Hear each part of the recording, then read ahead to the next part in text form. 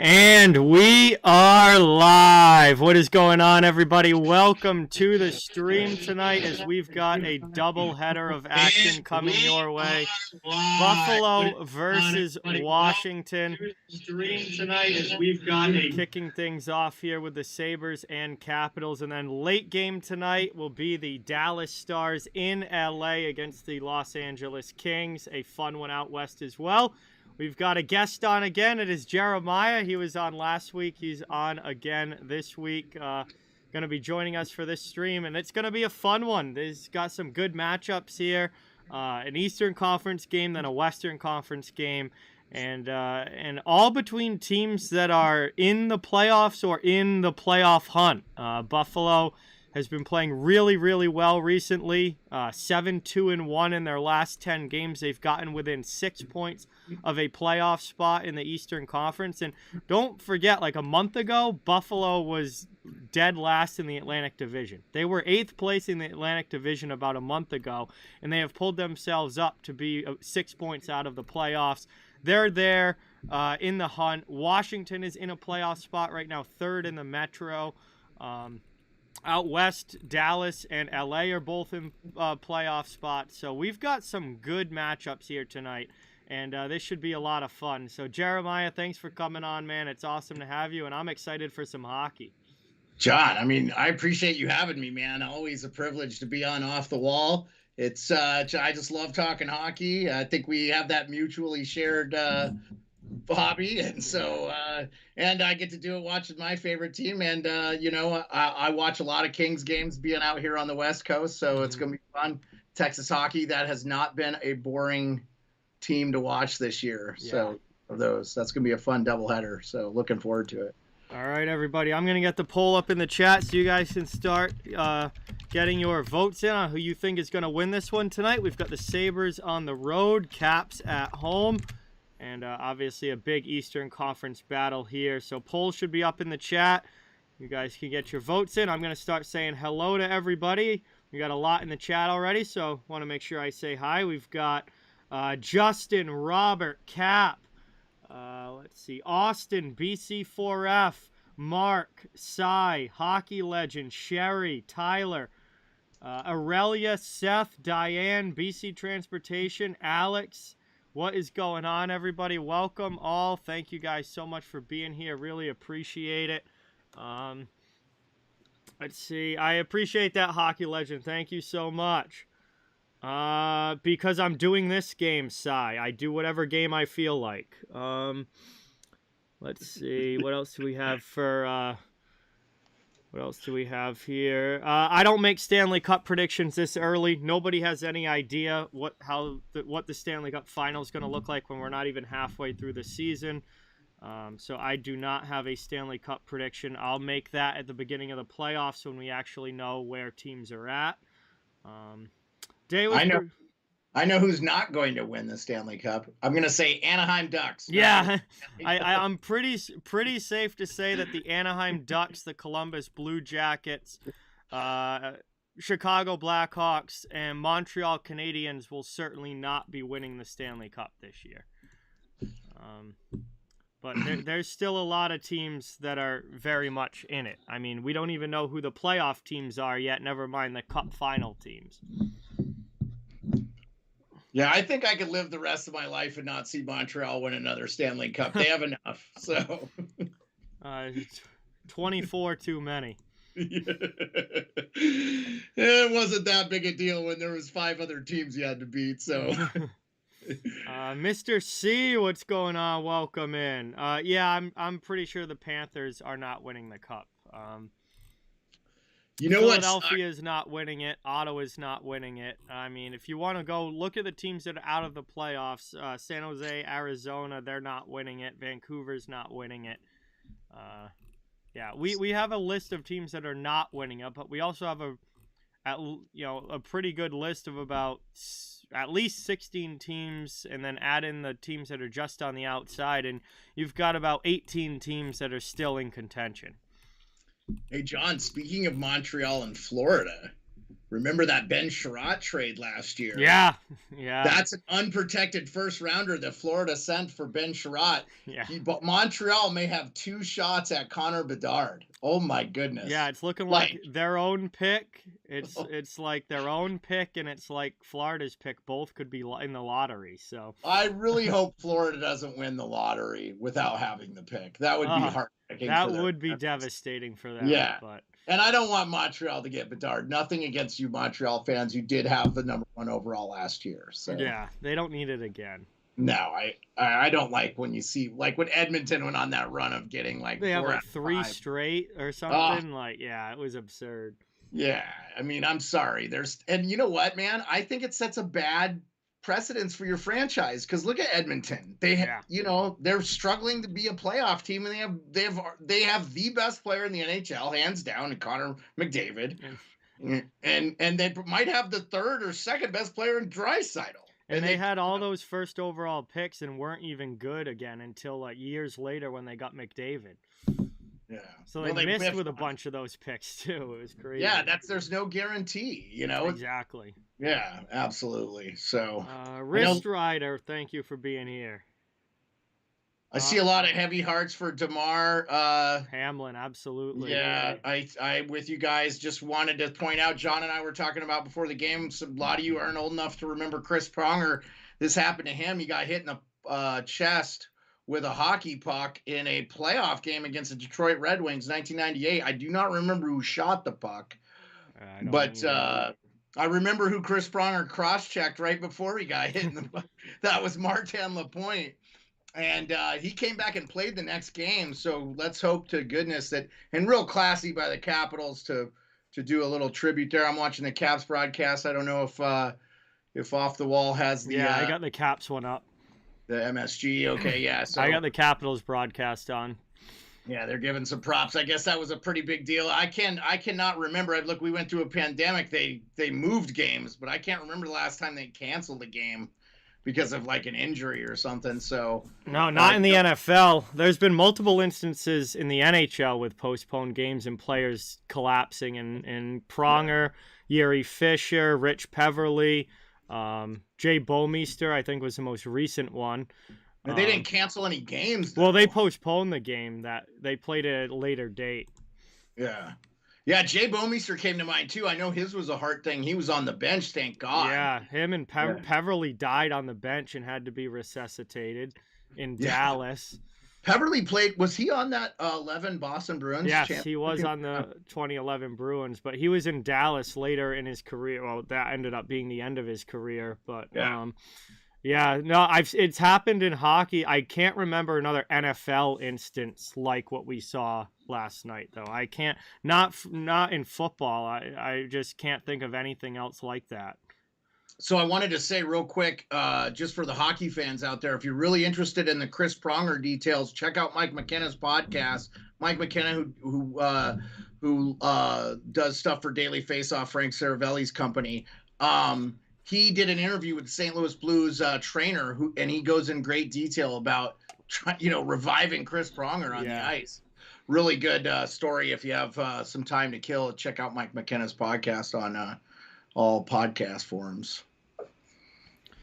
We got Bruce in here. Let's see. Who else have I not said hello to yet? Darkness, welcome in. We got Sal from Behind the Arc Basketball. Thanks for coming by. Really appreciate it. Peter, welcome in. Vaughn, good to see you. Thanks for coming by. Good to see everyone in the chat. Logan, welcome in. Thank you for being here. Yeah, the NFL, a player did die in the NFL in 1971. I remember reading about that last night. But I can't think of any other instances where we've had like that severe of an issue on the field. Again, it's happened in hockey multiple times. Bomeister, Peverly, Pronger, Fisher. I can count them and remember a lot of them vividly, but I haven't seen that in football before. Zach, what's going on? Vincent, welcome in. Thank you for being here. Yes, Snowmander, definitely enjoyed the Winter Classic. But we're going to get into the game now. We've got Ukko-Pekka Luukkonen in net for the Sabres. Down at the other end, it's Darcy Kemper going for the Capitals, and they were about to drop the puck on this game. Kelly, welcome in. Thank you for being here. Really appreciate it. So this is a big one in the East, and we're going to see who's able to get the 2 points tonight. These teams are lining up at center ice, and we're going to get underway. What's going on, Bridgeport Islanders? Welcome in. Referee ready to drop the puck. It's Tage Thompson against Lars Eller in the dot.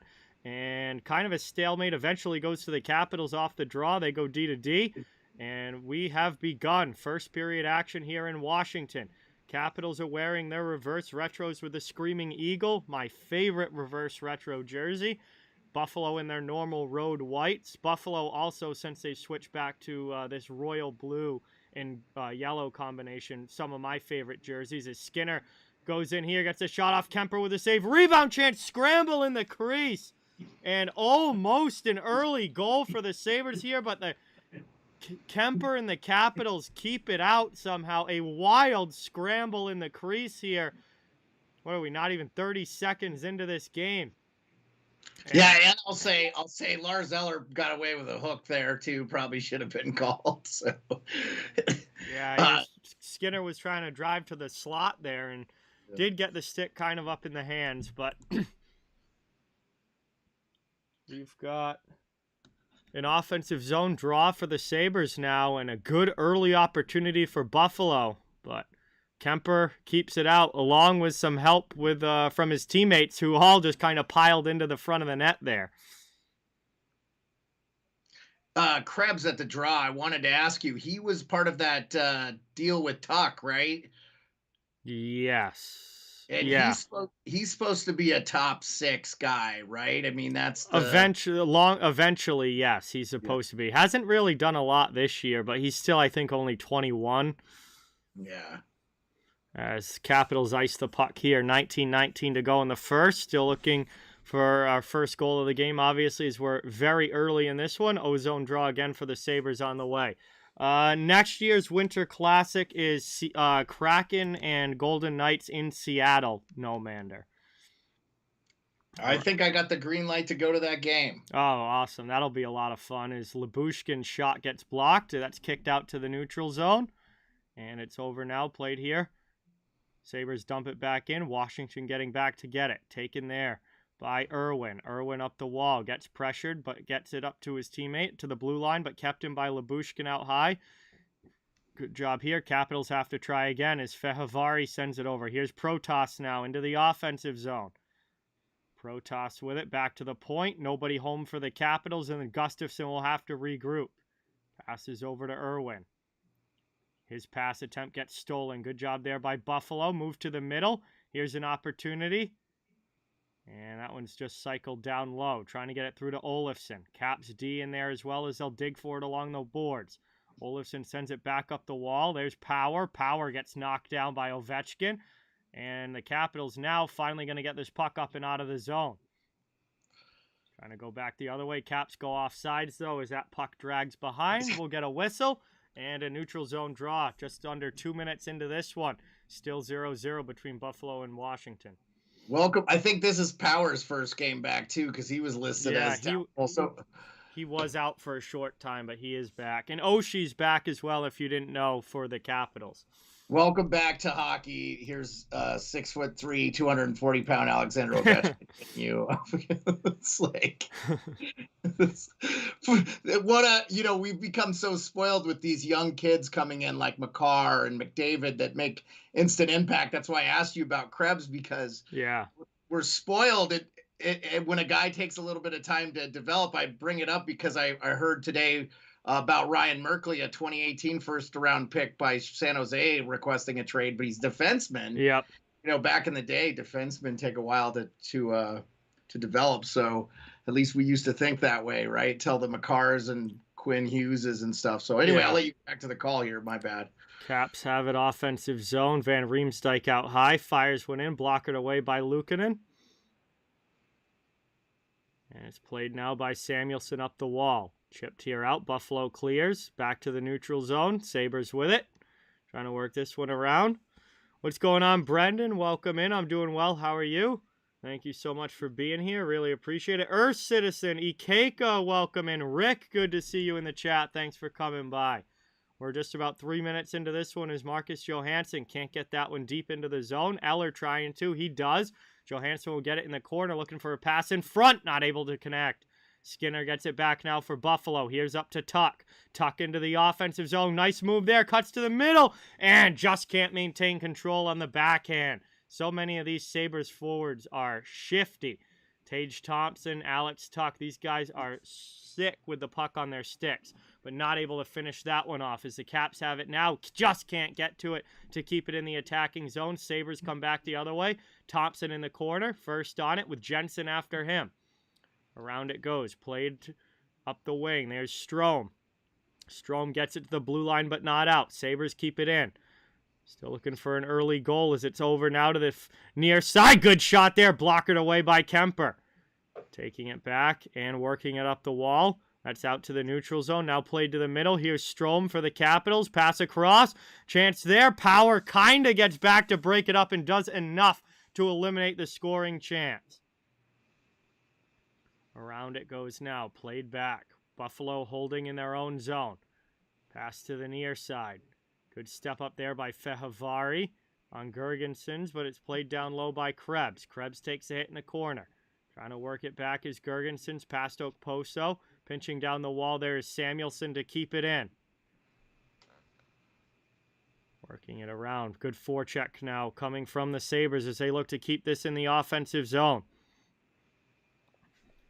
Got a big collision down behind the net, but the Caps get it up and out. Nice hit there at the red line. Capitals starting to get physical here. Now it's back in for Buffalo. Off the bench.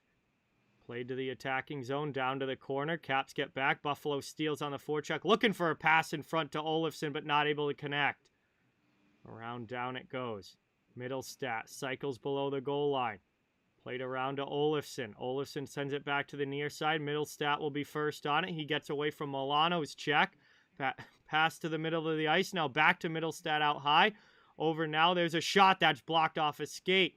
And we'll carry him out to the neutral zone for Lyubushkin to play. Played back now up ice into the offensive zone. Down in the corner. Olofsson back on it. 14:35 to go in the first. Long shot misses wide. Kemper pokes that to the sidewall. Mantha's on it, but he's got a couple of Sabres over there. Everyone's still just trying to dig this puck out. Eventually, Buffalo gets it down behind the net, trying to dig it again, looking for clear possession. Sabres keep it in out high. Again, it's Lyubushkin. Passes off down back to the corner. Middlestat on it. Couple of Capitals trying to work this one now out of the zone. Puck on the far side. Caps hemmed in their end here. Here's Kuznetsov. He can't get it out. Finally, it's taken back by the D. Move across. Almost turned over. Now it's taken by Lyubushkin, pinching in the corner. Bad pass back to the point, and that's going to clear the zone for them. So down it goes. Back to get it now is Peterka's. Buffalo going right back up into the offensive zone. Speed. Carried wide. There's a shot. Misses around the boards and clears itself off glass. Going back to get it, it's going to be Cale Clegg. Around now. It's up the boards. Not able to get it out. Played around. Getting in on the forecheck is the Capitals. Trying to work this one. Hello, Ryan. Welcome in. Klisterf, welcome. Good to see you in the chat. It's Luukkonen for Buffalo and Kemper for the Capitals, Klisterf.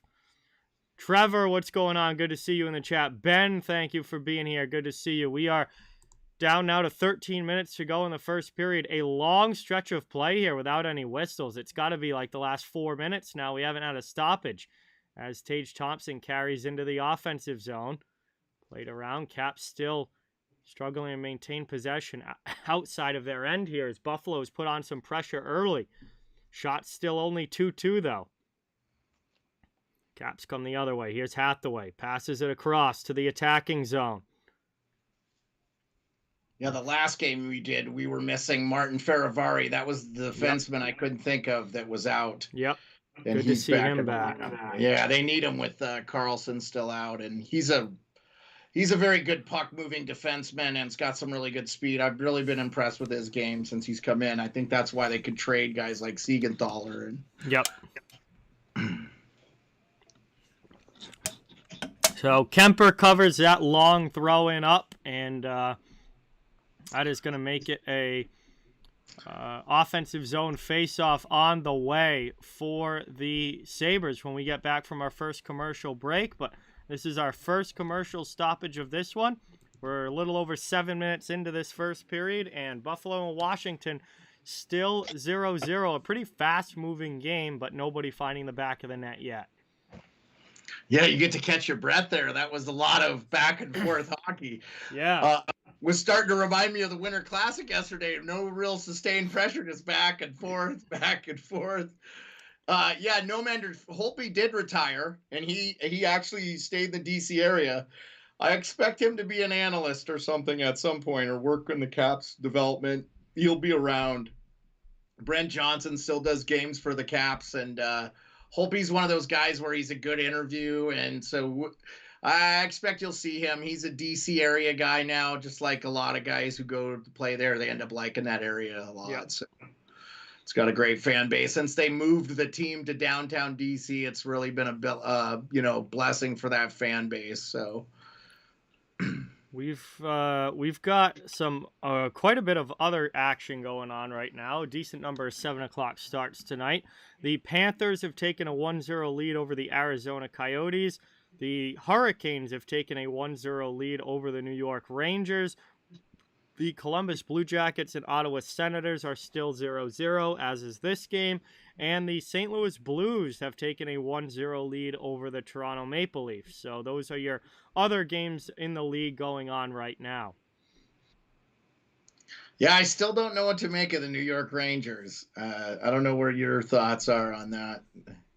They've been a tough team to gauge this year. They've been playing better recently. It totally depends on what level of goaltending they get. Like, if Shesterkin is Vezina level, they're a threat. If he's not, they're a wild card level team. Like that. That's pretty much what it boils down to. Is the goaltending elite or is the goaltending good? If it's elite, they're a real threat. If it's only good, they're a wild card level team at this point. We're back underway now.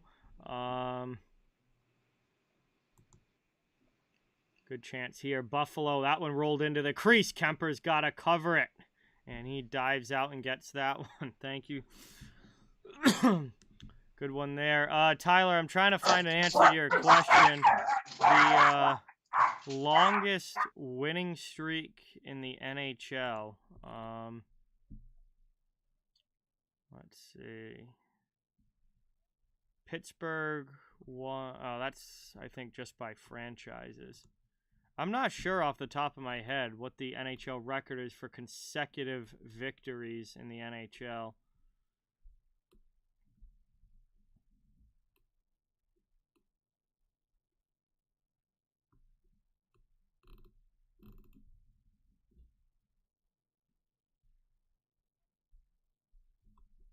$17 by the Pittsburgh Penguins. Yeah. That's what NHL.com says. 17 straight in 1993 for the Pittsburgh Penguins. But taken now, Sabres dump it in. Capitals go and get it behind their net. They backhand it up. That's out to the neutral zone. Back into the offensive end comes Kuznetsov, but he can't maintain possession. Sabres start the breakout. They come back the other way over the red line. Middlestat doesn't enter the zone. Puts his teammates offside, so they got to tag up. They get it in now as Clegg dumps it deep. Around after it, down in the corner. Chasing. Around it goes. Sabres trying to keep it in. Capitals trying to clear, which they do. They gain the red line. Fehervari will spin it down low to the corner. Sabres trying to get back. There's Peterka on it. He ducks a hit. Gets it over to Power. And out of the zone it goes.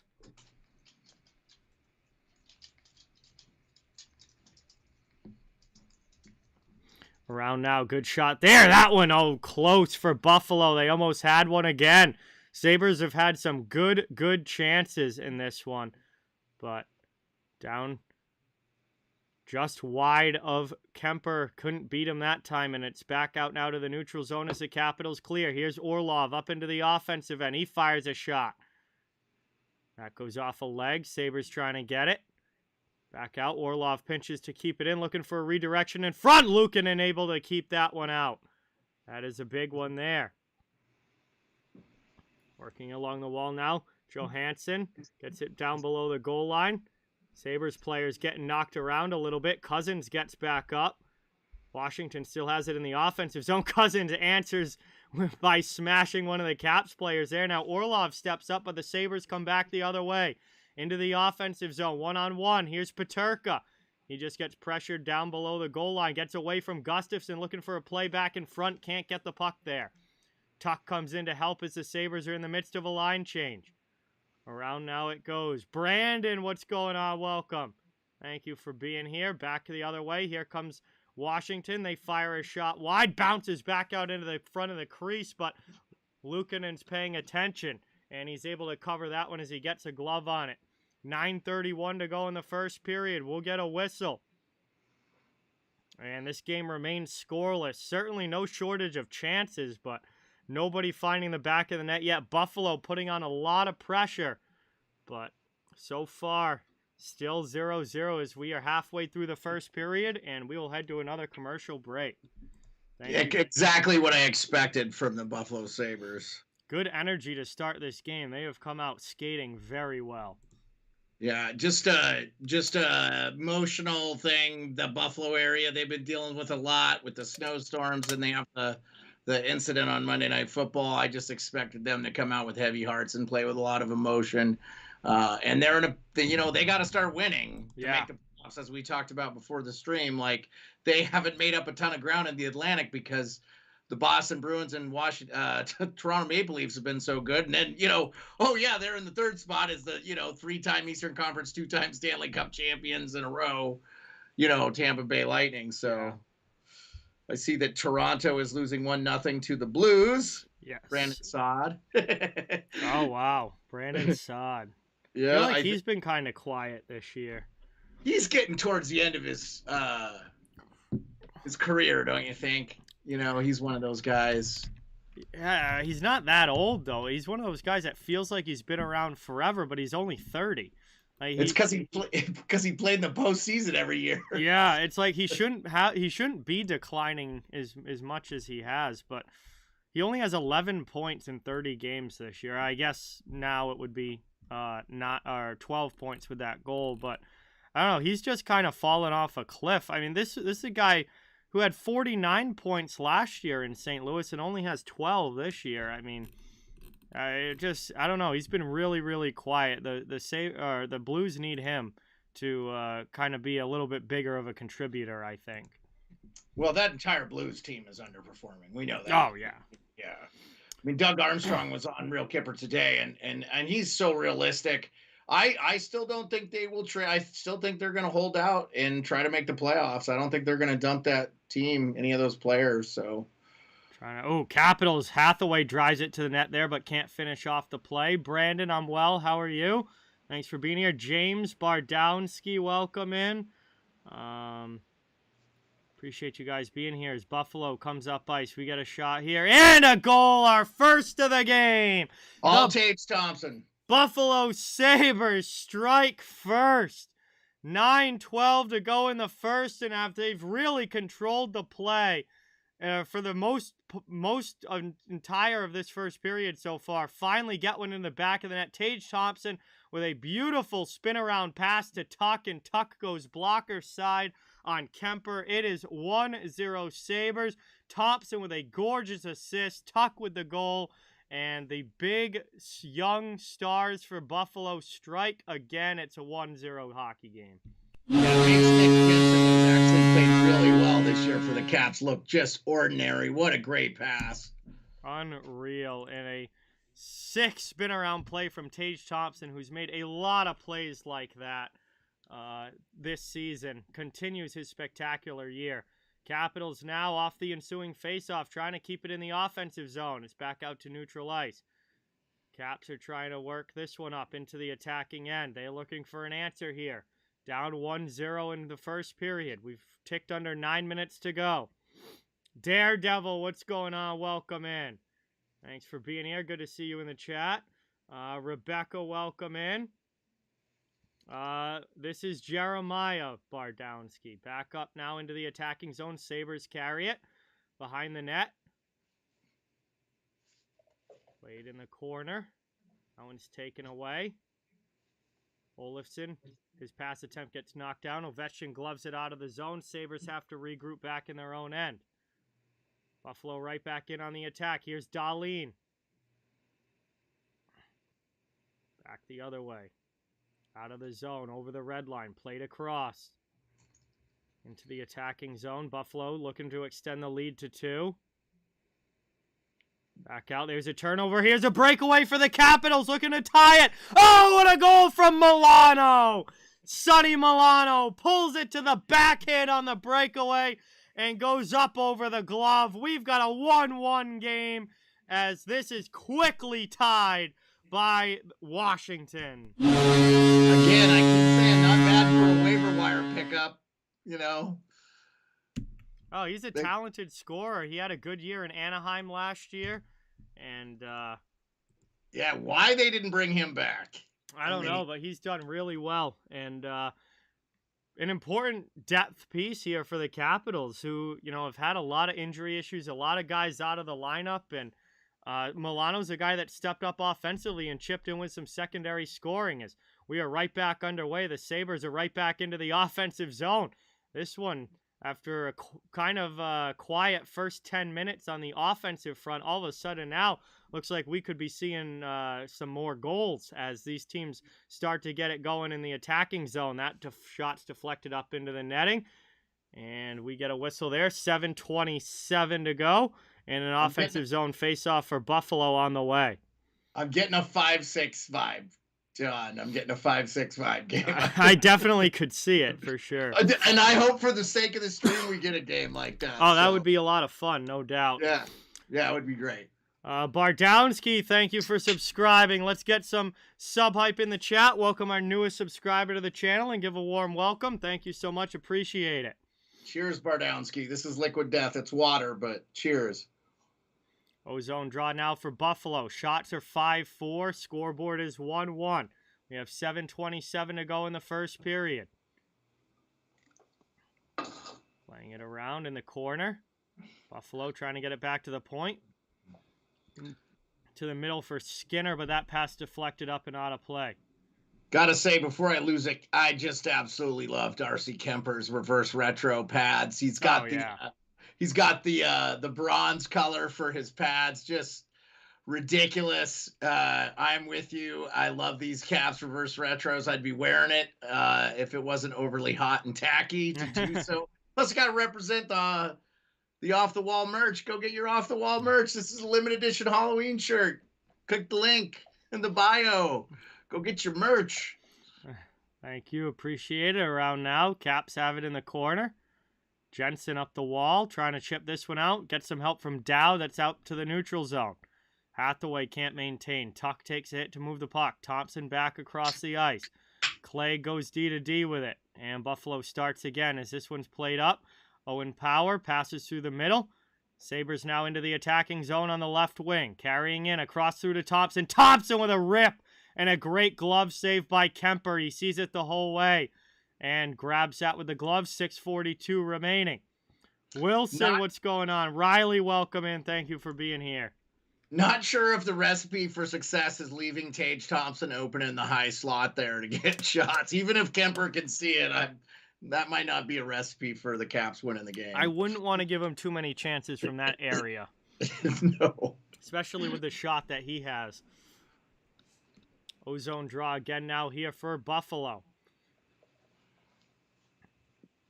They win it back. Here's Dahlin looking for something to open up. He turns the puck over out of the zone, cleared there by Milano.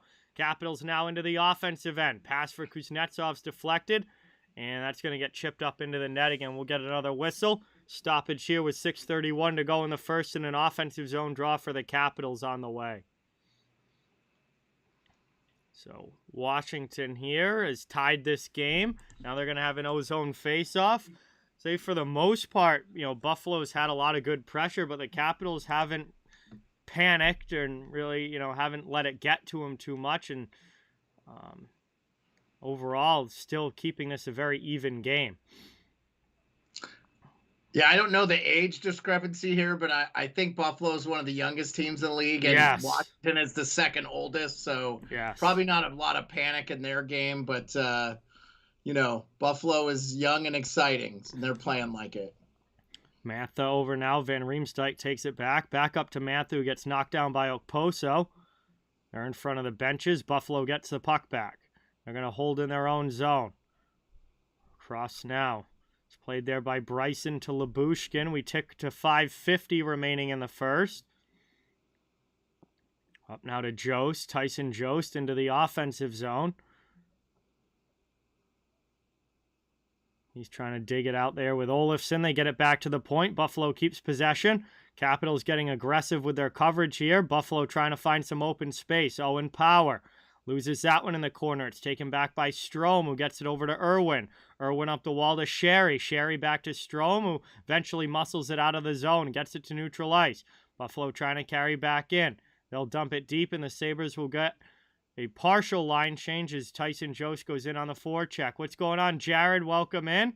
Good to see you. Thanks for being here. Across now, Ovechkin. Offensive zone. Spins one in front. That's deflected up high off glass. Across now. Here's Ovechkin with a blast in. He fires one from the circle right where his usual spot is, but Luukkonen's able to grab it. And he gets that with the glove, keeping Ovechkin off the scoreboard for now. And it will be a whistle. And an offensive zone draw for Washington when we get back from our final commercial break of period 1. Buffalo and Washington still tied 1-1 as these teams have exchanged first period goals. And the Capitals are going to be trying to change that with this offensive zone draw when we get back. So I see in the chat we got a question from Draco Malfoy. He's asking why hasn't Ovechkin played much? Well, we're only a third of the way through the first period. But the Caps have been limiting his 5-on-5 minutes a little bit. I mean, he is 37 years old. So, they're going to, he skates the entire 2 minutes of a power play. So if the Caps get a power play, he's going to get, that's where he's getting a lot of his minutes. So I wanted to ask you, John, is Seth Warwick your buddy Seth in the chat? No. Okay. I wasn't sure. I know that Brody comes in and mods for you, but all my friends have mod wrenches. So okay, fair enough. That makes sense. I can pick them out easily when they come in. I didn't ask. We're on the break. How was your New Year's? Did you have a good? Yes. We all went to Evans. It was a fun time for sure. How about you? We locked ourselves in the basement because our dogs just don't like the fireworks. Yeah. So it's just like triage with them. So they didn't hear. They weren't bothered. They had a nice relaxing thing, and we just watched shows in the basement. Yeah. So. Ovechkin, I just looked at his ice time. He's only played 3 minutes so far, but there hasn't been any special teams. That's okay. There's been no penalties, so we're looking at all 5-on-5 hockey so far, and Capitals have really been rolling 4 lines. Yeah. We've seen a lot of ice time for. Guys like Eller, guys like the fourth line with Dowd, Hathaway, and Protas have been out there quite a bit. Like, they're just rolling 4 lines right now, and Ovechkin's going to get a lot of ice time if they do go on the power play, which hasn't happened yet. Yeah. They're offsides entering the zone. Yeah, definitely Laviolette's going to roll 4 lines. That's his MO if he has a team, so yeah. Yeah, 100%. Very, very scary, Jared. I don't know. There's not much more else to say. I mean, I think everybody has pretty much had the same reaction. It was a shocking and terrifying thing to watch, and everyone's just hoping that he can pull through and is going to end up okay in the end. We got a nice save there by Kemper. Rebound chance just goes wide of the post. Back out now. Washington clears it. Lyubushkin's first on it in his own zone. He's chased by Strome. Ovechkin will get in there on the forecheck as well as the Sabres send that up the wall to the blue line, but not out. Redirection chance in front. Oh, getting a stick on it there. But yeah, I gotta say I'm really happy to see Strome back playing with Ovechkin and Sherry. I've actually been really liking that line combination. I'd like to see Kuznetsov away from Ovechkin. I think it helps the Capitals out by spreading their talent out a little bit. So yeah. Shots are now 8-8 as this one starts to even back out a bit here in the shot totals. Still even on the scoreboard. What is not even is the faceoffs. Wow. 13 out of 15 faceoffs have been won by the Capitals. So they have been dominant in the dot, and they win another one here in the offensive zone as that one's ripped by Gustafsson just wide. Here's Trevor Van Riemsdyk. He sends one high off glass. Caps shooting from out high. Trying to get deflections in front. The Sabres take it back now, and they'll try and start the breakout. Played up here. Across and into the offensive zone. Driving along the wall. Played up and all the way down. Capitals chasing after it. First on it here is going to be Anthony Mantha. He gets away from Power. Sends it over to Kuznetsov. Kuznetsov cycles back down low, out in front. Back to the point. Orlov throws it to the middle, but it's kicked away, and the Sabres take the loose puck back out of the zone. Up ice into the attacking end. Played by Power. Sabres trying to rush this one through. Down in the corner. Orlov's all over Power. Trying to get this one.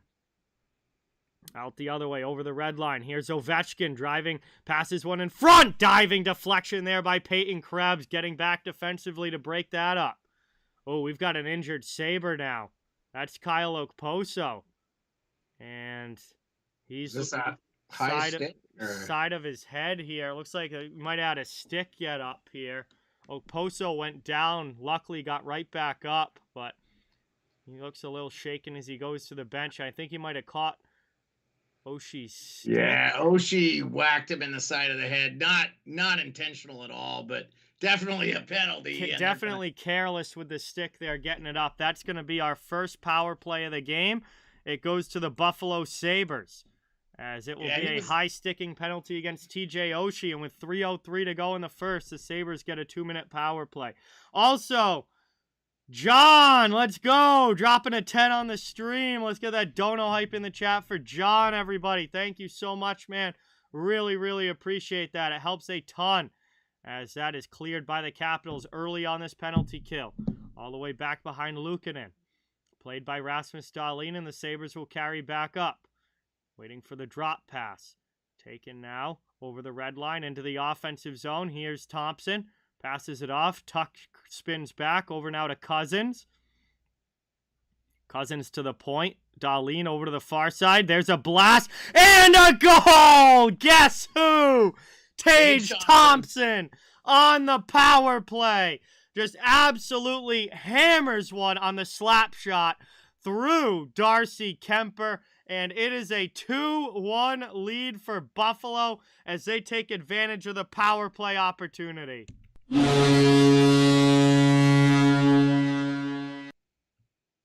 what a shot, too. And probably you want to see Kemper make that save, but all fitting from Ovi's office there, too. He just destroys. I was going to say, that's a little... That's a little Ovechkin-esque with the way that he did that from the right around the top of the circle and just absolutely teed it up and blasted it by Darcy Kemper there. Sabres take the lead, and Tage Thompson already has 2 points in this game. This guy had 13 goals and 22 points in the month of December in 11 games played, and now has started off January with a 2-point game here against the Capitals. So one thing I'm seeing real quick from the Caps game is they are turning the puck over a little unforced. That was the problem against Ottawa, and I would just like to see them tighten that up a little bit. Mm-hmm. It's been a good game so far. You know, I want to see a great game, and I'm enjoying seeing these. I mean, I just think of the next 10, 20 years of hockey we get to experience. McDavid, Matthews, Tage Thompson, Connor Bedard, all these guys that are going to be coming into the league and doing some damage. It's going to be so much fun. So I'm super excited, and we still get the Crosby Ovechkins are still playing at a pretty high level. So. Absolutely. Middle stat here along the sidewall. Gets that one to the middle. Poked off of Joe's stick, though, and back the other way will come Kuznetsov. He gains the red line and dumps it in. Capitals trying to tie this one. Around it goes. Up across. Played. Sabres back the other way. Speed into the offensive zone. Down low behind the net. Chasing after it. 1 minute now to go here in the first period. Played by Washington. Breaking out of their zone. Milano with the pass through. Kind of in the skates there. No clean pass there for Washington, and the Sabres eventually take it back. Back the other way. Buffalo on the attack. Offensive zone. Pass to the middle. Trying to get through to Cousins. Samuelson will keep it out high. Kemper has to make a save there and poke the loose puck out from in front of him before a Buffalo player could get to it. Back out now. Here's Peterka into the offensive zone. Heavy hit on Jack Quinn. He gets knocked down. Good job there. I believe that was Hathaway.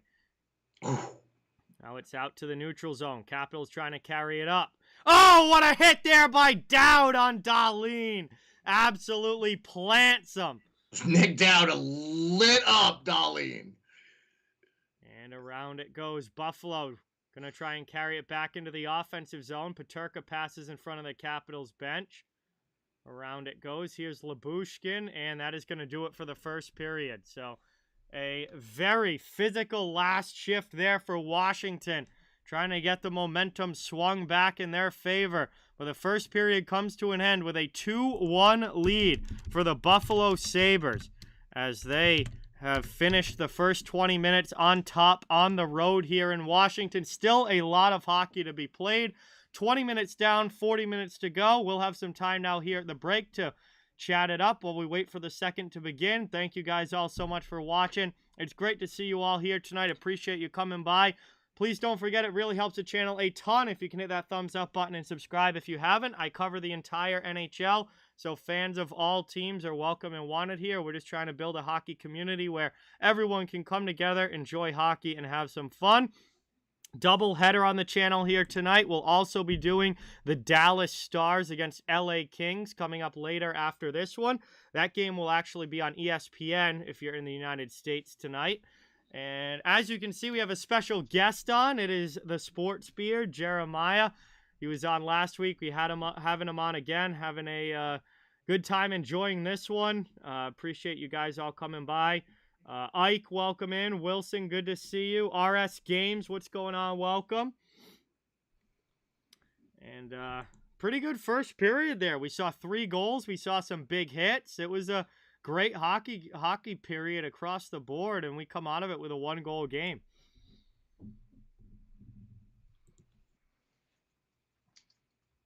Yeah, I was really impressed with the play. I thought the Sabres would come out jumping. They did.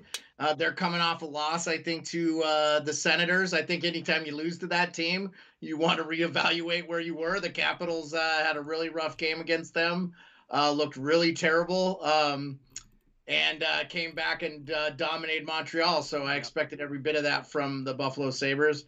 I've been real impressed with Tony Granato and the job he's done there. And would really like to see the Sabres there at the end of the year kind of vying for a playoff spot. They're a fun team to watch.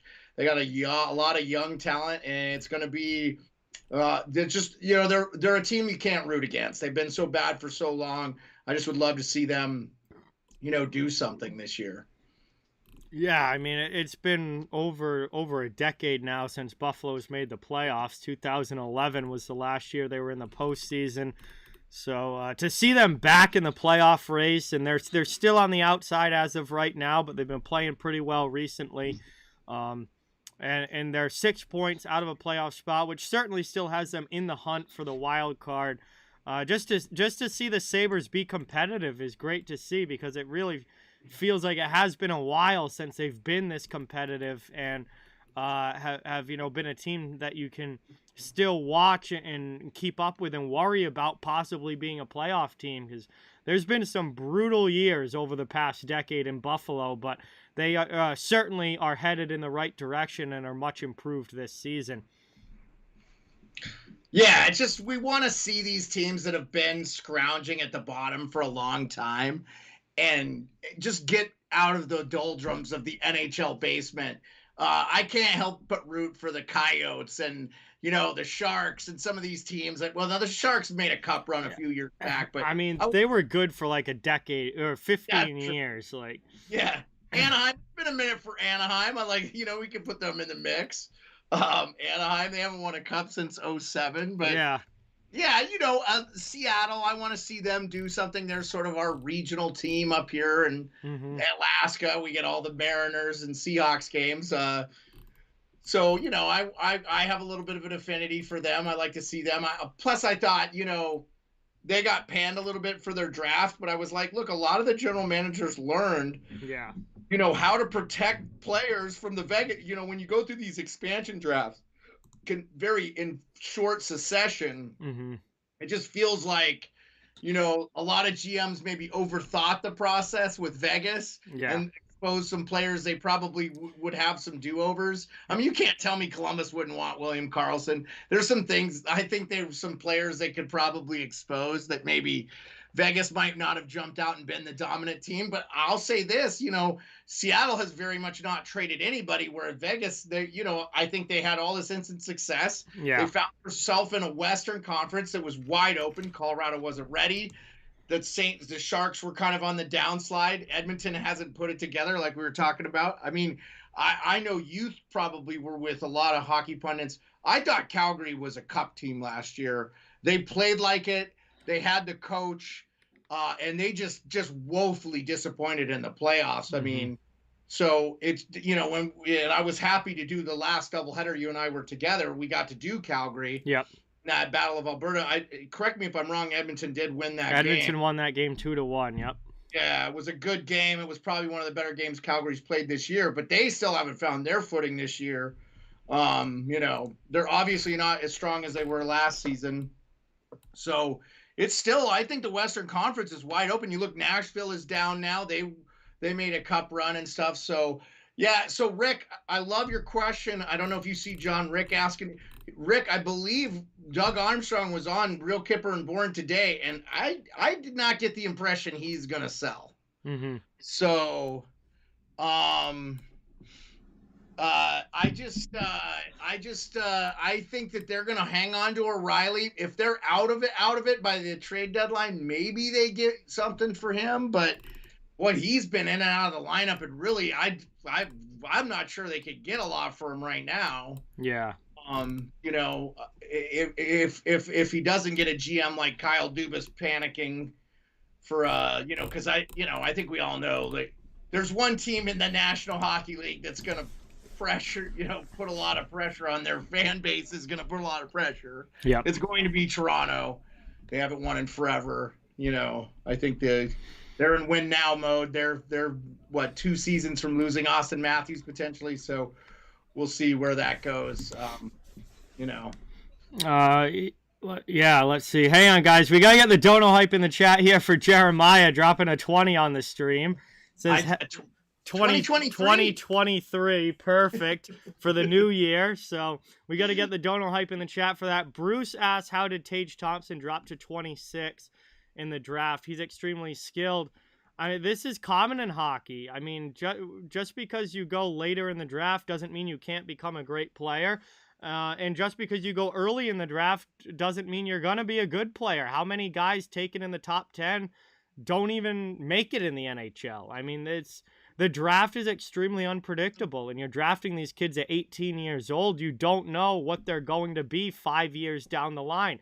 All you're doing is taking your best guess based on what your scouting department sees in these players. So, Tage Thompson was just talking about it. We were just talking about Ryan O'Reilly. Yeah. Tage Thompson was traded for Ryan O'Reilly.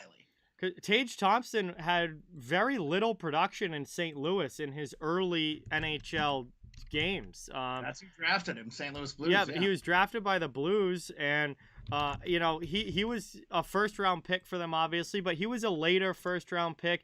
He was expected to be a solid player, but he wasn't expected to become like a league leader in scoring like he has. This wasn't expected with him, but if you look at his he played 41 games with St. Louis in 2017-2018. He only had 9 points, and he really didn't explode onto the scene with Buffalo until last season, where all of a sudden he had 38 goals. You look at Tage Thompson's career high in goals before last season was 8. You know what, John?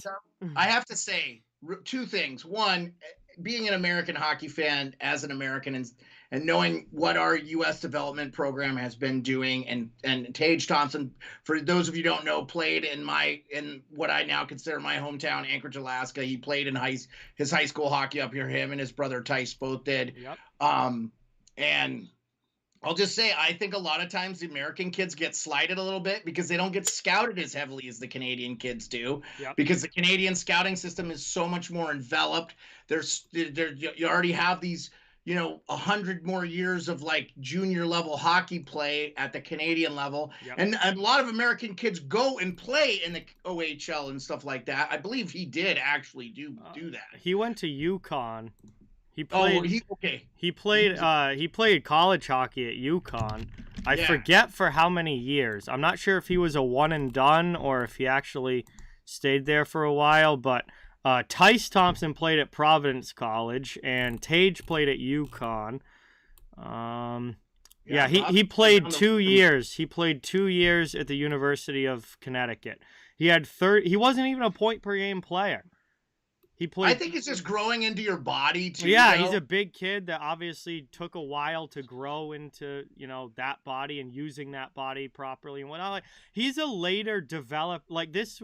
Tage Thompson's not a guy who is going to be lighting up the league at 19 years old. He just wasn't. That was never the MO with what Tage Thompson was supposed to be.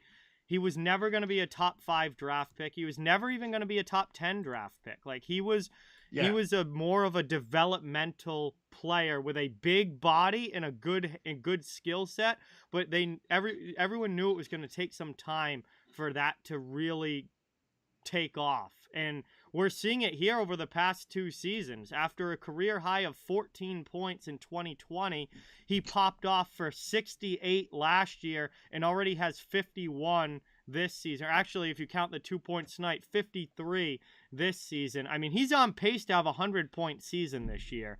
I don't think that was anything that anyone expected, and certainly not expected, all those years ago when he was drafted. I was going to say the second part of my point is you have to be able to give an ice time. If you're not given ice time, you can't develop. And he wasn't going to get that at St. Louis. Yeah. St. Louis needed Ryan O'Reilly. Ryan O'Reilly got them over the hump. They won a Stanley Cup. That trade worked out for both teams. That's one of those trades where you're like, this was a great trade for both teams. They got Ryan O'Reilly, won the Conn Smythe. St. Louis won a Stanley Cup. Yep. Ryan O'Reilly probably career in St. Louis is going to be over after this year. And, it's going to be a great if Buffalo does something with Tage and they win something, or I will say this, John, I was going to ask you, this is a question for you. If I think McDavid wins the Hart list last year, I think Tage is in line to win the Hart this year because he is having such a great year. And I just think we've seen a little bit of McDavid fatigue, but McDavid's having such an epic year. And because he didn't win it last year, I think he probably is going to run away with it this year. I think Buffalo's going to make the playoffs for Thompson to win it. Right, but if he keeps up putting the numbers, if he scores 63, if he has 135 points, he has 150, it's going to be real hard to say that he doesn't deserve it because he's not playing with Leon Draisaitl. He's not playing, you know what I'm saying? I'm not saying that there aren't skill and talent. I mean, I like Cousins. I think he's going to develop into a player yet. Yeah. Obviously, Jeff Skinner is one of the best skaters in the NHL, and he's being paid like he is. But Alex Tuch is really becoming a breakout star, too. Well, he's people don't realize how fast and big and strong he is, too. Yep. And he was always kind of tucked on that third line in Vegas, and Buffalo's giving him the top 6 minutes to where he can really break out.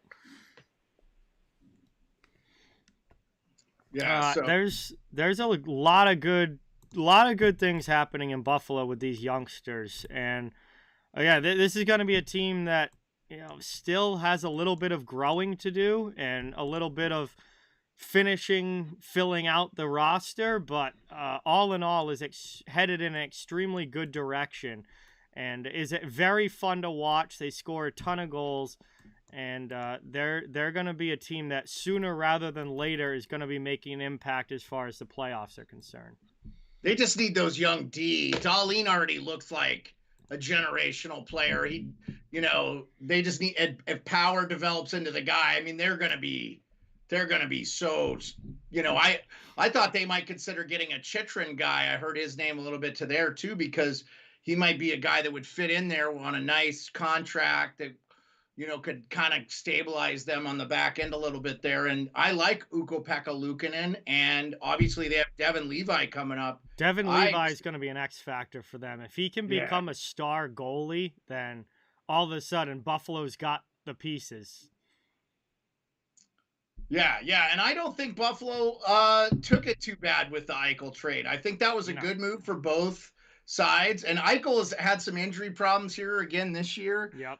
He was really doing well. I think, though, Vegas is going to be a force to be reckoned with in the Western Conference if they're healthy going into the playoffs, because they're easily going to make the playoffs. No problem. I don't think they're going to have to fight at all to be one of the top three.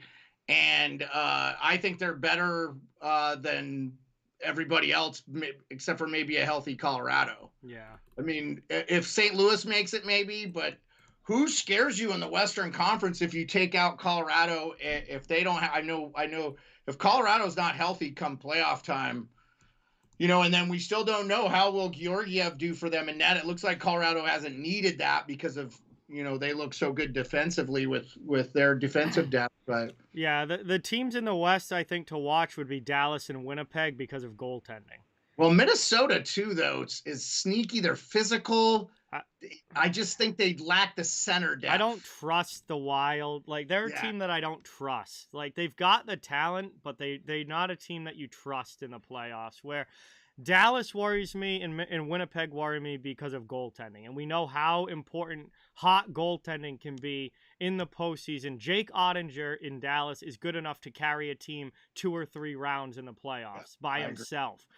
Connor Hellebuck, when he's on his game, is one of the best goalies in the NHL and could easily carry a team 2 or 3 rounds in the playoffs. So those are the teams out west outside of, your big guns that I think, could maybe go on a run and make some noise. But the Western Conference is going to be interesting this year for sure, because there are going to be teams that get in that I really don't think are that great, but they're going to get in, Teams that certainly have deficiencies are going to make the playoffs in the West. I see Paul Lynn's side pressure says, I bet Seattle winning it on early, so be rooting for them. I actually think Seattle could contend. They have the team. I feel like they're really deep. I heard Jordan Eberle tell Ryan Whitney on Spit and Chicklets, this is the deepest team he's ever played on.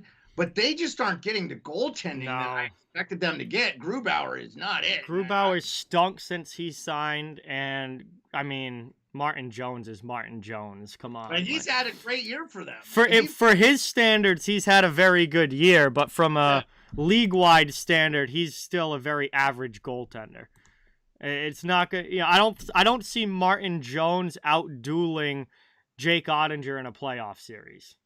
I don't see Martin Jones beating Vegas in a playoff series. Well, but that's a great example though. But look at the matchups there too. Defensively, you give Dallas the edge. They have the higher end defensive talent and probably more defensive depth than Seattle. Yeah. Offensively, they may not have the depth that Seattle has, but they have the higher end talent with Robertson, Sagan. I mean, Jamie Benn and Sagan have refound their form. Plus, you got Joe Pavelski. He's always been a playoff performer. Then I like some of those other guys like Gary Onoff. I like a lot of those. Rupe Hansu just signed a big deal. He's an unbelievable. Probably, when we have these underrated conversations, his name needs to start getting. Rupe Hentz is fantastic. Yeah.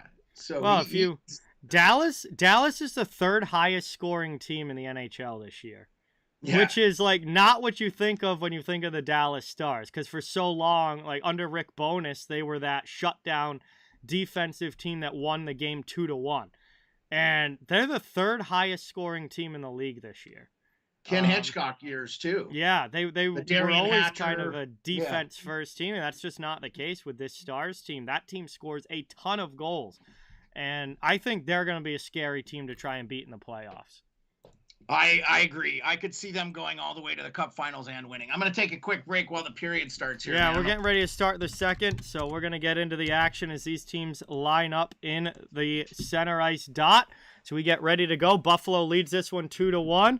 Isaiah, welcome in. Who just subscribed there? I missed it in the chat. Shit, I scrolled too far.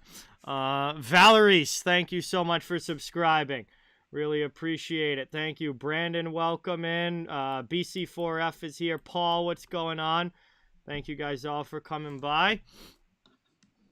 And we are ready to go. Underway as the puck is dropped. Buffalo takes it off the draw.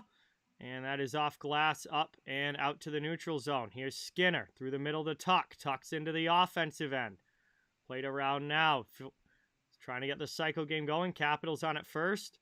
Buffalo steals it right back. Thompson cycles to the corner. Can't get it there. And it's muscled out of the zone finally by the Capitals. Played now in the neutral zone. Sabres looking to bring it back in. Alex Tuck can't maintain control. It's back the other way now into the offensive zone. Pass across. Shot there. That one's just ripped wide off glass.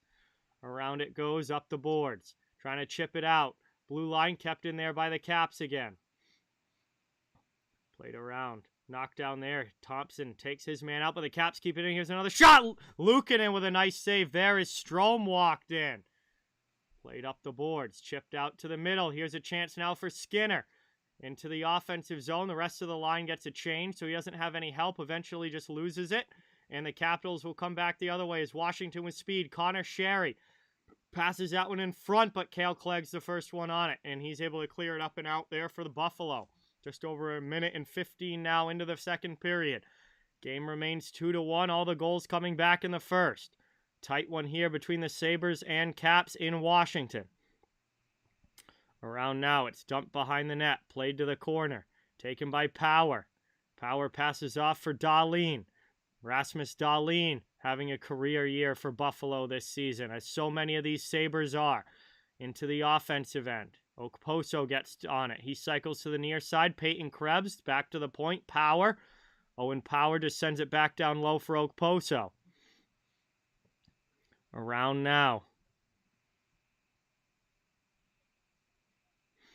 Peyton Krebs plays it again deep, and a line change will start again for Buffalo. New line coming onto the ice as the Capitals try and start the breakout. Played across, lifted out, neutral zone. Knocked down. Played by Washington into the attacking end. They're onside. Puck to the middle. Stolen back by the Sabres who clear it out. Around it goes. Played across here. Connor, what's going on? Welcome in. You have your Dylan Cousins Sabres jersey on. That's fantastic. Taken into the middle here. Buffalo with the lead. Washington trying to change that. Looking for the tying goal. Good pass out high. Top of the circle. Shot through traffic. Redirection in front. And the Sabres able to keep it out. Couldn't let Washington to the loose puck. And now Middlestat back the other way. He'll get in a race with Irwin. Kemper's got to come out to play it. Darcy Kemper sends it to his D-man. Up the boards. And across D to D again from Buffalo here. As they send it back to the Capital zone. That goes wide. Matt Irwin will play behind the net. He's looking for a breakout pass. Gets it up the left wing. Cleared across now through the middle. And the Sabres will take it back by the red line as J.J. Peterka loses it. Capitals coming in now. Change of possession across there. Sharp angle shot. Luukkonen gets across. And that's going to deflect up and out of play. TJ Oshie with a great opportunity to tie this one. The Sabres goaltender able to shut him down on the short side. And it will be an ozone draw for Washington on the way. Joe, what's going on? Welcome in. I am from Massachusetts. Thanks for coming by. We've got a 2-1 hockey game. Buffalo up by a goal. All the scoring coming back in period number 1. We're here early on in the second. And the Capitals trying to tie this one up right off the faceoff. Orlov gets it to the corner. 16:35 remaining in the period. Around it goes. Down low, Sabres now trying to dig this one out. We got a big board battle for it. Puck eventually ends up the wall. Kept in at the point. Played now. Down low, lifted up, and that's out of the zone. Cleared there. 16:10 remaining in the second. Nope, Joe. I'm a Boston Bruins fan, but I'm a huge hockey fan in general and cover the entire NHL. Moved across here. Played up and over the line. Deflected back in by Buffalo. Washington will take that one as the Sabres get a change. Back up now over the red line into the offensive end. Caps on the rush. Shot in there. Deflected up. Blocked away by Luukkonen.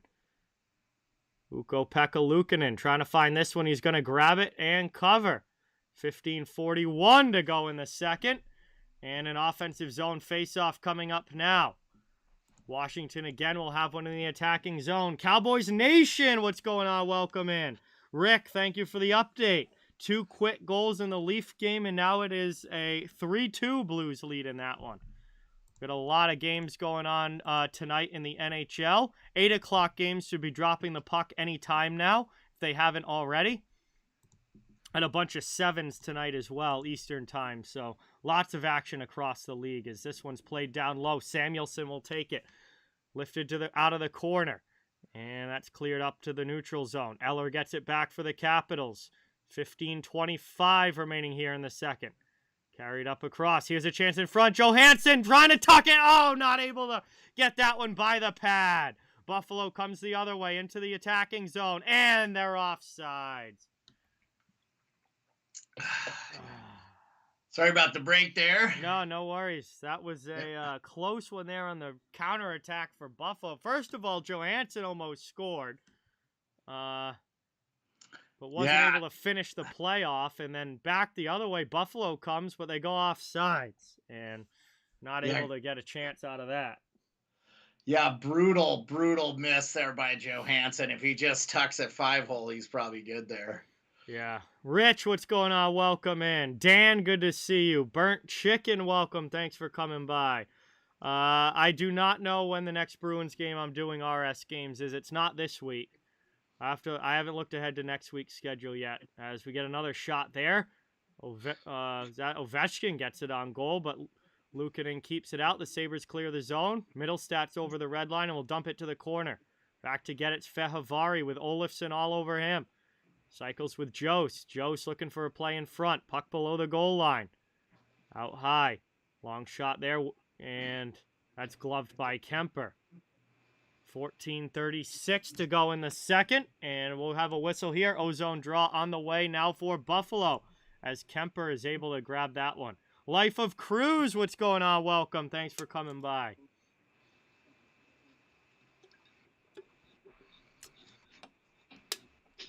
Ozone draw now. Buffalo looking to extend their lead. Capitals obviously trying to tie this baby up.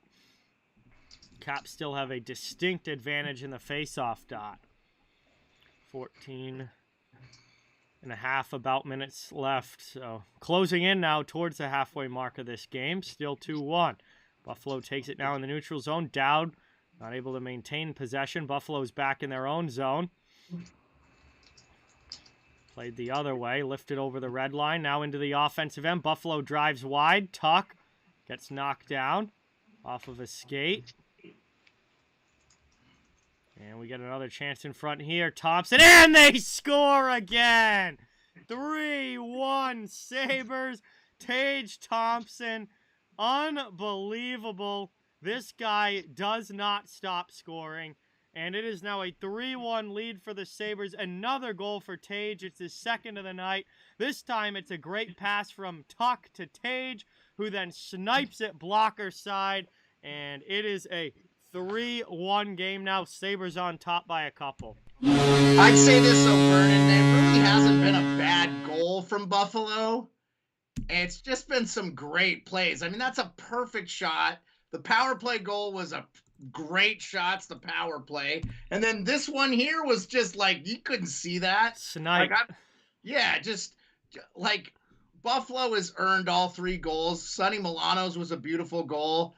I really can't be sad about losing this game. Buffalo's been the better team, hands down.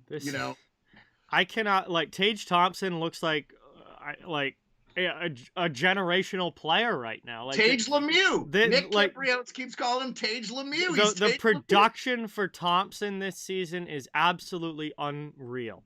Like, he is one of the best players in the entire NHL right now. Yeah, no question. He's top 4. You would maybe take McDavid, Draisaitl, Matthews over him, and then outside of that, and I don't know. I might take Tage over Draisaitl and Matthews. I'm just saying, like, if you're building a team, I mean, basing it off this year only, I mean, Tage is probably 2 right now behind McDavid, but taking it more of a longer, wider approach than just this season, then obviously you still got to keep, Matthews and Draisaitl in the conversation. I would say, honestly, Marner has been better than Matthews if you're just looking at this particular season. I agree. In like a microscope of just this year. But Tage Thompson is like, I mean, this guy, what he's done this season is unbelievable. A 3-point game. He has a point on every single Sabres goal in this game so far. Like, I mean, how many multi-point games does this? It seems like almost every Sabres game is a multi-point Tage Thompson game. I know he averaged 2 points a game in the month of December. It's not slowing down at all. Not slowing down at all. 3 points again tonight for Thompson. Yeah, and Nick Kiprios, who played against him, has been comparing him to Mario Lemieux this whole year. And those of you in America who don't know who Nick Kiprios is, he worked at Sportsnet for over 20 years. He's back with them again doing a radio show only, but was one of their top insiders with like Elliot Friedman and them, and was on the 94 Stanley Cup team with the Rangers, played for the Capitals, was drafted by the Flyers, played for the Hartford Whalers, which some of you don't even know who that team is. But it's, I mean, like, when a guy like that with that kind of credibility is comparing him to Mario Lemieux, and he's 6'7", and he's Chara, that's a forward.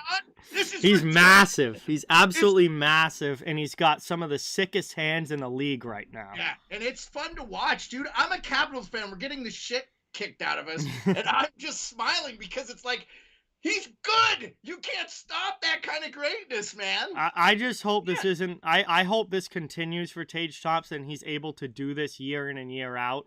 But what we're seeing from him this season is just absolutely incredible.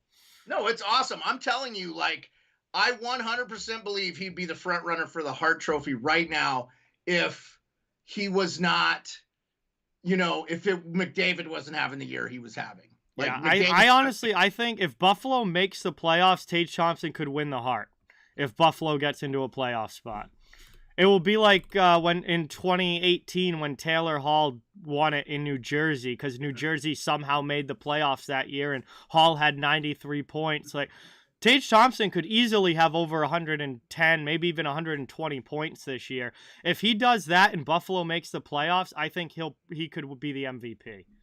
Yeah.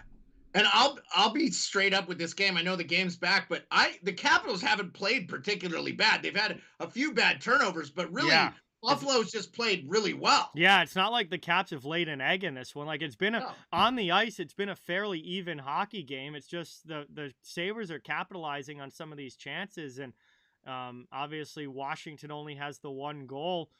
Buffalo's sniping these shots, and all of a sudden they're up by a couple, trying to make it another one here as Tyson Joe's shot gets blocked.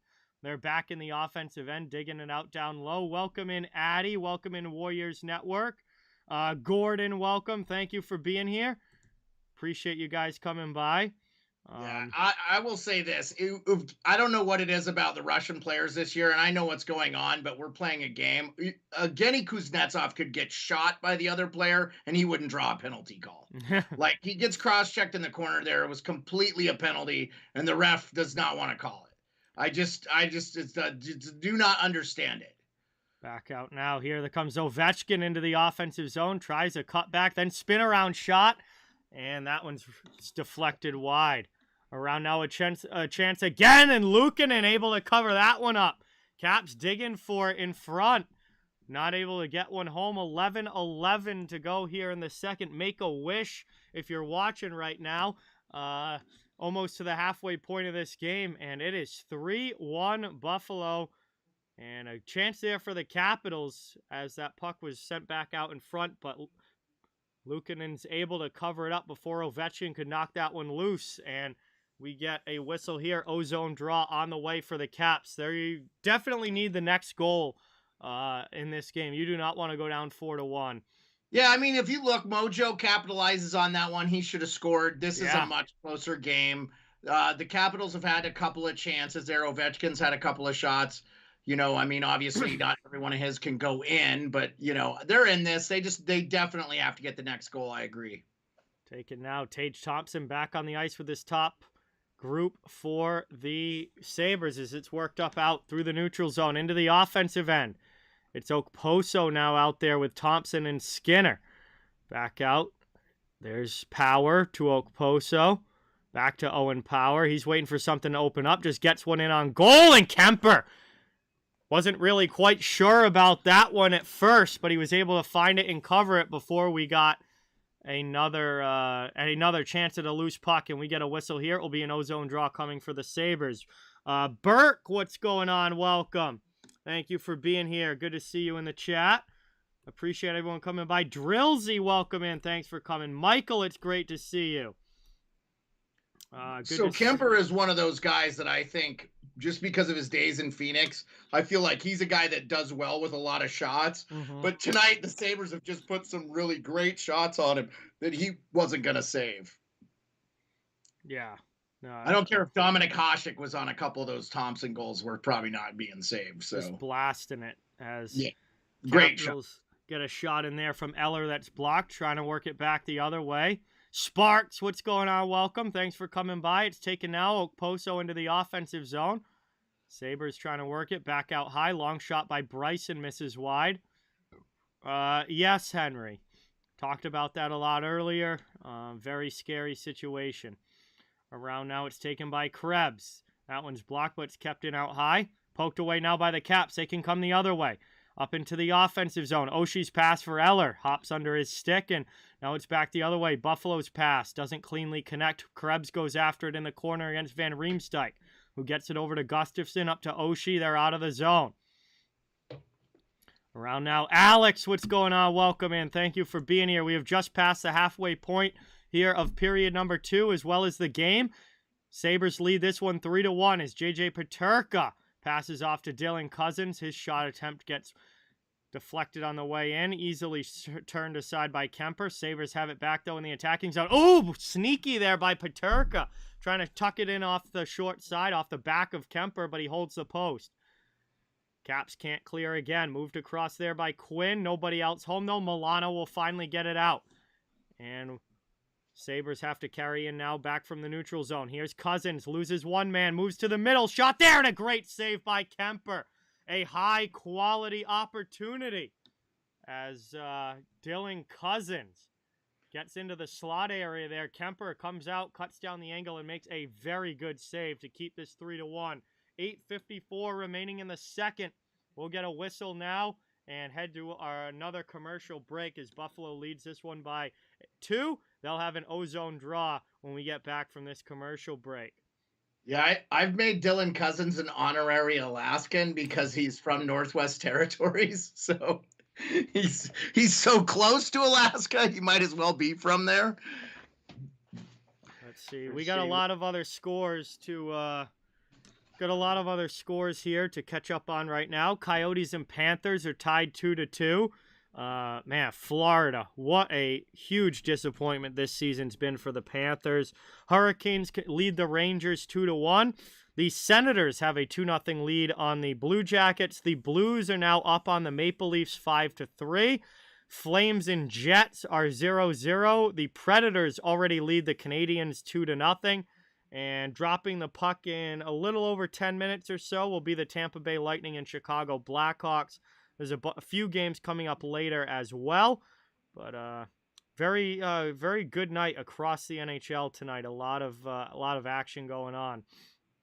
As far as the Winter Classic goes, I obviously streamed that yesterday, but I thought Boston was very sloppy, especially in the first two periods. Pittsburgh played a great defensive game, especially in the first two periods. I think in the third period, the Bruins really started to get their game back together. And obviously Jake DeBrusk with two huge goals ended up winning them the game, as well as Linus Ullmark in goal as well. I mean, there is no way the Bruins win that game without Linus Ullmark playing a phenomenal game like he did. Who, again, he's lost, one game in regulation or two total this season. He's been absolutely remarkable. Boston did not have their A game, but they did pull out the win, which I'm very, very happy to see. They had a very strong third period, and Ullmark was fantastic in net. So as long as we got the 2 points, that's what I'm worried about, and they were able to win, which is what I care. I care about. A regulation win. Yeah, and the regulation win too, which is nice, and it doesn't help the Penguins, but is good for the Bruins, especially helps everybody else in the Metro. It does help everyone else in the Metro, yes. Let's see. Seth, Alaska is literally a state in the United States. So I know, I'm sitting back here laughing. It's the 49th state. It is a state in the US. We're just not connected to what they call the lower 48. Yeah, they're not part of the continental US, but Alaska and Hawaii have senators, representatives, like they're full on states like every other place that's a part of the US that's a state. Victoria, what's going on? Welcome in. What do they teach in schools now, John? I don't know. I guess they're not teaching anything in schools.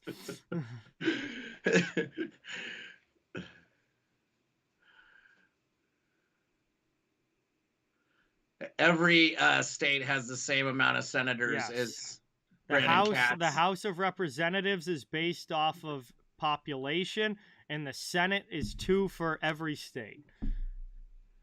Yeah, so no matter, it's like 22 degrees right now in Anchorage, but it could be 10 degrees colder on the other side of town. So, like, I can't tell you that this is typical temperature for this time of year. 7:57 to go here in the second. We'll have another face-off coming up. Past the halfway point of this one. Shots still relatively even, 16-13 in favor of Buffalo, but at the end of the day, we've got the Sabres with a 2-goal lead here. Neutral zone face-off. Capitals, I definitely say need the next one. Yeah, a lot of time left. A lot of hockey to go. We still got almost half a game to go here, so there's still plenty of time for more goals to be scored as the Caps take this one off the draw. Deflected over the blue line. Up now over the red line into the offensive end. Sabres back on the attack. Across now. And that one gets sent back. Played across. Poked out of the zone. Cleared here by the Caps. They got an odd man rush. 2-on-1 into the offensive zone. Sherry. And might have held on to that one a little too long before making a decision. Eventually gets kind of a half-ass attempt on. Just ends up with the puck behind the net. They do keep it out there, though. And fired in another shot on Luukkonen, who covers it after making the save. But, boy, it feels like the Caps need to get more out of that 2-on-1 than what they did. That was, I think, just a little too indecisive there for Sherry. Yeah, he had 15 points in the month of December, really coming off a great month. Probably overthought it a little bit. Got Ovi on the wing there with the stick cocked. Probably should have shot it. Lyubushkin took the pass away the entire time. I think one of the better free agent signings this year, Lyubushkin. I thought he played great for the Leafs. He's a physical, tough, not expensive defenseman. Yeah, good depth guy. Really if Buffalo does make the playoffs, they are gonna really be glad they got that guy. Moved across now. Here's Samuelson. Good low cost, like bottom pair guy that you don't have to give a big contract to. And fills that bottom pair role really well. 6:50 to go here. Now Sabres back digging for it in the offensive zone. We got a good old-fashioned board battle working around as it's taken up the wall now by Hathaway, and Capitals will carry it up into the Sabres end, but Buffalo quickly takes possession back. Spin around clear, up into the Washington zone. They'll be first on it in the corner. Working it around now. Reaper, good to see you here. Thanks for coming. Always good to see you in the chat. Tony, welcome into the chat. Thank you so much for coming by. Really appreciate it. Up now, it's moved to the neutral zone.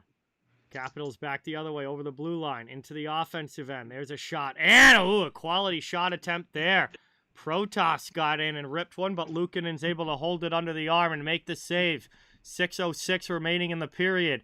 And it is still a 3-1 game. Caps will have an ozone draw coming up.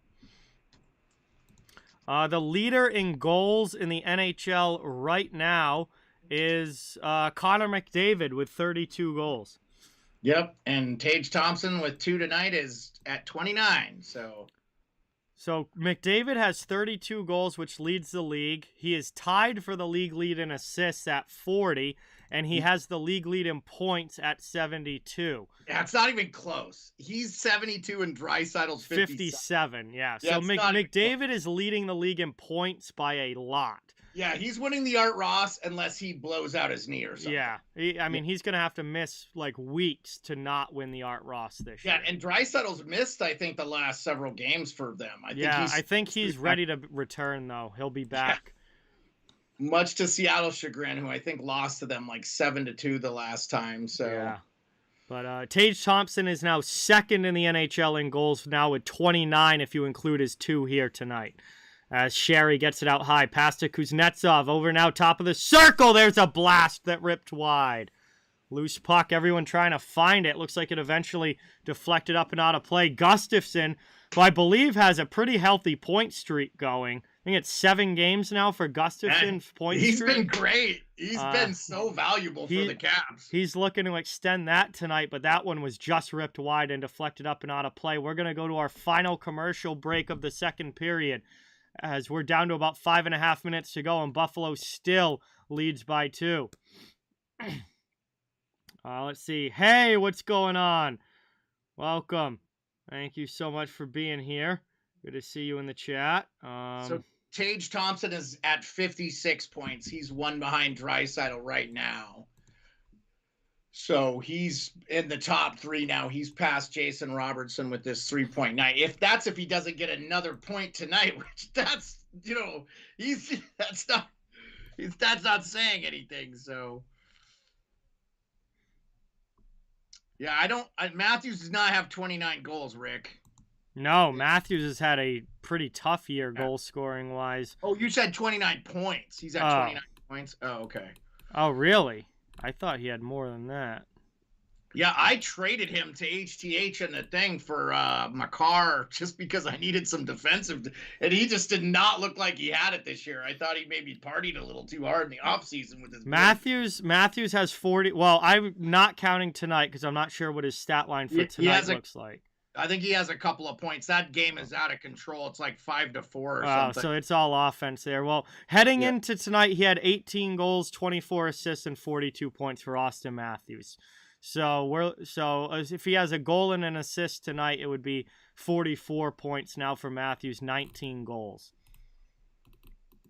Yeah, it says 1 goal. He has 2 points tonight. 2 points tonight. William Nylander actually has more goals than Matthews this season. Yeah, he has a goal tonight.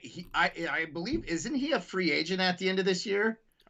Honestly, off the top of my head, I'm not 100%. I think he is. I know that contract's coming up, yeah. Yeah, he's going to be a free agent, I believe.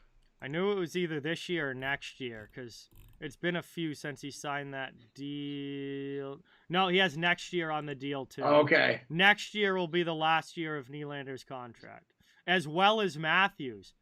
Nylander and Matthews are both up at the end of next season. They're not going to be able to keep both unless they both take hometown discounts, which if you knew Willie Nylander's dad, he was a merc. Yeah, that guy. I remember Michael Nylander towards the end of his career. He actually played a year. Like 14 teams, I think. Yeah, he played for the Bruins for a year when he was older. I do remember him too. Yeah. Yeah. Buffalo has it, or Washington has it now in the Buffalo zone. We're down to 4:35 to go. Washington here trying to get this back to a 1-goal game before this intermission if they can. Around now it's taken, backhanded out there by Olofsson, and the Caps will take it back at the blue line. Toronto has very little cap space when they don't have LTIR guys. Like right now with Jake Muzzin on LTIR, like they've got cap space now because of LTIR. But if you take the LTIR guys away, they do not have a lot.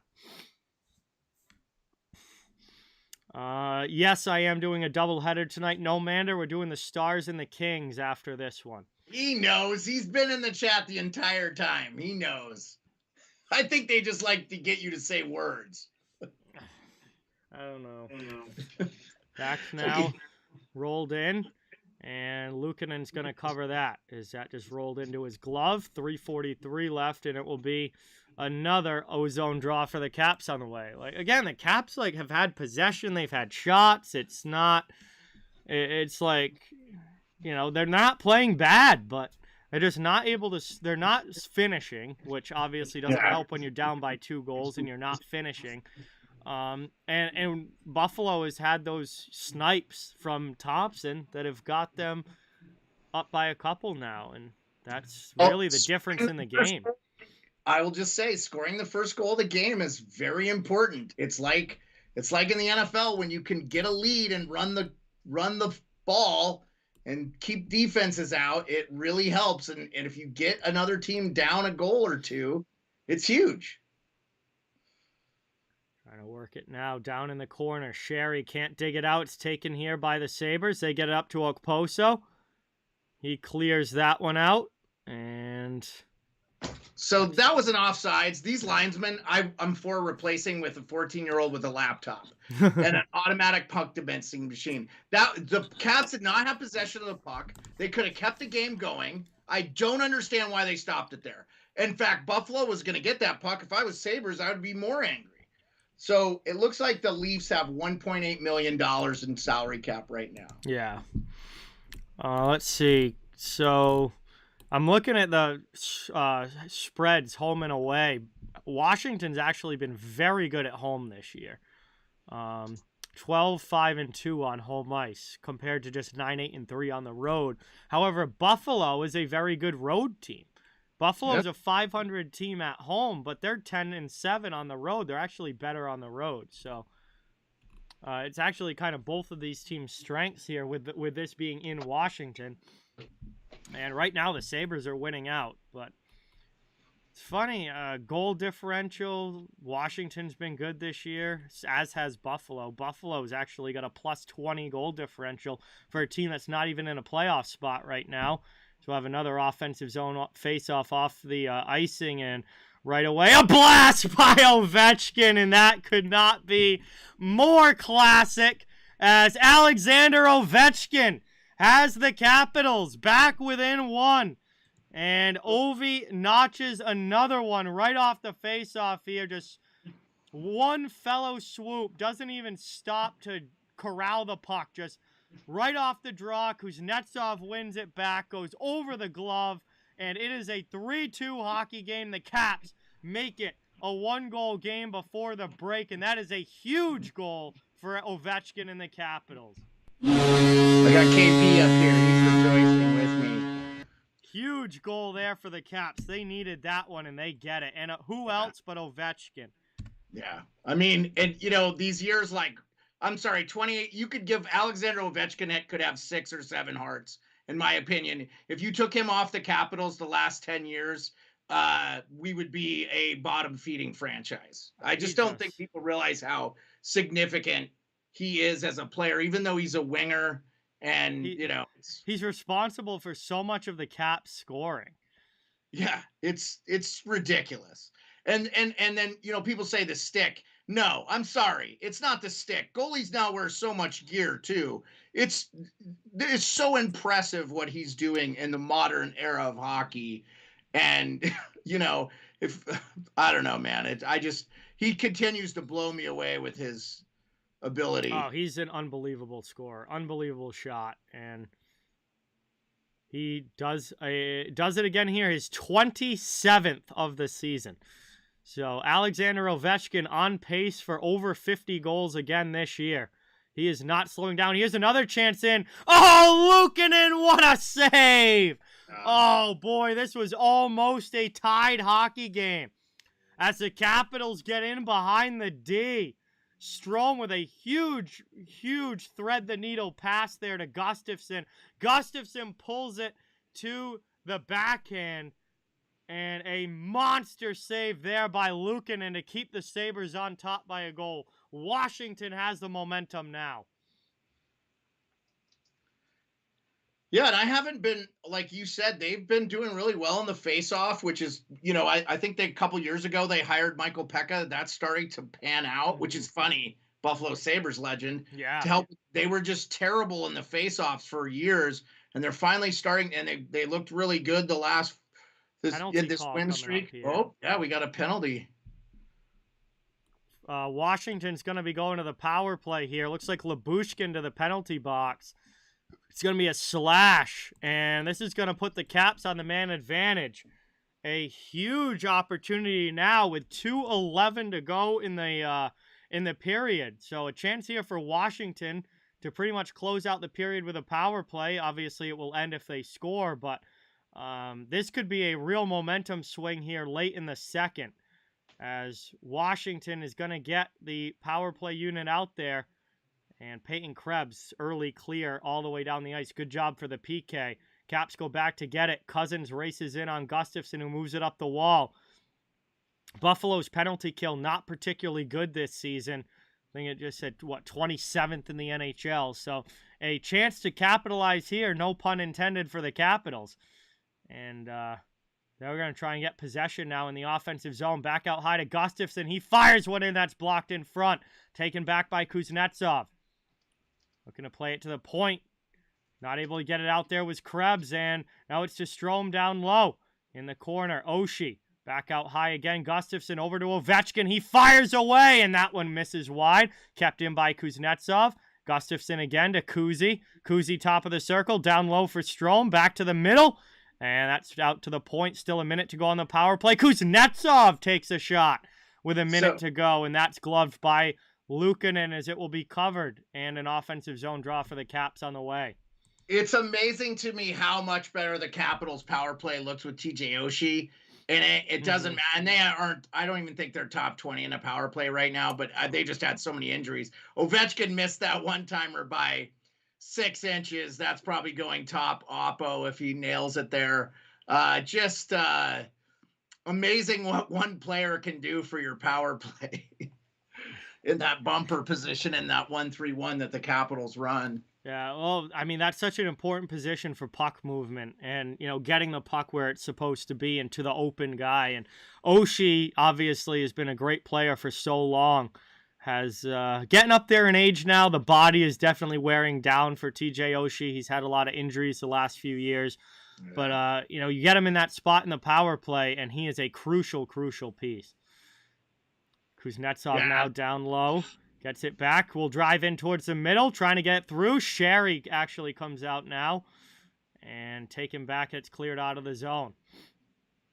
Played out now over the red line. Buffalo steals it back. Here's Tyson Jost into the offensive zone. Passes it off. Move down here. 35 seconds to go. And that's going to be taken back by the Caps in their own end. They'll carry up to neutral ice. Final 25 seconds of the power play. Across now, long shot. That's a close one for Ovechkin. But he, again, doesn't put it home.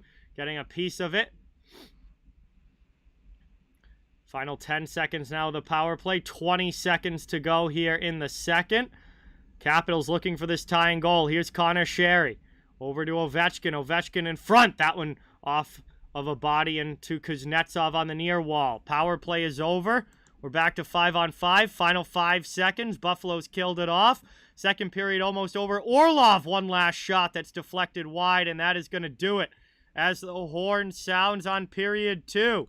The Capitals get it back within 1 with the Ovechkin goal late in the period, and we will head to the second intermission with a 3-2 hockey game.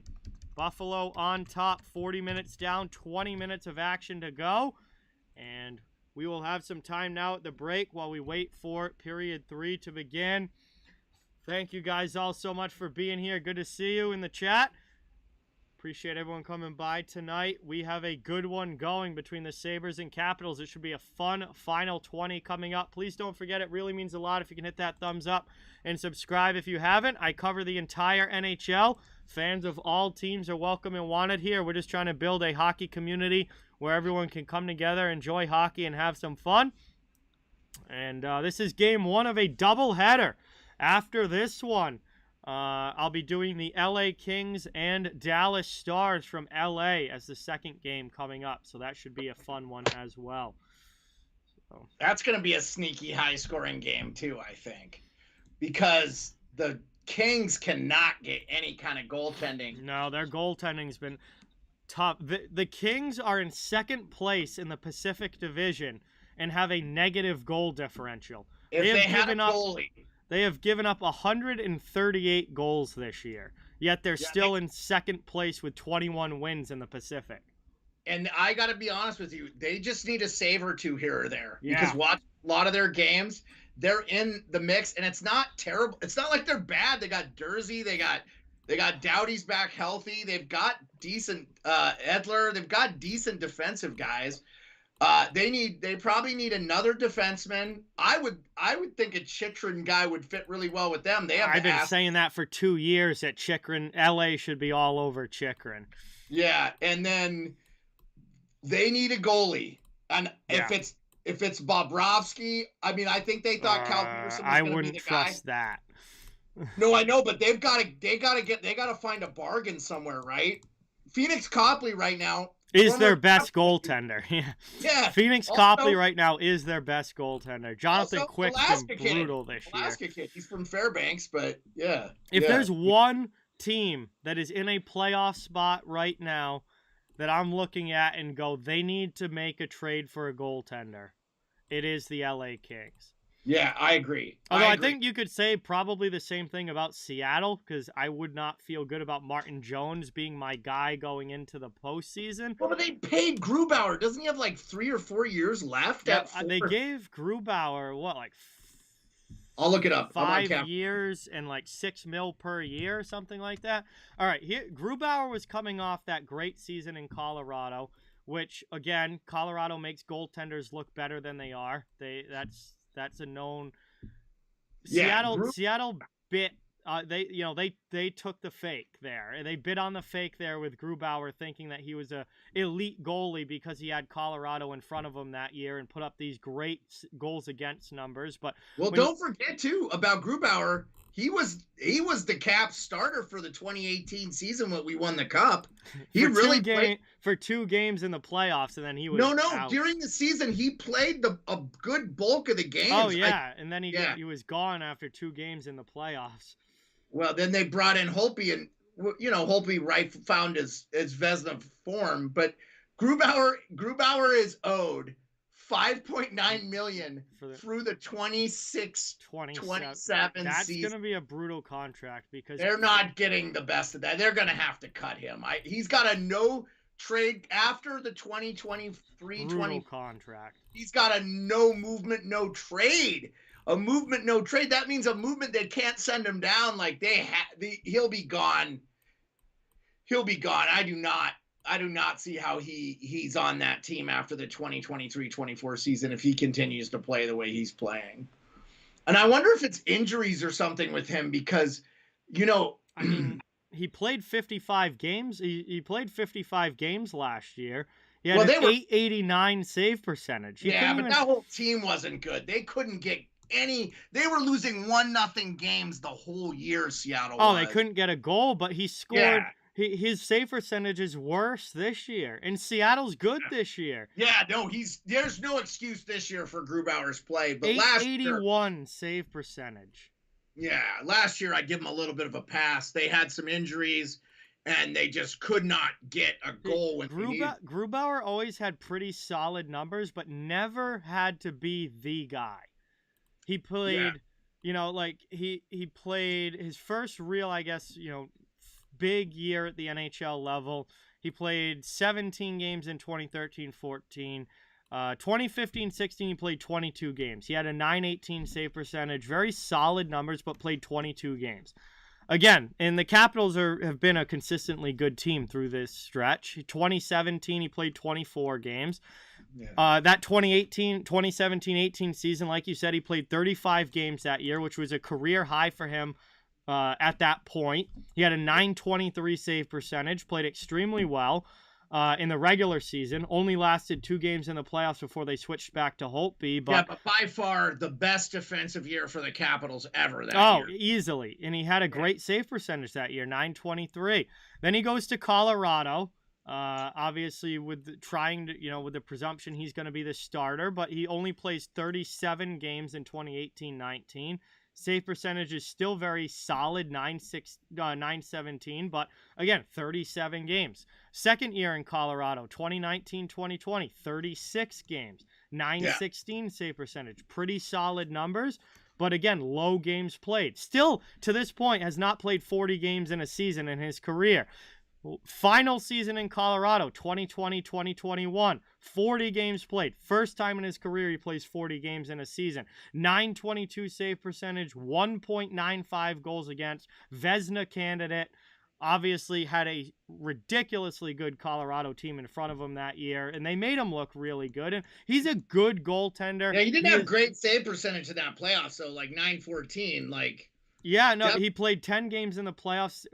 Goals against went up to 2.61, which again isn't bad, but Philip Grubauer has always been a very solid goaltender. He is not a franchise goaltender and never has been. And again, to this point, up to his final year in Colorado, 40 games is the most he's ever played in a season. He's never had to be the guy like a Andrei Vasilevsky or an Igor Shesterkin or a Connor Hellebuck or somebody like that who's playing, 55, 60, 65 games in a season. He goes to Seattle, gets the huge contract after the 2021 year in Colorado. Gets the huge contract with Seattle. 55 games played. Bad team in front of him, no doubt about it. Goals against is over 3, and save percentage is under .900. Well, I'm telling you, John, I think between Bobrovsky and Grubauer, we will never see a goalie get another contract like this unless it's a Shesterkin, Sorokin, like ridiculous athlete.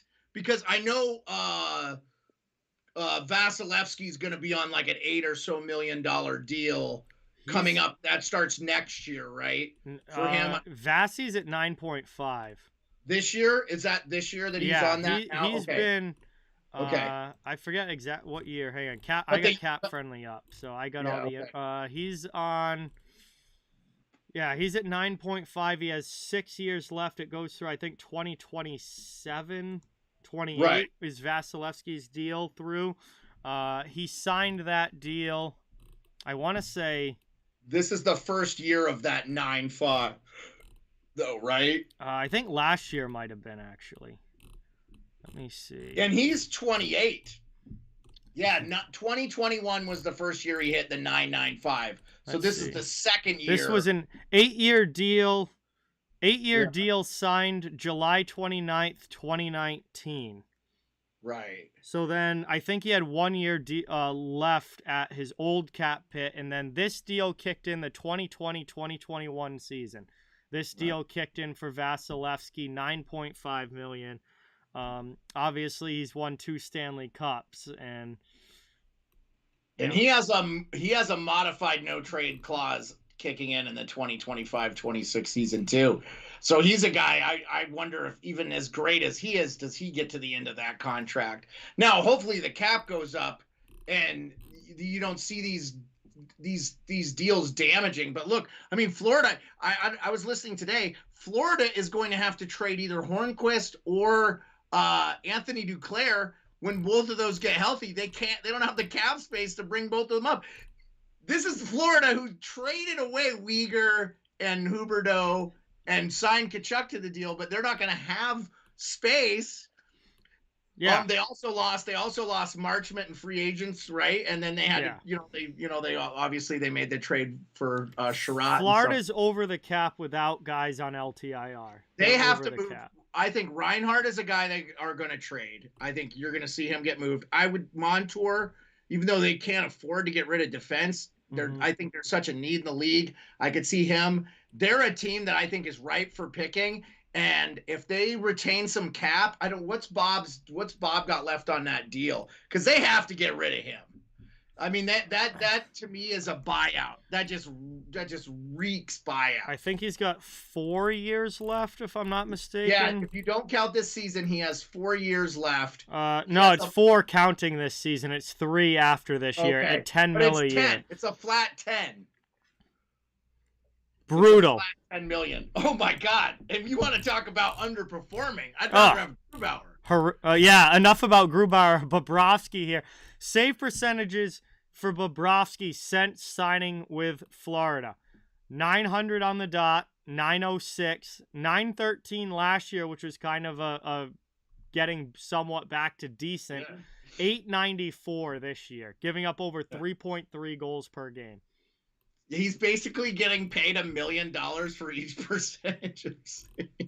He's getting $1.5 million for his each 10% of his saves. Honestly, think of the bad backups around the league, like guys that barely even belong in the NHL. Well, Jaro Halak for the Rangers, we were talking about them. Probably has a better save percentage than Sergei Bobrovsky right now. I bet you he does. And he's like 105 years old. He was on that Montreal team that upset the Capitals in the playoffs. And he was the starter for them. Yep. It's going back now. I do remember. He has an 893 save percentage. He literally has the same save percentage. Except for he is making this year what does it say he's making? Who is it? Halak? Yeah. It's all broken down. Hold on. I'm sorry. It's got to be like a league making minimum.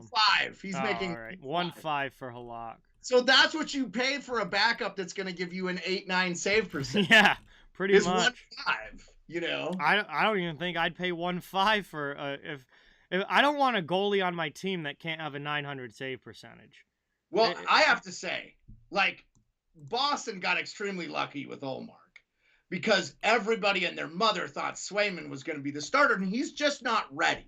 And as an Alaskan, I'm invested in seeing Jeremy Swayman become a top-flight goalie. We want to see this guy do well. He's still very young. Yeah, that's what I'm saying. There's no panic there. No. I don't think Boston's freaking out. I think this is probably the best thing for Swayman's development, honestly. Again, defensemen and goalies tend to trend. The older they get, the better they get. Yeah. I think they take a lot more development. Yeah. And I think Jeremy's just going to find his game, which only is going to benefit Boston. I mean, and they're so lucky they went from Tim Thomas to Tuukka Rask. Yeah. They could go from Ullmark. And I'm telling you, John, I think that the future of the NHL is $4 million goalies. You have 2 of them. You platoon them. You 40, 35 to 55. I mean, one may play a little bit more than the other. But I think there's not a lot of great goaltending out there anymore. Outside of Shesterkin, Sorokin, and Vasilevsky, you said Hellebuyck. I think Hellebuyck's won the Vezina twice. It would be remiss to not include him, but he's had a couple of off years. I think more than anything, that's been Winnipeg's inability to defend, and not necessarily an indictment completely on Connor Hellebuyck, also an American. So gotta love that we've got some good, strong American goalies. Ottinger maybe on that list too, like you said. Ottinger is on his way to becoming a top 5 goalie in the league. I think Thatcher Demko too, if he's not on that train wreck of the Vancouver Canucks this year, and then obviously he's been fighting injuries. That's another guy that's been forgotten. When he came on the scene in that bubble playoffs, again, false hope for Vancouver. The worst thing that can ever happen to your franchise is that you push for a cup when you're just not ready for it, right? Yeah. Like they should have went into full rebuild mode. Instead, they traded for Oliver Ekman Larsman. They bring in Connor Garland. They bring in all these role guys that are going to help them, and they're a middling franchise. It's the worst place to be,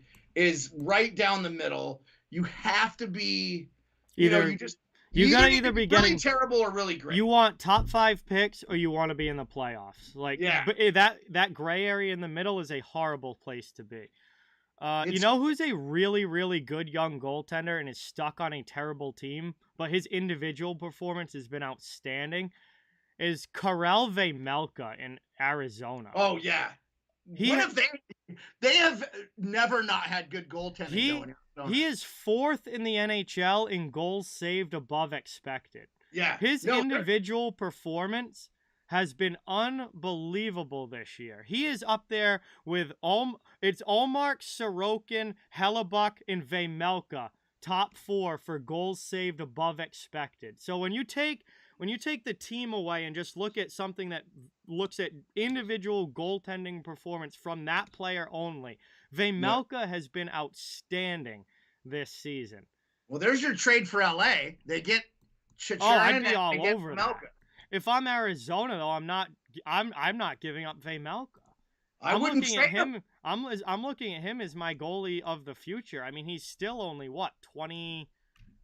He's got to be like mid-20s at most. I agree with you. He's 26. I mean, he's coming into his prime for a goaltender. I'm not giving up Vejmelka if I'm Arizona. He has been, despite the team in front of him, he has been absolutely outstanding in goal this year. Well, and in fairness, too, I know a lot of people don't pay attention to the Yotes. I watch a lot of their games because I'm a closet Coyotes fan, too, because Biz Nasty, and, I watch when he covers the games, and I just am rooting for them because everybody in the league wants to shit on them. I think it's the easy thing to do. But they are not far off from being a great team. If they get Connor Bedard, they're maybe a borderline playoff team now, especially in that West, because like Clayton Keller you don't hear about him because he's from Illinois, which isn't like a hotbed of hockey, which you'd think it would be in the Midwest, especially with the Blackhawks Stanley Cup and stuff. You figure there's going to be a bunch of kids from those, that success breeds that. I mean, and look, and Arizona itself, like Tage and Tyce Thompson are from Arizona. Yeah, they played their high school hockey up there, but they're from Arizona. Austin Matthews, right now you could argue in the top 5, 2 of the best players in the league are Arizonans. Like, hockey is being developed down there. It's just they've only been there 20 years, and I get it. People are like, oh, it's not working. It's not working. It's working. The problem with them is they played in America West, which is in downtown Phoenix. That's where the basketball team is. That's where the baseball games are. And then they moved out to Glendale. And if you've been down there, it's not close. Yeah. It's like 40 minutes away from Phoenix. Now they're in Tempe, which is kind of like Scottsdale, Old Town. It's like the really hip, awesome place. Dude, you can't get a ticket. Mm-hmm. Like, I was going to go with my wife, and they're expensive now. They used to be cheap. I could get into a game for $50 and sit in great seats. Sit 2 seats behind the bench for $200, and now that's $250. Like, if I want to go see the Penguins play them, it's going to be $253. If I go here in early January, like next week. Yeah. So, I don't think my wife is going to go, but it's just one of those things where it's like, give them a good arena where they're in a downtown location near Scottsdale and Tempe. They're going to be fine. And don't move them. I just don't want to see another franchise move, to be honest. It's just heartbreaking for the fans. All right, third period here. Thompson against Kuznetsov in the faceoff dot. 3-2 hockey game, and we are underway. Final 20 minutes. Played up now. Thompson redirects it in, and the Caps go back in their own corner. Trying to dig this one. Sabres keep it for now. Here's Thompson coming away with it, looking for Skinner. Passes a little offline as it's deflected. Tuck cycles it around. Thompson plays it now. Move down low, taken by Orlov. Back the other way. Capitals come up into the attacking zone. They'll chase to the corner. It's Connor Sherry against Samuelson. That one's thrown out in front. Puck bouncing around quite a bit here. Ovechkin gets one back. A backhand that gets blocked. taken out now. 19:20 to go in the third. Lifted over the red line. And that is taken back. Going to get it. Here's Jensen starting the breakout again for Washington as Milano carries with speed into the attacking zone. Caps looking to tie this one backdoor, and they score! A great play across the crease. Milano's got his second point of the night. He'll get an assist on that one. Nicked out. Dowd finishes it off. And just like that, Washington has picked up where they left off at the end of the second and has tied this game at 3, less than a minute into the third. And we have a fresh hockey game as we are all knotted up here early in the final frame. The last game I told the Caps with you and I said Nick Dowd has been the hottest player for the Caps outside of Gustafsson. And he has just been so good. He is just such a great fan favorite. He's a number one face-off guy. Just awesome, tough, gritty guy. I'll let you get back to the call. Wow. Yeah, big goal there. Washington now has taken the lead in shots. And tied this game up at 3 here early in the third as we're just over a minute in. And a big momentum shift here. It started late in the second. And Washington's carried it over. They get another shot there. Luukkonen has to make a nice save. Back out high to Gustafsson. Cycle down low. Trying to work this one. Caps have it set up. Cycle game going offensive end. Sabres take it in the corner. Move to the middle. Olofsson's going to get it out. And that's carried up now by Buffalo as it's dumped into the attacking end by Middlestat. Sabres trying to get it on the forecheck as Capitals working up the wall on the breakout. Move to the near side. Lifted back now across. That's taken. Samuelsson gets it out. Protas trying to carry back in, but it would have been offsides. So the Sabres take it now in their zone as they go D to D. Just over 2 minutes now to go in the third period as that's dumped into the attacking end by the Buffalo. They work this one up the wall. Good pinch there along the boards, but it gets by Quinn as Johansson gets it out. He'll take the check. And Buffalo now trying to clear it back the other way. Caps not letting them out of the zone. Second chance, Quinn does get it out over the red line. Backhanded in. 17:30 to go in the third. Washington will hold behind their own net as Buffalo gets a line change. Played up now over to Irwin. Irwin over the red line. And nothing there for the Capitals, so they'll have to take it back in their own zone. Carolina and New York now tied up at 3. Good one going there between the Hurricanes and Rangers. That's a battle. Panthers have taken a 5-3 lead as we get another shot attempt. There, Luukkonen comes across. Oh my God, dude. What a save by Ukko-Pekka Luukkonen. Wow. What a save inside. Just like, it was a little bit of a jump. It was actually on Connor Sheary, excuse me, but still, like, he had a lot of the net to shoot at there. Snags that with the glove. And able to make a monster stop there on Connor Sheary. Wow. What a monster save there. Keeping this game tied. Caps almost had their first lead of the night there. Orlov's got to chase back now to his own zone. Sabres steal it. Here's a chance shot there. Great stop by Kemper. Around it goes. Down in the corner. 16:40 to go in the third. Up and back out all the way around. Played there down low. Okposo with it. He gets checked by Orlov. It's thrown in front. Capitals don't let the Sabres maintain clear possession, but Girgensons does keep it in with the help from Dahlin. Around now, back out high by the blue line. Sabres establish it in the attacking zone. Back over here. Samuelsson with a long shot. Kemper sees it and grabs it with the glove. 16:14 to go in the third. And an ozone draw for the Sabres on the way. So Buffalo trying to push back here. This back and forth affair continues. We are tied up 3-3 in period 3. Just over 16 minutes to go. And this certainly feels like a game that is probably going to come right down to the final few minutes. Do you know how much salary cap Buffalo has right now? Probably $31 million in cap space. I'm not surprised there. So they could bring in a Patrick Kane for a cup run, the hometown kid, and not have to give up. They have 3 second-round picks this year. Yeah. I mean, this is a team, like, if they're in the mix there, I think they've got they've got some assets, and, they don't have to give up anybody big, I think, to maybe, and look, Patrick Kane's an expiring deal. If he does get traded, I don't believe Chicago's going to get much for him.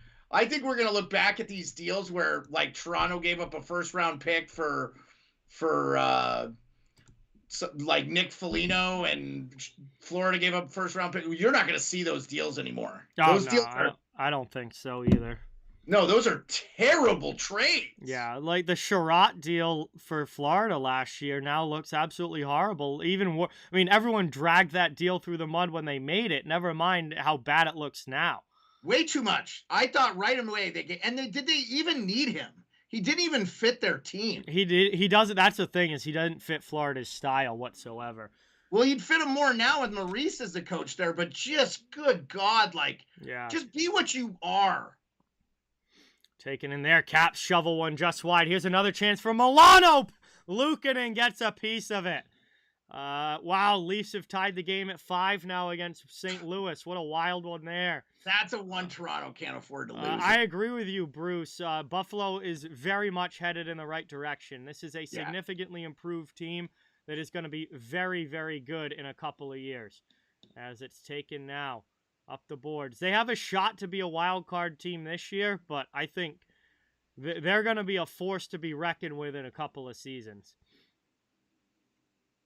Van Riemsdyk takes it now behind his own net, chased out by Cousins. Capitals trying to get it out of the zone. Sherry almost turns it over. They got to try again.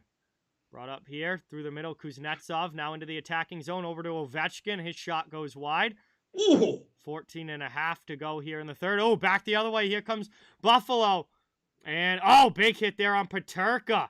As he tried to cut back to the middle. You can get away with that in juniors, but you can't in the NHL. Yeah, pretty much. He gets dropped there with the shoulder.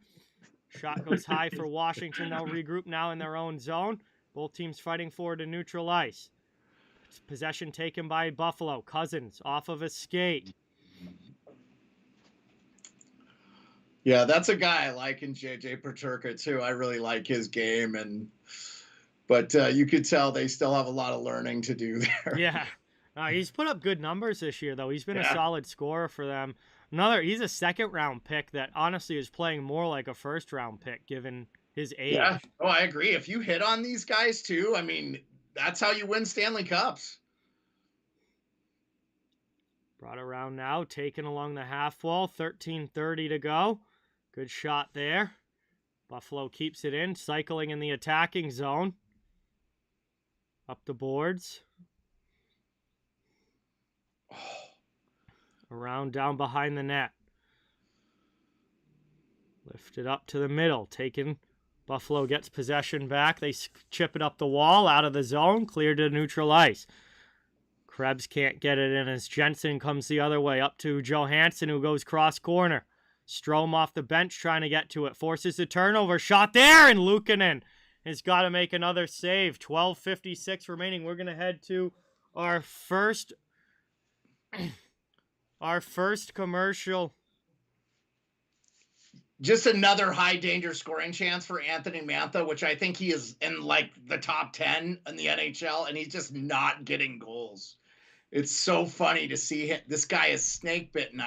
He could easily have 15 goals this year. He's had 2 great A's in this game. It's like every game he gets a breakaway or he has a play. You're like, and he's not burying it. It's, it's the thin margins. We used to talk about it when I was a kid, when, the difference between 270 and 233, the old Kevin Costner spiel from Bull Durham. Yeah.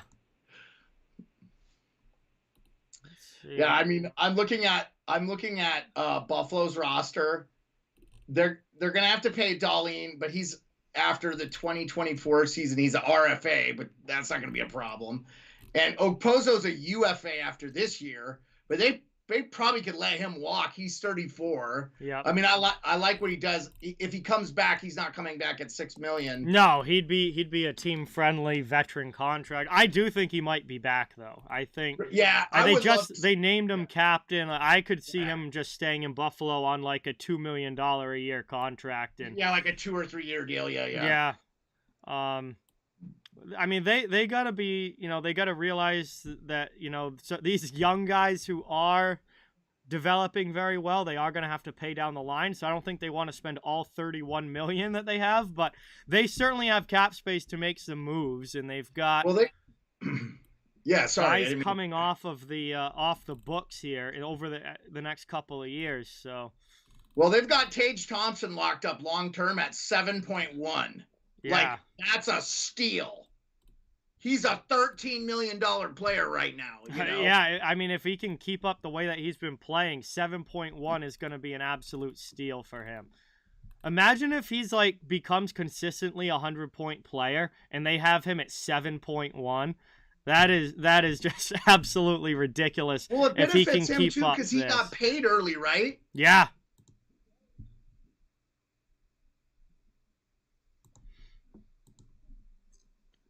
We're back now. Capitals again across off the face-off. And another one for Alexander Ovechkin. He does it again as the goal scoring does not slow down. His second of the night. The Capitals get their first lead of the game. And it is a 4-3 hockey game as the forecheck of Gerry produces a fantastic turnover right off the face-off, and Ovechkin's second left all alone. I don't know how you leave. Excellent work. You leave Ovechkin this wide open from the slot, and it results in a Caps goal.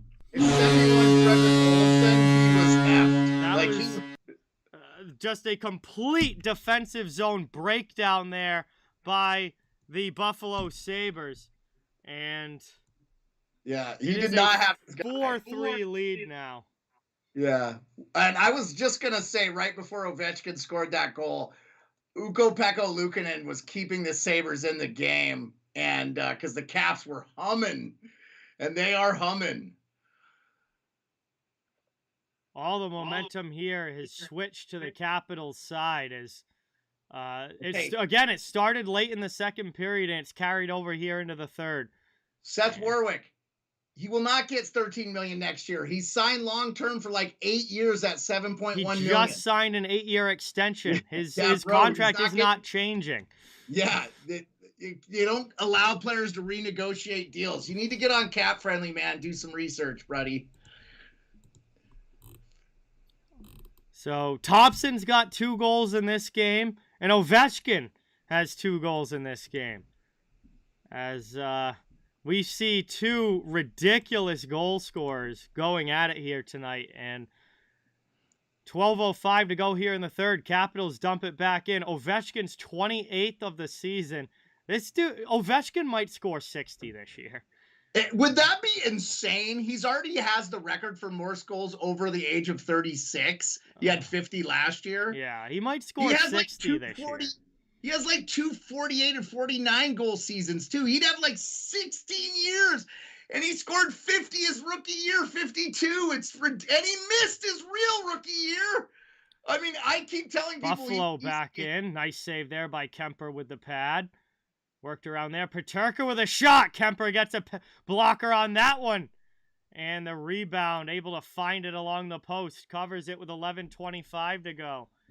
Good pushback shift there for the Sabres. Oh, yeah. They almost scored short side there. Dylan Cousins, if Kemper's not Johnny on the spot there with the pad and getting it to the post, Dylan Cousins tucks ones in. That was a great play by him. Kemper did not know where that puck was at first, but he got that leg over.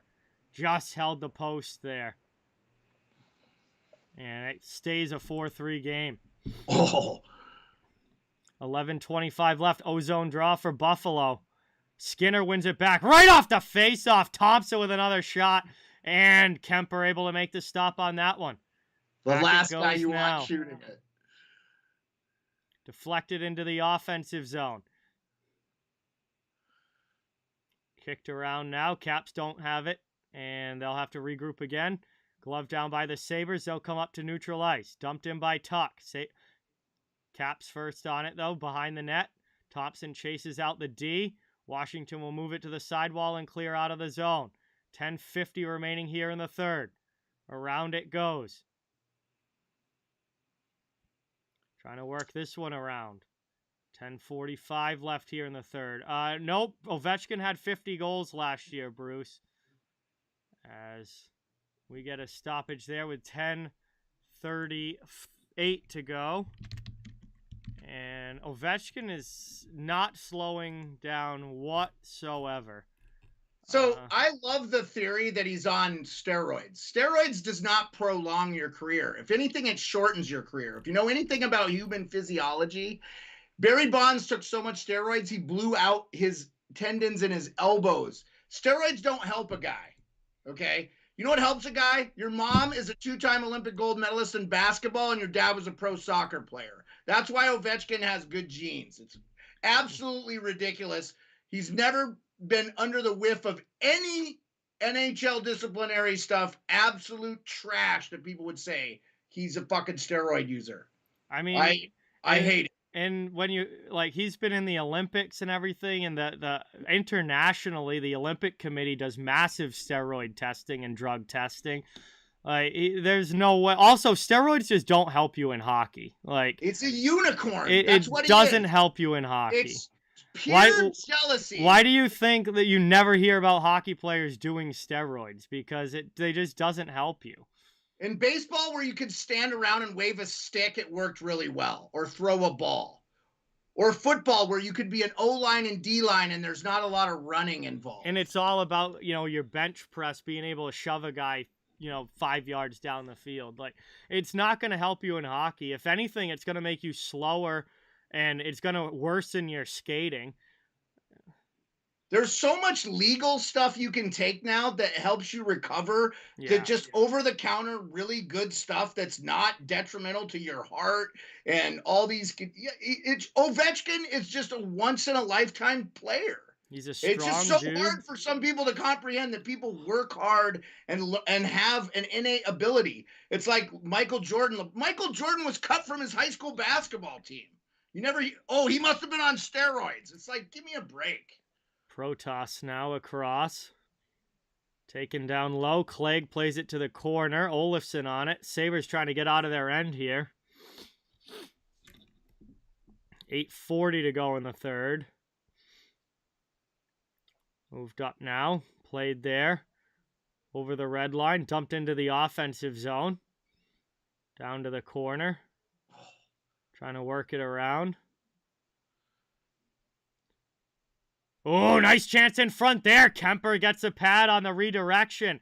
Here's Middlestat now driving in. He sends one in. That finds its way to the back of the net. Deflected through a real mad scramble by the crease. And it results in a Buffalo Sabres goal. As with 8:18 to go in the third period, they tie the game at 4. Yeah, Middlestat just was allowed to just kind of stand there. Gustafsson and Johansson just let him walk into the high scoring. Middlestat just gets to the middle there. And no defensive zone coverage by the cap forwards there. It was deflected off of somebody. It might have been Tyson Jost. Either way, it's a 4-4 game here as the Buffalo Sabres tie it up, and all of a sudden, we're tied again. This game continues to go back and forth. Yeah, we did. I said 5-4, 6-5. It's looking like we might have that. At the very least, it's going to be 5-4, if not something more. Yeah. 8 minutes to go now. Buffalo takes it.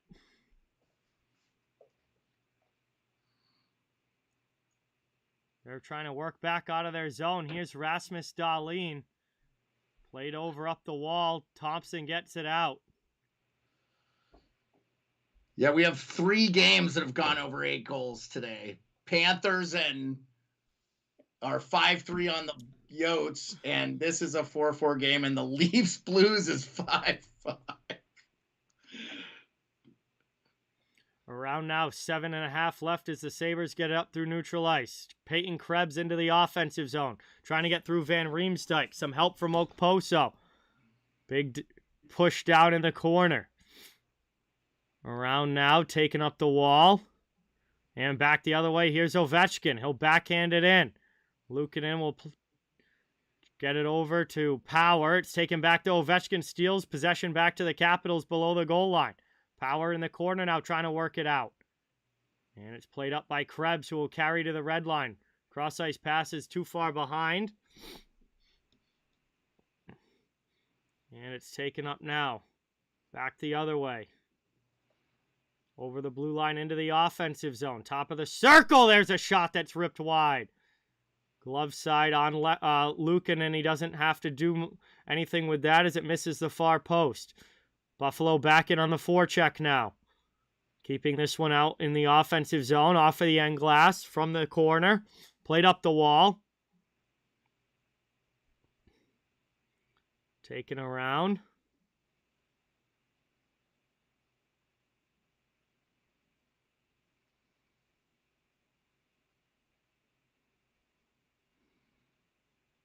Great hustle by Anthony Mantha. Mantha gets to that one. Power checks him along the wall. I was up and not able to get it out. Dylan Cousins. Chance again here. Hathaway's in there. You can see it's getting a little chippier, a little tighter checking. And we're going to get a whistle here as Buffalo's offside with 5:46 to go. One final commercial break coming up here for the third period. This one tied up at 4 with 5:46 remaining. It is coming down to the final few minutes.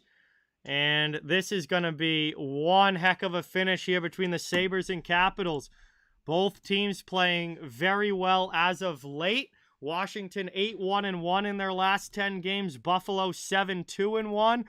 And they are tied up here in this one, looking to get the 2 points tonight. And this is going to be a fun final 5 minutes between these two. And some other scores around the league. Florida still leads Arizona 5-3. Rangers have taken a 4-3 lead on the Hurricanes. Ottawa 3-0 on Columbus. St. Louis and Toronto still tied 5-5. Winnipeg is up 1-0 on Calgary. Nashville's got a 4-2 lead over Montreal. Tampa Bay and Chicago is a 1-1 hockey game. And Seattle and Edmonton is still scoreless about halfway through the first period. So a lot of action around the league tonight. Some great matchups. And yeah, how about the Rangers scoring 2 third-period goals to get up on that stifling defensive team in Carolina? And Carolina had won 11 straight going into this game, and it looks like the Rangers might be able to pull off the win. New York had a very shaky first 2 months, but the last few weeks they have really started to look like the Rangers team that we saw last year. Another team that's 7-2-1 in their last 10 and really starting to rack up some points. What do you think about the Lafreniere trade rumors?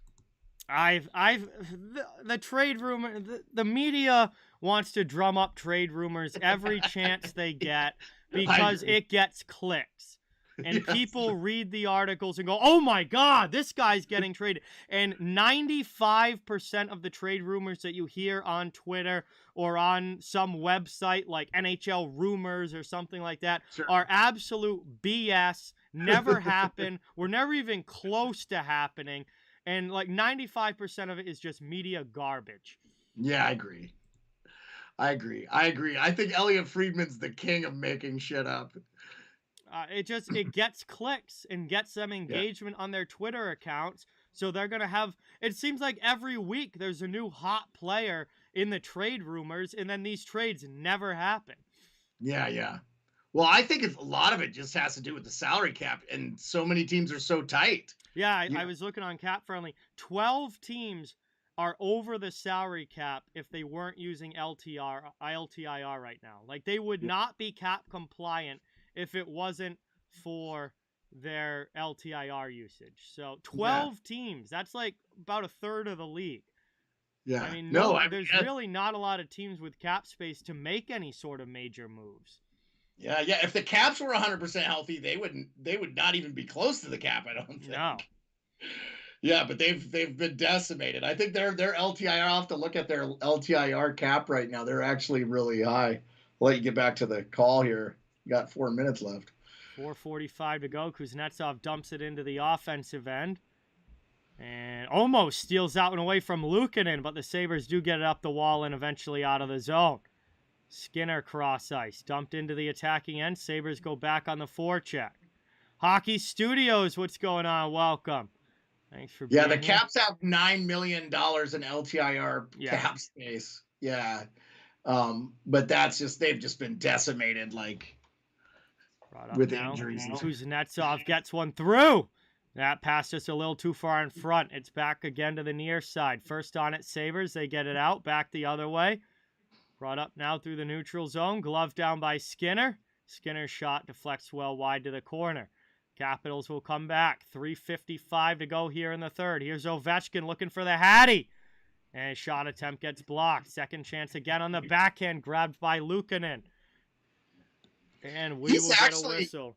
Ovechkin's actually been looking a little bit fast. I wonder, he's probably starting to shed the weight that he started the season with, and he's getting down a little bit to that 235, 225 range. I mean, I imagine he comes into camp weighing like 240, 245, and then especially with just muscle and stuff, and then by the end of the season, he's probably at a cool 225. Yeah, so no matter, he needs about 88 goals to pass Gretzky, I think, if you count 88 or 87 goals to pass Gretzky, which is ridiculous. If you took all of Gretzky's goals away, he'd still be the all-time points guy. Yeah, so he's at almost 30 now. I mean, we obviously don't know how many he's going to score this year, but we figure it's going to be around 50 like last year, maybe a few more. At least the pace that he's on, we'll see if he can keep it up. But, I mean, so let's say he scores another 25 goals this year, let's say. That would put him at 50-something on the season. He'd be looking at, if he had a monster year again next year, he could maybe pass it at like the very end of the season next year, or certainly in the following season. It would be very early on in the season he would get it. I would love to see him do it at the end of next year. Yeah, that would be sick if he can get there. I'm thinking realistically, it's probably this time in 2 seasons. Yeah.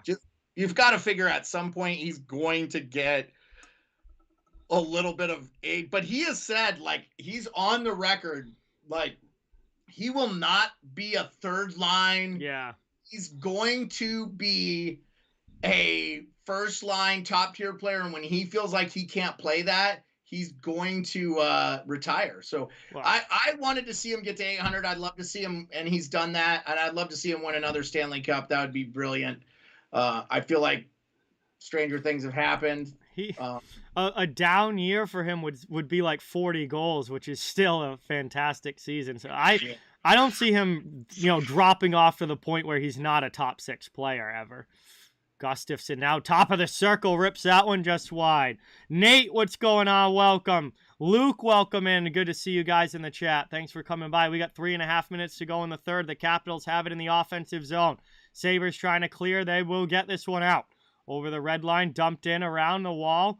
Okposo first on it in the corner. Gustafsson takes it away from him. We've got a few minutes to go in this one as we tick towards 3 minutes remaining. It is a 4-4 hockey game. And the Capitals looking for that go-ahead goal. The Sabres have just tied it at 4. It's been very back and forth. I think Ukko-Pekka Luukkonen has kept the Sabres in it. He's made the saves, and really need to see Kemper make a save and keep the Capitals in this game. There's a shot. Good chance there. Mantha rips one just high off glass. Good chance there. 2 or 3 great A's for Mantha, is it not? Around it goes. Thompson passes one off. Back to the D. The Sabres will carry it up slowly and methodically, looking for a play to open. Pass attempt taken there. Glove down by the Capitals, and they'll play it the other way. Turn it right over though at the blue line. Around it goes. Mantha gets it back. Both teams get line changes. 2:20 to go here in the third. Almost seems like these teams have gone into that let's just not make a mistake mode. Let's get a point. Let's get a point and not screw this up. It's exactly what it feels like. Excuse me, a little more careful and methodical with their breakouts and with the puck here. And we have a penalty call coming here? Kuznetsov's getting called for tripping. Oh, Evgeny Kuznetsov with 2 minutes to go in the third period. A tripping call. And Buffalo goes to the power play. An absolute dog shit call. An absolute dog shit call. Like, literally, the guy's leaning forward. He doesn't even lose the puck completely. What a fucking terrible call.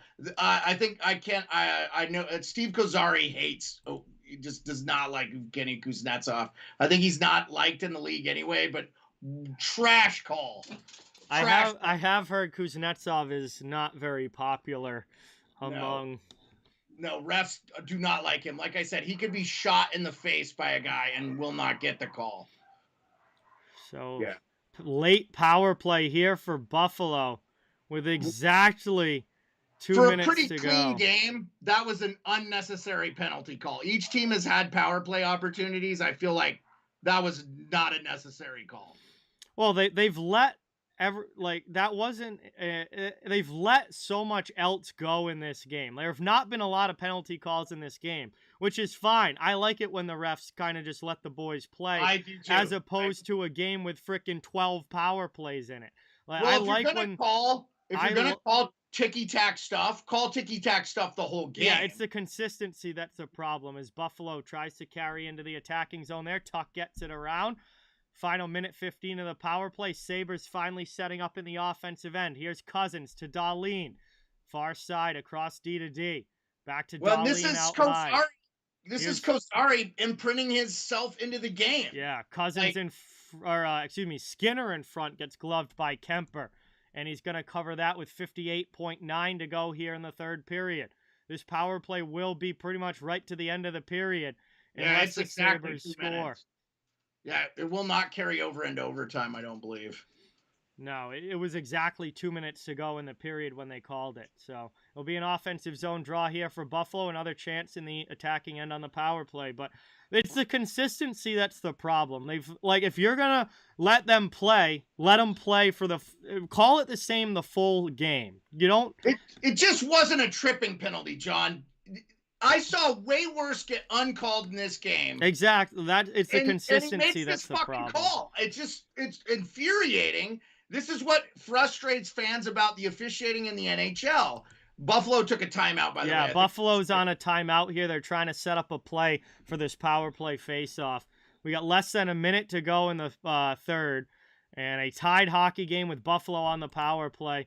That's the thing. To me, it's the consistency. Call the game the same way the whole way through. There's barely been any penalty calls in this game. No, it's been a great game. I haven't had. And then you call something so ticky-tack at the end. And it's an O-zone penalty that it had absolutely no bearing on the play. There wasn't a scoring chance. It's like they don't have any self-awareness whatsoever.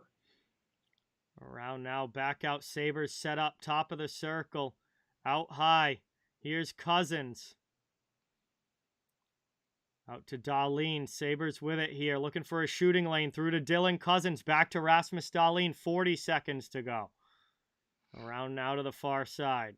Capitals trying to keep everything to the outside as much as they can. Dahlin. Around there. Here's Cousins on the backhand. Short side. Shot. That one just sent through wide. Golden chance for Skinner, but he couldn't get it on goal. Cross now. Here's Cousins to Tuck. Tuck, he gets taken down, and that's going to be another penalty here to Washington. That, at first glance, looked like much more of an actual penalty than the last call. Tuck here was trying to get through the middle, and I believe it was Eller. Tied them all up, and he went down to the ice. It's going to be another tripping call here. It's going to be a 5-on-3 for the Sabres.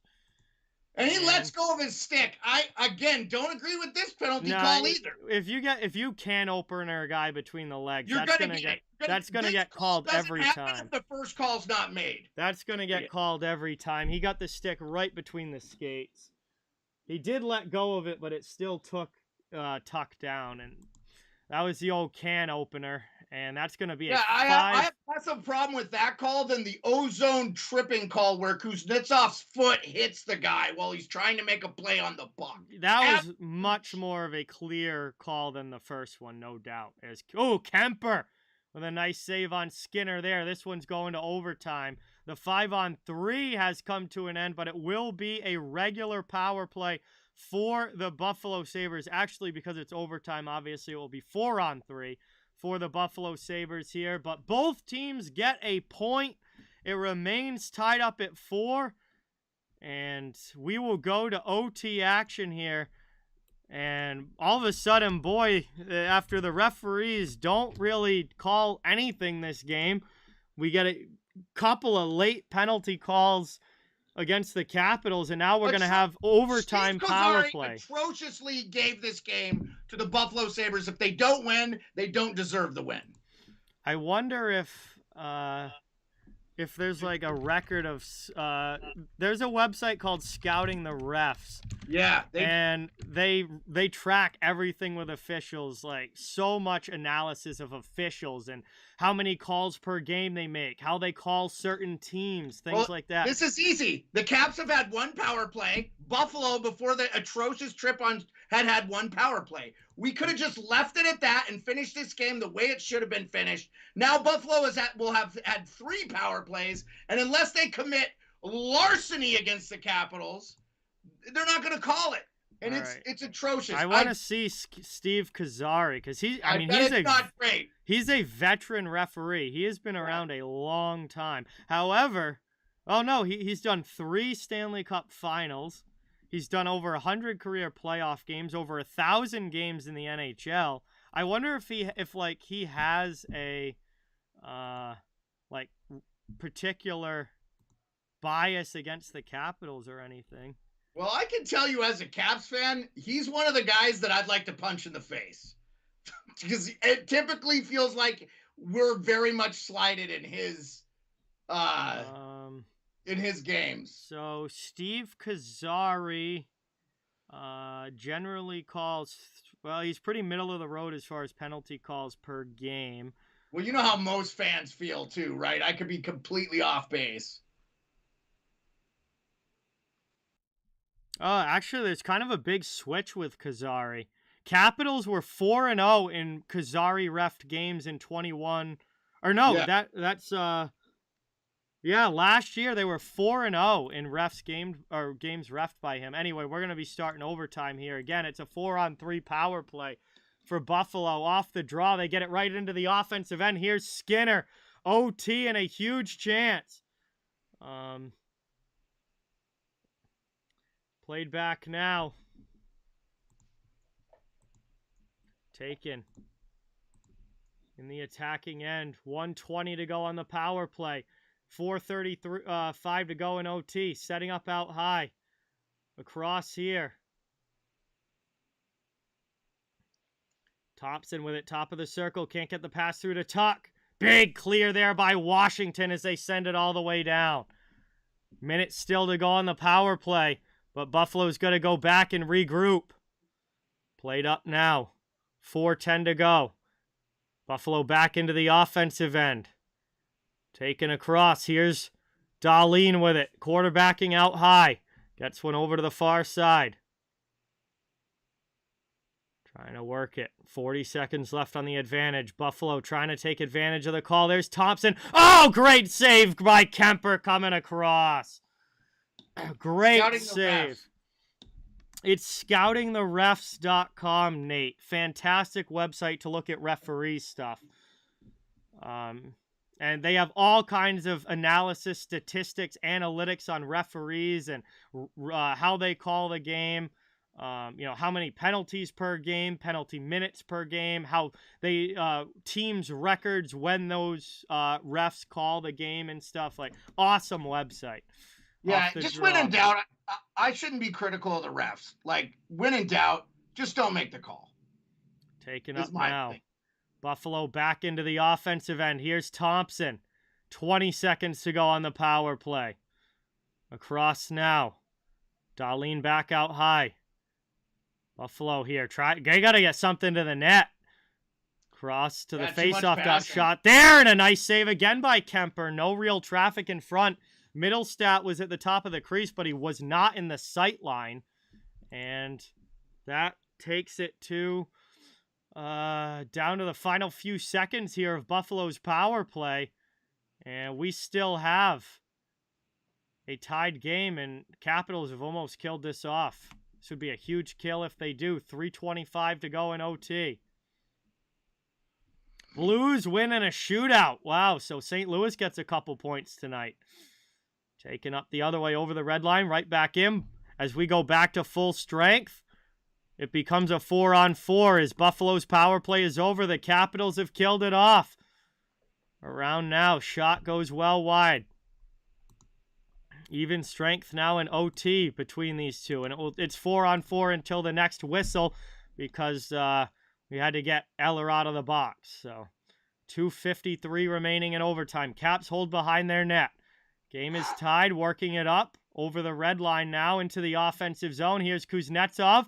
Tucks one there. Good shot. And Luukkonen makes a save, and then his mask pops off. And that is going to lead to a stoppage here as we get a whistle.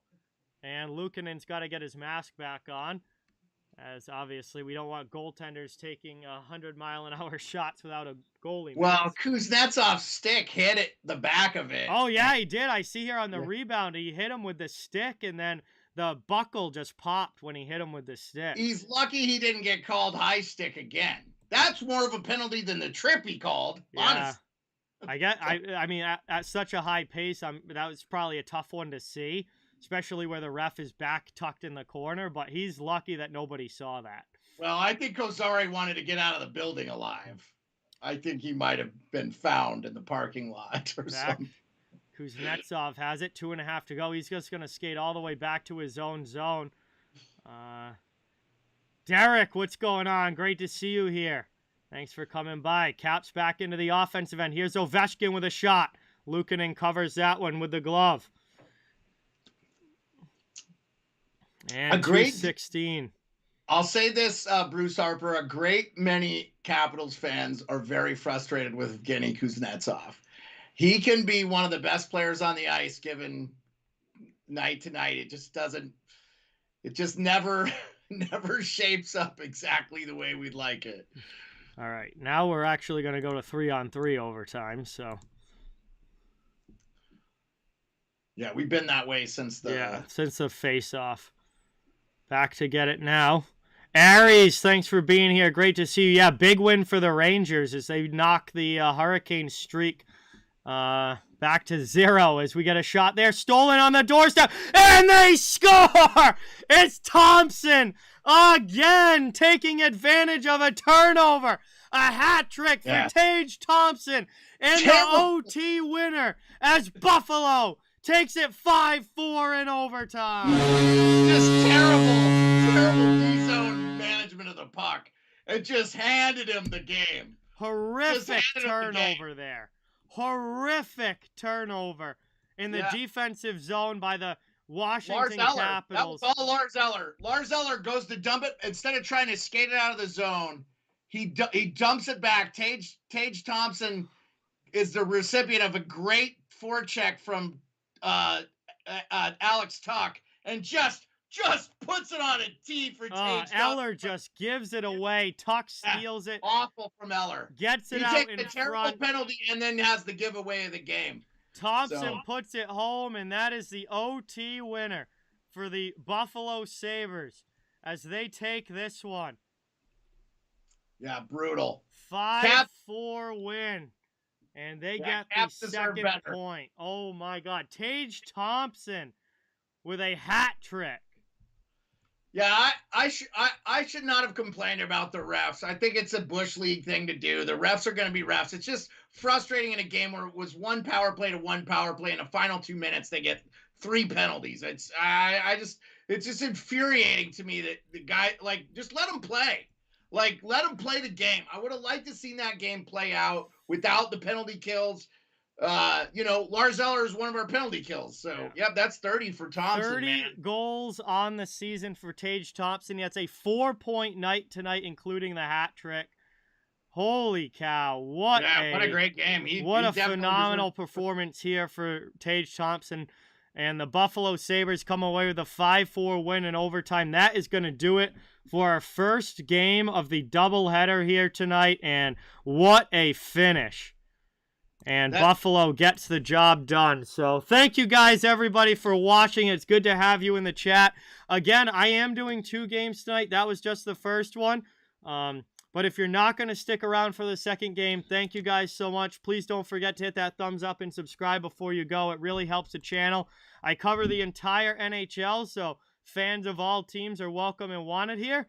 And we're just building this hockey community where everybody can come together, enjoy hockey, and have some fun. We had Jeremiah on as a guest here tonight. It's awesome to talk hockey with him. And a big win for the Sabres as they continue to push for a playoff spot in the Eastern Conference. That's another 2 points for them. So we will be heading now into the Dallas Stars against the Los Angeles Kings as our second game tonight. And that game is on ESPN in the U.S., so it is a national TV game in the United States. So I am going to get ready for that one right now. That will be coming up here about the next 10 minutes or so. So we will get ready for that. But that's game number 2. I will start the switch over of everything, title, description, scoreboard, all of that. Again, if you're not sticking around for the second game, thank you for watching. Have a great night. Hopefully we'll see you soon. I will be streaming again tomorrow for the New Jersey Devils against the Detroit Red Wings. Couple of young up-and-coming teams there going at it. Should be a fun one. And if you are sticking around for the second game, that is awesome. Very, very happy to have you. And we'll have LA and Dallas coming up in a big Western Conference battle. 2 teams that are currently in playoff spots. So it should be a good game between those 2. And again, I'm going to start switching over the scoreboard and everything now. And it does take me some time, so I apologize if I miss some stuff in the chat. If Jeremiah wants to chat with you guys while I do this, that would be awesome. And I'll try and do this as quickly as I can and get back to answering questions. So Hockey Studios, check the community tab on Off the Walls YouTube page, and that will tell you what games he's doing for the week. He goes through this every stream, and I feel like he has to repeat himself. But just remember, if you're uncertain on what game he's doing, just check his community tab. He really only plans a week out. That's the best way for him. Tyler, his favorite team is the Boston Bruins. He's a Massachusetts guy. His favorite player is Patrice Bergeron. He answers this every stream. So I know all his answers. Yes. So it's the same every time. Yeah, his favorite player of all time is Patrice Bergeron, and he's his current favorite player. So that all encompasses that question. So I'm not even sure what games he's doing this week. But, Thursday's game is going to be the Nashville Predators against Carolina Hurricanes. Okay, there you go. That'll be Carolina's first game since having their streak broken tonight, so we'll see how they bounce back. Zach, his second favorite team is the Avalanche, because Ray Bourque won a Stanley Cup, and an all-time great Bruin won a Stanley Cup with the Avs. Totally understand that one. I don't really have a second favorite team. I really like all the NHL teams. I don't really root particularly. I wasn't sad to see Buffalo win tonight. I constantly have to tell myself my life is not better when my hockey team wins. So it never improves. I have a friend who's a Pittsburgh Penguins fan. I wouldn't want his life for 1 second. So, and they've won 5 Stanley Cups in his lifetime. So I am a Cavs fan because I lived in the Virginia area when I was stationed in the military in the early 2000s. They had Yager and Bondra then. or bonsai. So what's up, Michael? How's it going? Mike and Julie in the chat. Hey, what's going on, Mike and Julie? Yeah. I wouldn't mind a Capitals Avalanche final. I think that probably wouldn't be a great matchup for the Capitals this year, but you never know, man. The East is so up in the air. I would not be shocked to see the Capitals come out of the final. I just don't think they will. And honestly, I don't care. I just want good games. I think playoff hockey is the best hockey. I think there is not a playoff sport better than hockey. Hands down. I think they're the best games. The first round of the NHL Stanley Cup is bar none some of the greatest theater ever. And it's so great. Like, when you get the President's Trophy winning team losing to the Columbus Blue Jackets in a 4 straight sweep after being down 3-0, it's just awesome. Like, it's all about want and desire. And it's a great time, man. And I think once you realize, just enjoy it.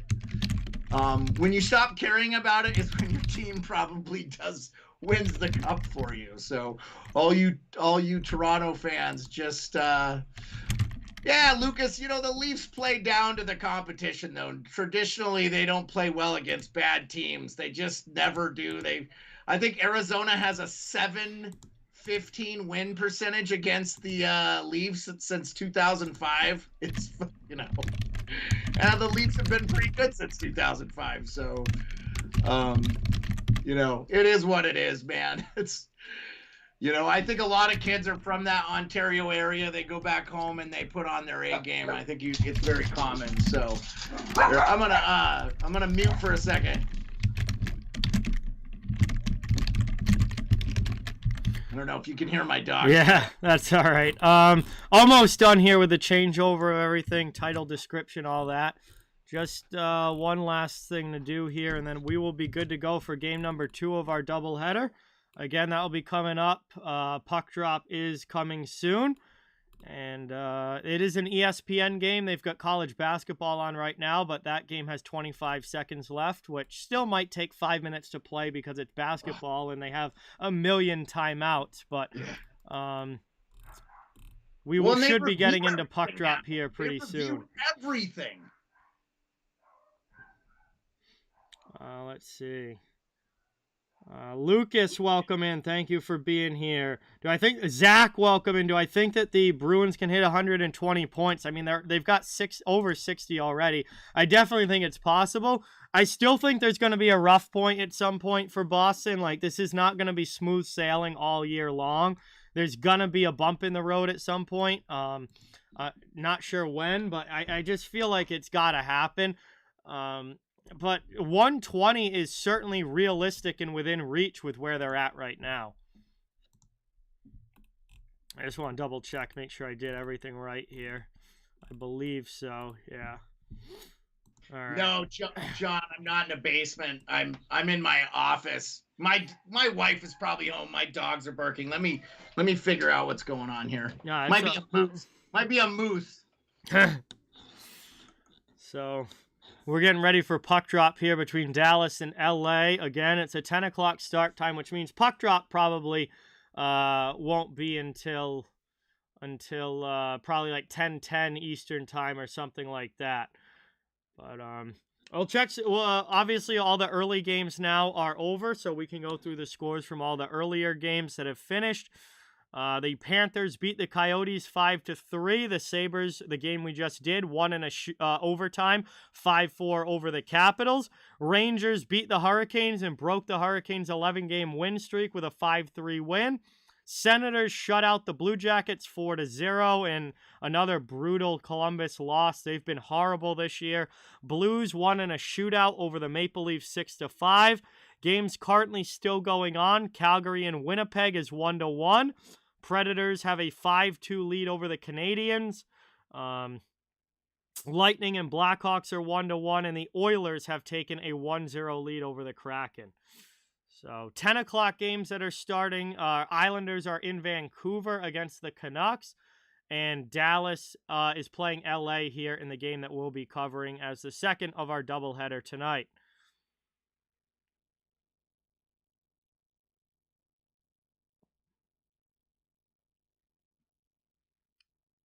So there we have it. We're getting ready here for puck drop. Still, again, a little ways to go, but appreciate everybody watching. Thank you guys so much for all being here. It's great to see everyone in the chat tonight.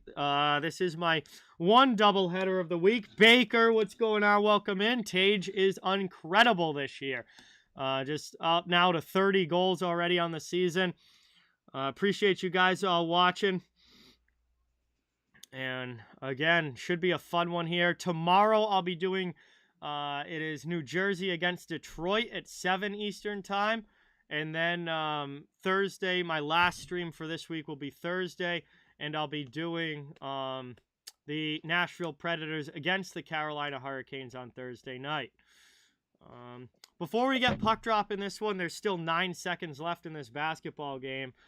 So 4 more minutes, probably. Yeah, I'm gonna run to the bathroom real quick. I'll be right back. Yeah, I'll cover down. Yeah, go ahead. Puck drop isn't gonna be another for 10 minutes or so. So I'll be back before then. But Tyler, no, I have never done 3 games in a day. That would absolutely destroy my voice, and I will never do that. 2 games is more than enough. Andrew, what's going on? Welcome in. I'll be right back in a second here, guys, and we should be hopefully getting close to dropping the puck. Yeah, no worries, John. I'll cover down on the chat for you. Tyler, it's almost impossible to do 3 games in a day because the only time you could do that is a weekend where they kind of space the games out like on a Saturday or Sunday. And typically Off the Wall has a life and does fun stuff on the weekends with his friends and family. So and I think with the streaming, it's always good to give yourself time. Yeah, we're gonna have probably 25 more seconds. This basketball game will not leave.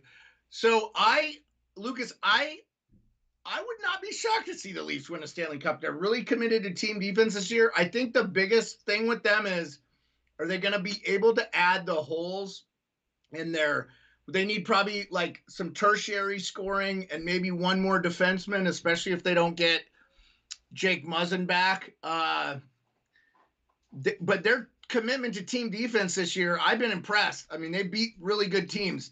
The great thing about the Leafs that if I was a fan of them, they're playing the really good teams really well. And as long as I actually think Aries that Toronto matches up against Tampa Bay really well this year. And they played them so tough, and they could have easily won. And I think some officiating actually cost them last year. They should have won that series. So you never know. Zach, LOL, if Horvat goes to the Bruins, I think they probably win in the Stanley Cup. I think the Wild is probably the really all right, everyone, game. I am back, and boy was I right about the last 25 seconds of that oh my God. Of that basketball game taking 5 minutes. It's actually been 7 minutes now.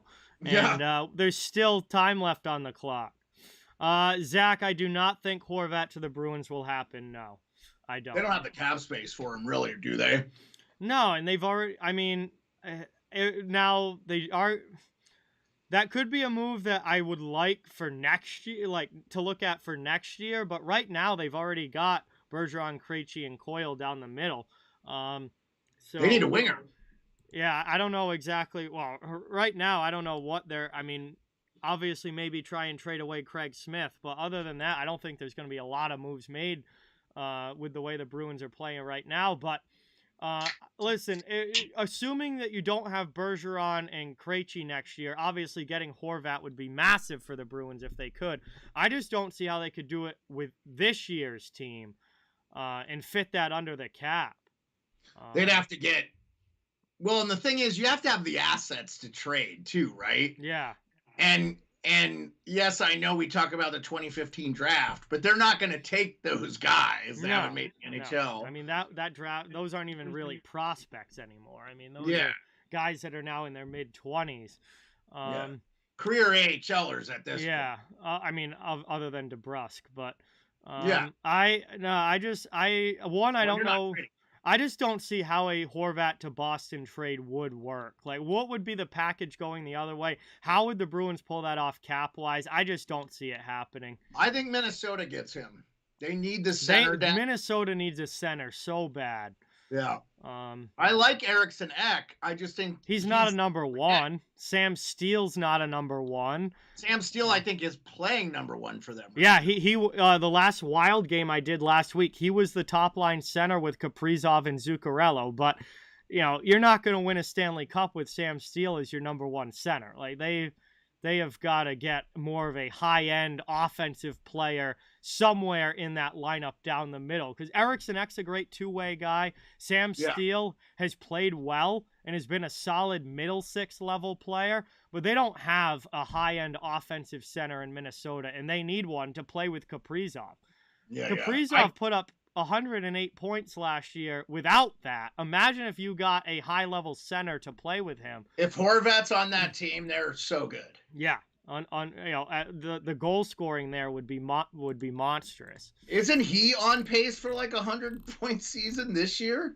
Like he's having a heck of a... I know he started out really hot. I kind of think he's cooled off a little bit since then, but let's see. Bo Horvat is 40 now at 40 points on the year in 36 games. So he's a little bit over a point per game.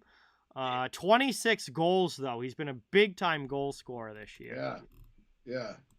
No, it's he's one of those guys too. You don't hear his name a lot. Can you believe 5th in the NHL this year is Erik Karlsson? He's had a massive revival, and oh my god, just goes to show you that what the difference between a healthy player and a guy dealing with injuries kind of falls off the map. That's why. Ovechkin is 9th, tied with Kaprizov. Yeah. That's ridiculous. So I was going to say real quick, since it's going to take another 45 minutes for the 3.3 seconds to end in this Kentucky LSU game. Just a little bit about the Winter Classic. I actually thought the game both teams played really well. It's just that none of them could sustain any offensive zone pressure the first half of the game. And then Pittsburgh got that goal, but it didn't feel like they were dominating the play or anything. It really just felt like it was very much back and forth. And I actually feel like it might have been the best thing for the Bruins because it sounded like Foligno and them, they went in there and hey, this is special, wake up. Yeah, can we please wake up? It was a very defensive game early on. Yeah. And, there wasn't a lot of sustained pressure. I thought Pittsburgh was, I think, better. The Bruins were very sloppy in the first two periods of that game, and they needed that wake-up call. They needed that wake-up call in the intermission before the third, but it's not like either team really was terrible. I think Pittsburgh was the better team for the first two periods, but they couldn't extend the lead. And then obviously Boston had a much stronger third and was able to get the 2 goals from DeBrusk.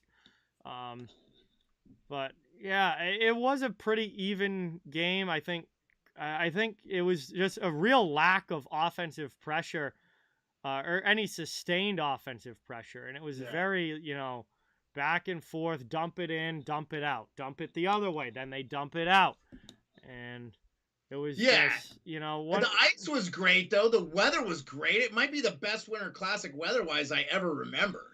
Yeah, and there was a lot of concern about the ice because it was so warm in Massachusetts yesterday. It was in the 50s, and it was hey, it's supposed to be 30 this time of year, and it's in the 50s. But the players all seem to say that the ice held up well, and it looked great. I mean, it looked spectacular. I was happy with that. So have a good night, Ben. Thanks for watching. Great to see you. Jean-Francois, what's going on? Welcome. Good to have you in the chat. We still have 3.4 seconds left, and I cannot stand the end of basketball games. Why they're allowed to have this many timeouts is absolutely insane to me. But there's still 3 seconds left in this LSU-Kentucky game. So we're literally waiting for this to end. I will say this. if I'm going to watch basketball, I prefer college. I do too. Way better than the NBA. Yeah, the NBA I love March Madness is personally. unwatchable. Yeah. I haven't been able to watch it since the 90s. I could not tell you the last time I watched an NBA basketball game. And you are from a state where the team is actually good. Yeah, I mean, like, I hope the Celtics win. Like, they're my hometown team, but I don't watch them. I have not watched a basketball game in years. Yeah, at least NBA. I watch college basketball sometimes, but not NBA. Well, short of the ridiculous penalties that were called at the end of the game, at least the one on Kuznetsov, that game was such a great flow today. And that's what I love about hockey. You can almost feel like you can get an entire game in an hour. I mean, obviously it's not, but it's just like when that game is going and there's not. So I'm in favor of no more 1 period timeout, not 2. Extend the intermissions with the commercials, but just have 1 timeout. I want to get rid of the offsides review. I think it's absolutely ridiculous. It should only be a limit by the league. We've lost sight of what makes hockey special. Finally, the game ended. Good God. This game, Kentucky beat LSU 74-71. So the game is over, which means they should be getting to hockey here real quick, and puck drop should be any moment. Yeah, I'm sure you're going to get thrusted right into it. So, hey, shout out to our guy Bucci Gross too, man. The ESPN guy. I know his father just passed away. He's from your neck of the woods. I believe he was like 91. Wow. So he lived a good life, but. Finally we're switching now to NHL on ESPN. Looks like they have not dropped the puck yet, but they are a couple minutes away, so it's coming very quickly here. And we're going to get a good look at the Dallas Stars against the LA Kings. Now, I did do Dallas. I did a game with Dallas last week against Minnesota. That was a pretty fun one. Stars won that one. And now we're going to see what they can do against the Kings. As LA's been one of the weirdest teams this year. They're second place in their division, but have a negative goal differential. They've been great offensively. They've scored 132 goals this season, which is a good amount. They're up there offensively. But they've also given up 138, which is like one of the worst defensive teams in the league. So the Kings have just been playing super high-scoring games across the board, but they've done it to the tune of 21 wins already, so it's obviously working for them. And Dallas, who for a long time was a very, very defensive team, has been solid defensively. They've only given up 104 goals this year, yet are one of the highest-scoring teams in the NHL with 137 goals for. So they've scored a lot this year, and their offense has been very good. So I was just curious about time on ice because I knew Heiskanen would be up there. He's number 7 in the league for most time on ice. Yeah. I wanted to see who the first forward was. I thought it would be McDavid. He is not. It's Mikko Rantanen. That has probably everything to do with Colorado. Injuries, yeah. Yeah, they've been devastated with injuries. But McDavid is the second guy. So Mikko Rantanen is 35th in the league with 23. He's averaging 23.02 a game. Wow. And McDavid is averaging 22.45. Wow. And there's nobody else even in the top 50. It's just McDavid and Rantanen. The rest are defensemen. Yeah. So ridiculous. Yes, Andrew. No, Tage is not a rookie, John. No. He has been in the league for a few years now. It's like 24, I think. Something 25 maybe, something like that. He's third in NHL scoring right now, just past Jason Robertson. So if Robertson's kept off the score sheet. Tage Thompson was born in 1997. A year later than me. So I'm 26, he's 25. Ordinary guy. I'm gonna say Dallas 5-3 in this one. That's going to be my guess, I guess. My pick. Now, that does not mean I'm right, because I'm probably not. Most of my picks are wrong, but I'm gonna guess. You guys can get your votes in the poll in the chat right now. Currently, 67% of you have Dallas winning this one. I'm gonna take Dallas 5-3, but. Here we go. We are getting ready for puck drop. Hey, Scar B dropping a 20. Let's get some dono hype in the chat for Scar, everybody. Thank you so much. Really appreciate that. I don't know if you recognize the person in the picture with that individual, but that happens to be my wife. Oh, really? Yeah. Yeah, it's short for Scarlet Begonia. Oh, okay. I'll let her explain it one of these years. Thank you so much. Really appreciate it. All right. We are ready to drop the puck here. So Kings and Stars line up at center ice. Referee ready to go. And she shouted out your original 6 meeting, John. Hey, thank you. One of my favorites for sure. Well, she could see the Rangers logo. Hey, put it right in the front over here. And Kings back in their own zone off the faceoff. Lifted out to neutral ice. Into the offensive zone. Arvidsson will chase against Heiskanen. Taken by Deneau down low. And it's worked back out high. Kings first with it in the offensive zone. It is Jake Ottinger in goal for Dallas. They are playing their starter tonight. Around it goes now up and out. Back the other way. Stars in and retreating back to the defensive zone is Drew Doughty with it for LA. Trying to work this one. LA trying to get it out of their zone. Finally getting going. Also, Islanders and Canucks have dropped the puck as well as Dallas chasing back. Heavy forecheck coming from LA here. Move to the middle. Wyatt Johnston's going to deflect that and eventually work it out of the zone. Back up now to the offensive zone. Here's a chance for Ben on the backhand. And a good save there by Phoenix Copley. Copley in goal has been the best goalie for the Kings so far this season. Makes another save there and third chance on a rebound. He stops that one as well. Kathy, what's going on? Welcome in. Copley with a couple of big saves early as Dallas will dump it back in the midst of a line change.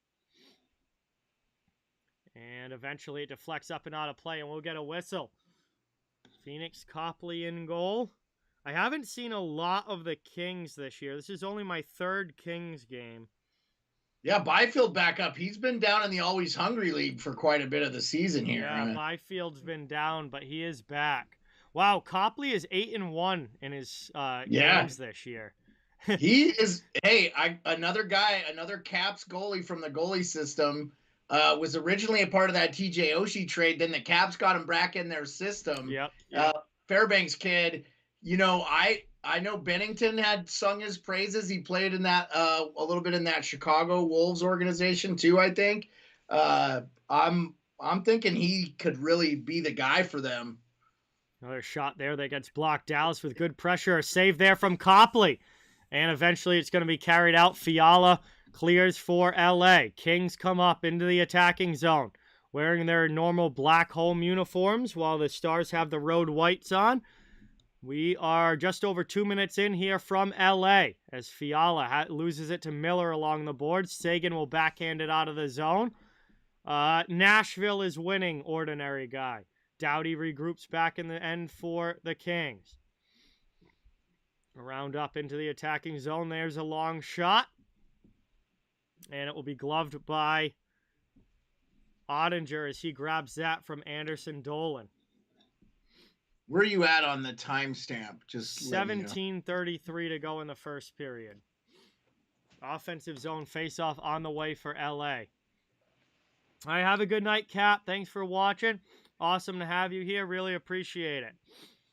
Mikey Anderson keeps that one in, but it's taken down low by Lundqvist. Stars work it to the neutral zone. Now into the LA end as they'll chase on the forecheck. Anderson goes back. Has some trouble with Glendening and Foxa there. Eventually break out. Over into the offensive zone. Jonathan Quick is not playing Nomander. I just said Phoenix Copley is in goal for LA. Fairbanks' own Phoenix Copley. Around now to the corner. Foxa trying to dig it out. Stars still have it out high. Long shot there. Copley swallows it up as Hakanpää drives one on goal. And that's going to be covered up. 16:51 to go in the first. It will be an offensive zone draw for the Stars on the way. We remain scoreless. 6-3 shots in favor of Dallas. I did see it, Andrew. Very scary scene, yes.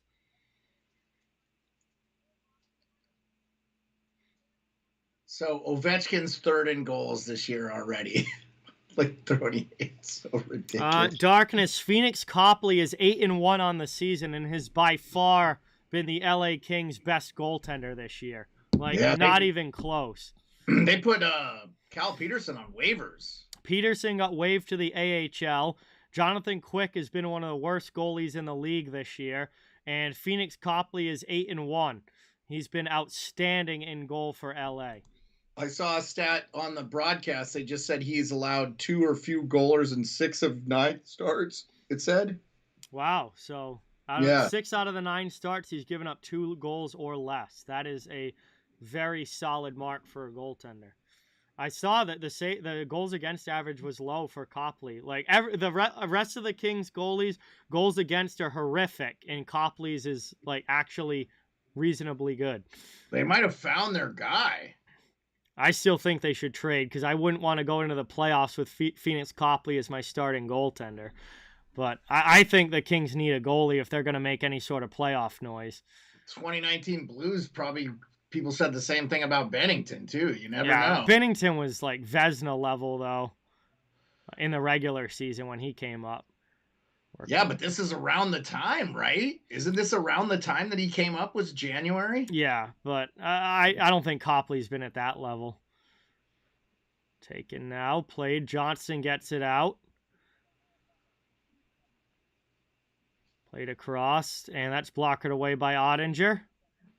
Lundqvist will take it now. Dallas will start the breakout as Heiskanen goes up the wall. Here we are about 5 minutes into the first period. Back up here, Kempe to the middle, played by Byfield to the attacking zone. He loses it off his stick as he's checked. Stars come back the other way. Over now, dumped into the offensive zone. LA trying to work it back out. Forecheck of the Stars trying to keep it in. Played up now, out of knockdown. Offsides, LA's got to tag back up. Sean, what's going on? Welcome in. Thanks for being here. 15-15 to go in the first. Moved over now. Oh, big hit there along the wall. Edler steps up on Kiviranta. But Dallas keeps it in the attacking end. That was on the blue line. No, it came out. And it's going to get whistled down now for an offsides. And 15:04 remaining, neutral zone faceoff coming up. I thought it was something's going on there, Mr. C. That Verana waiver, that's just something's going on there that we're not privy of behind the scenes. I think off ice stuff. Yeah, for sure. Something's going on there that we don't know because you don't just waive a player like that. Like, and especially like Steve Yzerman is one of the best GMs in the NHL and knows very much what he's doing. So also huge pothead, so he's not going to be that hard on a weed user or anything. Something happened there that led to that, and I don't think we're going to find out right now. It's going to be something that maybe down the line eventually the story gets out, but right now, I don't think we're going to know for sure why Vrana that happened. is 26 years old, so it's not like he's washed. No. He's still probably got 9 good years of hockey if he's... Something's going on there that the public doesn't really know about. Oh, nice hit there by Anderson Dolan. Kings get in on the forecheck as we're back underway. Ottinger's done well so far.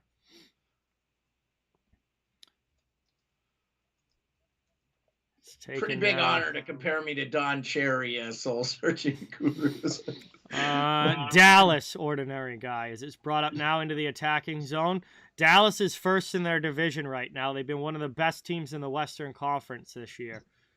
Oh, yeah. Played over now. Mikey Anderson, D-to-D with Doughty, through to the middle. Up now to Arvidsson from Deneau into the offensive end. Deneau comes in to help. Dallas trying to dig that out along the boards. They do. That one's cleared again. Back to get it. Around it goes. Deflected up, knocked down by the Kings. They'll try and get one up ice. Arvidsson makes a possession play. And that one gets dumped in by Dursey. Around it goes. So Ottinger's 4th in GAA. Around now, there's a high shot from Pavelski off glass. Iafallo gets it out. No, not out. Kept in at the blue line, and then it's fired a long way in on Copley, who will easily grab that and cover it. 13:27 to go here in the first period. We're going to head to our first commercial break, and Dallas and LA remain scoreless about 6.5 minutes in. It will be an ozone draw coming for the Stars when we get back from the break. So it's just ridiculous the season Linus Ullmark is having with a 1.86 GAA. And I have to say, Boston plays great team defense, but boy, did they hit a home run. For as bad as Don Sweeney's been in the draft, that trade with Anaheim to get Lindholm, what a pickup. Yeah. Just has been a home run. And Fitz, they just can roll two really good lines of D, and they have the depth they need. I mean, when you have we were just talking about Taylor Hall. He's he's a Hart Trophy winner not that long ago, 2018. Yeah, that's sick. I guess we're for 5 years from now, but he's basically a third line forward for you guys. Yeah, he's been playing on the third line, and he's had a very strong year, but they're just so deep. He's a matchup nightmare. They're just so deep that they've got him on the third line now, and Linus Ullmark has the most goals saved above expected in the NHL. Yeah, he's 21-1. Yeah, with a 9.39. If barring injury, there's your Vezina Trophy winner right there. Yeah, I mean, he's certainly on pace to win it right now. And Jennings. Yeah. He's winning both. He's on pace to win it right now. We'll see, still half a year to go, but he's been unbelievable this year. Real quick, before we come back out of commercial, I wanted to ask you this question. I've been holding off, but it looks to me like the Bruins, barring massive injuries or something, that they're probably going to be the best team in the NHL President's Cup. Does it scare you a little bit that the President's Trophy winner hasn't done much? Yeah, no, I don't want the President's Trophy. It's been a decade since a President's Trophy winning team has won a cup. It's like the kiss of death, right? Yeah. The Caps would win it every year. We're like losing to Pittsburgh in the second round. The last President's Trophy team to win a cup was the 2013 Blackhawks. Right. And they were, far and away one of the better teams, too. It's just like, oh, man, scary. Back now, Dallas Marchman in the offensive zone, back to the point, over to Lundqvist. Long shot goes wide, bounces off the end board, and Kopitar will get to it. Played out now to the neutral zone. Byfield. Knocked down by Jamie Benn. Stars don't gain possession, though, and the Kings regroup again. Around now, dumped into the attacking zone. Ottinger to the corner. Lifted up across. Played here. 12:50 remaining. And it's played up now over the red line. Dumped in. Baker, they just need to play in the playoffs the way they have in the first half of this season. I mean, they've got 62 points. I mean, like they're by far the top team right now. They just need to play that way in the playoffs the way they're playing now. I mean, the thing that I'm worried about is, that they're going to have this great first half of the season, then tail off late in the year and get bounced early in the playoffs. And, you don't want to peak too soon. So I'm just hoping that they can play the way they have for these first, 37, 38 games, however many they've played, and be able to do that later on as we get a chance here. Oh, what a shot! Rasmus Kupari rips one by Jake Ottinger, and we have our first goal of the game with 12:02 to go as Kupari scores and the Kings go up 1-0. Big win. What a shot. That's a one you probably want Ottinger to save, though, right? Yeah, there's been a few of those in Dallas games that I've seen this year. He'll make these ridiculous saves and then give up ones like that are like, But great shot. Great shot. And LA gets the early lead here on home ice. Is a good steal by Fiala in the neutral zone. Passes it off to Kupari, and he just absolutely rips one home pass to Ottinger there. Yeah, Andrew, no Evander Kane for Edmonton, I'd be surprised if he's back before the playoffs. Long shot there. Dallas looking for an answer. They just send one wide. It's deflected into the netting, and another quick whistle there. Wow. Well, I'll tell you what, this Kings team does not lack physicality, and I would not want to play them in the playoffs if they have a hot goaltender. Yeah, it's really, can they keep – the thing with the playoffs is can they keep the puck out of the net? I believe last year if they had Drew Doughty, they'd beat Edmonton. That went 7. Now and dumped in. Through behind Ottinger. Jordan, welcome in. Thanks for coming by. Really appreciate it. Back out now. 11:25 to go in the first. And we're going to get a penalty here as Glendening gets tripped down. And now Dallas, with a power play coming up, is going to have an opportunity to try and match that first goal and tie this back up. Man advantage for the Stars with 11:24 to go in the first as Carl Grundstrom goes to the penalty box. This season, ordinary guy, probably Crosby because he's on a significantly better team. Yeah, it's not even a fair comparison. The Blackhawks are terrible. No, but Patrick Kane plays the right wing. He's not a center. Oh yeah, totally different players. Defensive player. That's why I don't compare players. I find it completely pointless to compare players. If you want to compare peers, like you compare a center, you know who I compare Sidney Crosby to? Patrice Bergeron. Mm-hmm. Bergeron is a much better defensive player, but Crosby's a little more gifted offensively. Definitely a much better offensive, big point producer, where Bergeron's got the, ridiculous two-way game. Yeah. But Bergeron hasn't needed to be the big-time scorer because he's had wingers like Marchand and other guys that could produce for him. So he doesn't have to be that guy. If he had to be that guy, he could be that guy. He's still really gifted offensively. Here's Robertson with a shot that's blocked. Good chance again there. Dallas cycling around now, set up in the offensive zone. Robertson again off a skate to the corner. Under a minute now to go here on the Dallas power play. If you want to compare, like, Russian to Canadian, compare Malkin to Crosby. Malkin probably more gifted offensively. Crosby, better defensively, probably a little bit better face-off guy, probably better overall hockey guy. But Malkin physically just gifted, right? Yeah. They always forget he's the MVP and Conn Smythe winner, happens to be on that team, conveniently gets left out of the... Yeah, 30 seconds to go here on the power play. Moved over to Hintz. Hintz looking for a play in front. Man, they gave him a really nice... Moved in front there, and a good save again by Copley. And some doorstep pressure for Dallas. We got a little scrum going as Robertson gets into it with one of the defensemen for the Kings.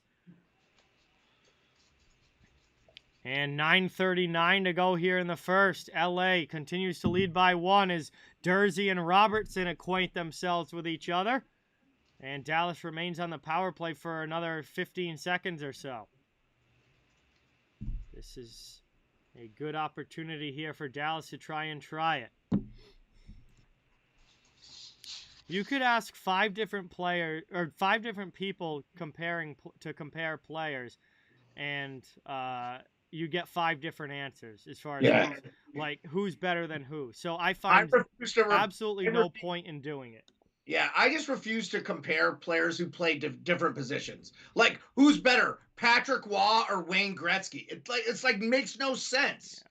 It's like one's a goalie and one's Patrick Waugh won 4 Stanley Cups. So did Wayne Gretzky. It's just not comparable. Like, it just makes no sense.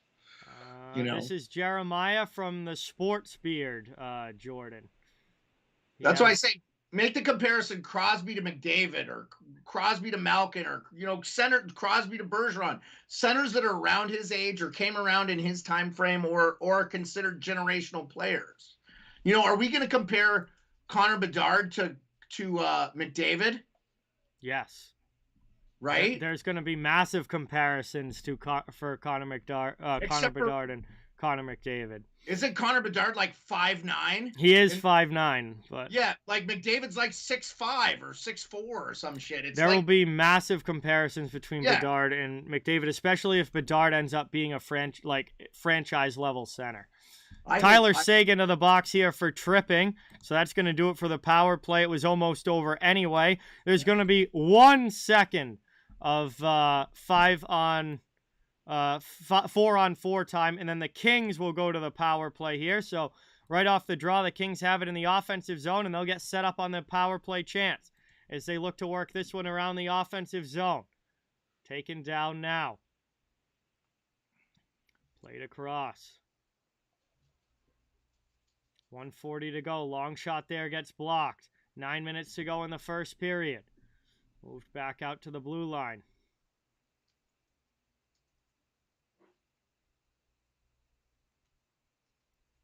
Moved across here. Another chance there. Ottinger just gets a piece of it.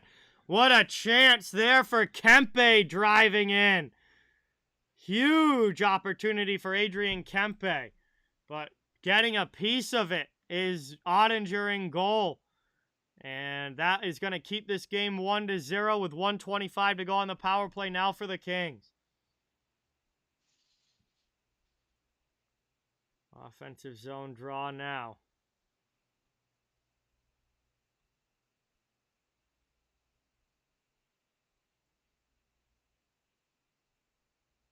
Moved up, played around, corner. Kings setting up. Deneau in the middle, back to up the wall. Iafallo out to the blue line. Now to the near side, spun back by Durzi to Iafallo. Minute to go on the power play. Kings setting up again, looking to extend the lead. There's a long shot. Deflection just goes wide of the post. So close on the chance there. Another opportunity. LA keeps it in the zone. And Arvidsson fans on that attempt. Back out, stolen by the Stars. They'll clear all the way back down as Copley comes out to play it behind the net. 35 seconds to go on the power play. Under 8 minutes to go in the first period. Working it now. Dallas's penalty kill has been very good this season. 83.8% overall. 4th in the league. Trying to kill this one. Around now, back to the blue line. There's Kopitar, top of the circle. Chance again in front. There, Ottinger with another save on the doorstep opportunity for Velarde. 7 seconds left on the power play, and Otti makes another huge save. Somebody brought up captioning. Can I caption my thing in the window there? I don't know if that's... Do you know how to do that? Or? No, I have no idea. Okay, yeah. Maybe it's for another day. I have no clue. One back now by the Stars. They have just about killed this one off, and now they have, as we are back to 5-on-5 hockey. Both teams 0 for 1 on the power play. 7:17 to go here in the first period. And Dallas trails by a goal as they break it out of their zone. Here's Tyler Seguin out of the box. All the way through everybody in on Copley. Copley plays it over to Doughty. No, it is a backdrop, Tyler. Ryan, what's going on? Avatar, welcome in. Thank you guys for being here. Really appreciate it. Great to have you on the stream. Around it goes. And that's cleared back out. Dallas has to regroup. Here's Colin Miller. He'll dump it in. Behind the net, Copley plays it to Doughty. Doughty chases up ice. Spins it back to his D partner, Anderson. Deflected now to the Dallas zone. Stars have it at Suter. Moved back across. Kings trying to come the other way. Pass too far in front. Dallas just kicks it back over the red line. Here's Jamie Benn. Benn over the line. Turns it over to Arvidsson. Kings coming back the other way. Up over the blue line. Dallas gets it right back out, though. Doesn't let him stay there. This is starting to feel like the Penguins and Bruins yesterday. Kings steal the puck again on the back check. We got a Stars player that goes down. It's Mason Marchment. There's going to be another penalty coming up here to L.A. as Marchment's checking for blood around his chin area. And it looks like this is going to be a high stick and Dallas going to the power play. I saw Marchment go down in an absolute heap, but didn't see exactly what happened. We'll see. Yeah, it looks embellished to me, honestly. Yeah, the linesmen and referees are talking about it now. We're gonna see what they decide. He looked like he got shot in the back of the head, and I didn't even see the Kings player's stick hit him. No, I'm not exactly sure. I'd love to see a replay here.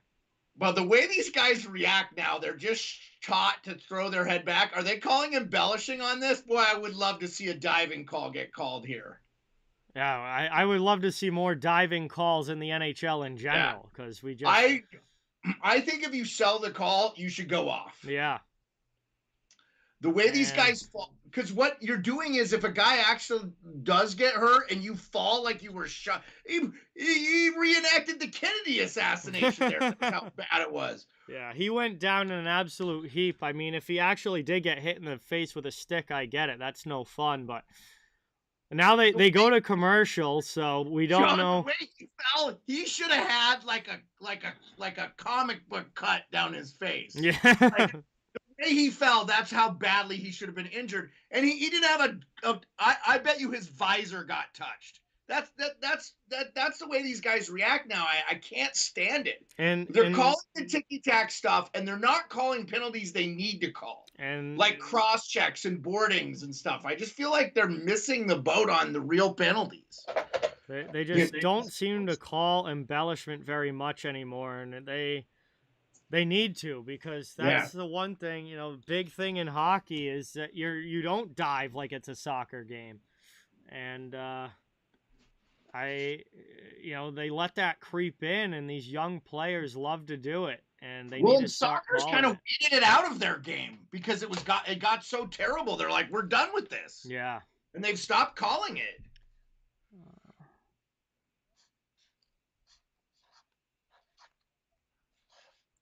Looks like we're staying 5-on-5 here, so it doesn't look like they call a penalty on anybody.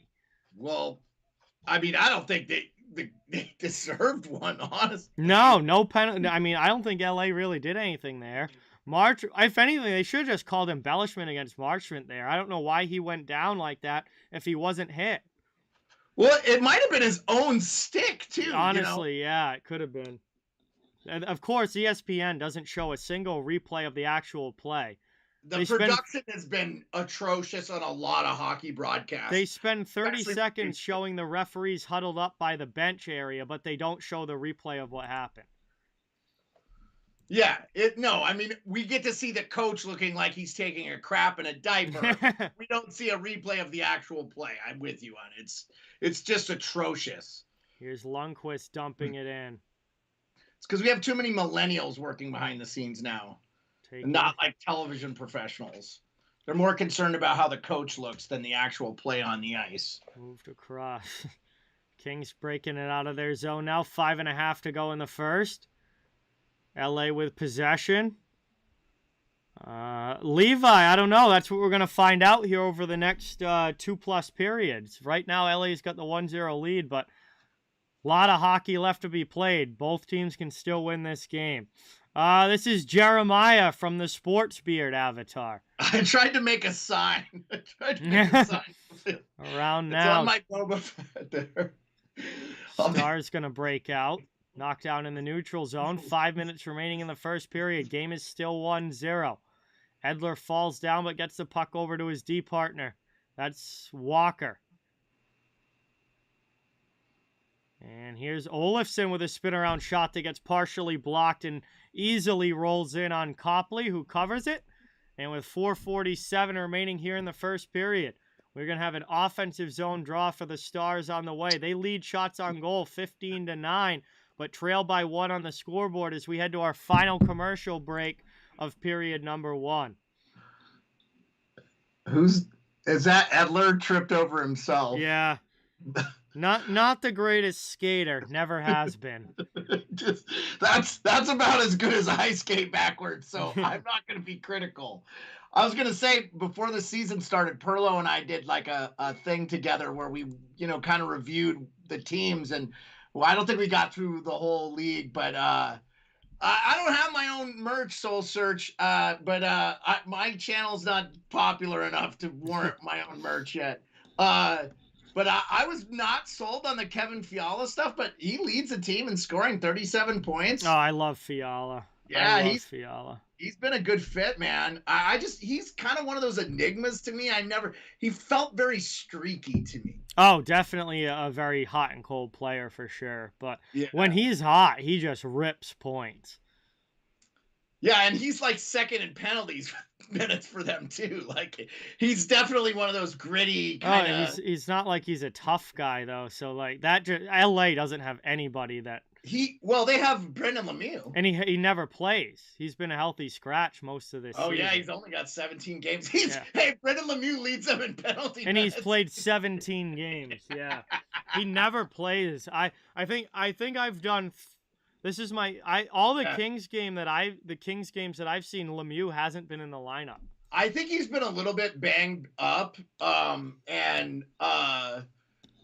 Hey, John Roberts, it's not happening, buddy. My wife is home. The dogs don't give a shit about me now. So, I'll say this, and I don't know where you were on this one, but I have to tell you, like, I felt like the year that Montreal went to the Cup, the most unsung player on that team was Philip Deneau. Yeah. He may not have scored, but he just shut down top line after top line. He's one of the best defensive centers in the game. He often gets forgotten in that Selke conversation. He should be there. Absolutely. I agree. And now he's scoring. He had like 20 last year. He has 29 points this year. Yeah. I picked him up in fantasy. He's been doing so well. Dallas. And he's not going to make up. I mean, he's a minus player, but everybody on LA is a minus player. With the goals they give up, yeah. Yeah. Except for like Mike Anderson and. Oh, we get a stoppage here again. And who's a sneaky good forward for them that also doesn't get talked about? Also really good. I think he leads the team in goals. Is Gabe Vilardi. Vilardi's having a big year, yeah. And he's a plus player too. Like you start seeing that Alex Iafallo, the few guys on that team that finally showed a replay here, and it should have been a high sticking penalty. Oh, okay. Roy nailed Marchment right in the chin. Well, he fell so bad. Yeah, it should have been a penalty, actually, but wow. What? They finally showed a replay on it. I don't see it. Caught him right up in the chin. Oh, okay, I see it on the second one there, yeah. Oh, my God, he fell so... If he probably just plays normal and doesn't fall like a sack of potatoes, he might actually get the call. He definitely embellished. Oh, he definitely embellishes. Mikey Anderson down low now with Deneau trying to dig this one out. Hakanpää plays it. Over to Pavelski. Stars clear. 3:37 to go here in the first. Unknown, what's going on? Welcome. Great to see you here. Thanks for coming by. Really appreciate it. Working around now.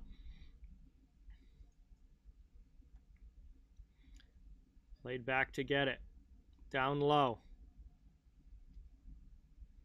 Moving it up. To Byfield. Kopitar didn't keep it in, so it's going to be offsides. We'll get a whistle now. 3:14 to go, and a neutral zone faceoff on the way.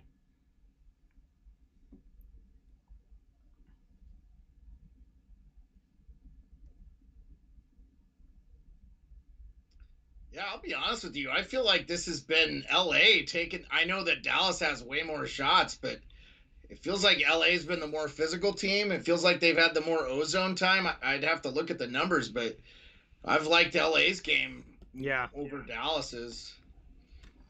Dallas had a lot early, but it's really been LA here since in control.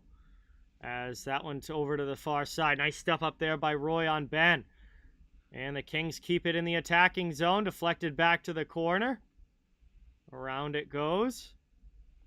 And Jersey will regroup by the red line and throw it back in. Here's Ottinger. 2:45 remaining in the first. Around the boards, back out to the blue line. Long shot deflection and a good save by Ottinger. Move to the middle. Now back the other way. Here comes Dallas. They get it all the way down. And that's going to be icing against the Stars with 2:33 to... No, they wave it... no, all right, hang on. I thought the way the Kings defenseman sped back there, I thought they waved it off, but they did not. And it is now a offensive zone draw for the Kings on the way. We also have a 4-2 lead for the Kraken over the Oilers. That would be a huge win for the Kraken if they can get the 2 points there. That's awesome. Offensive zone face-off now. Velarde kicks it back to the point. Edler's shot mile wide.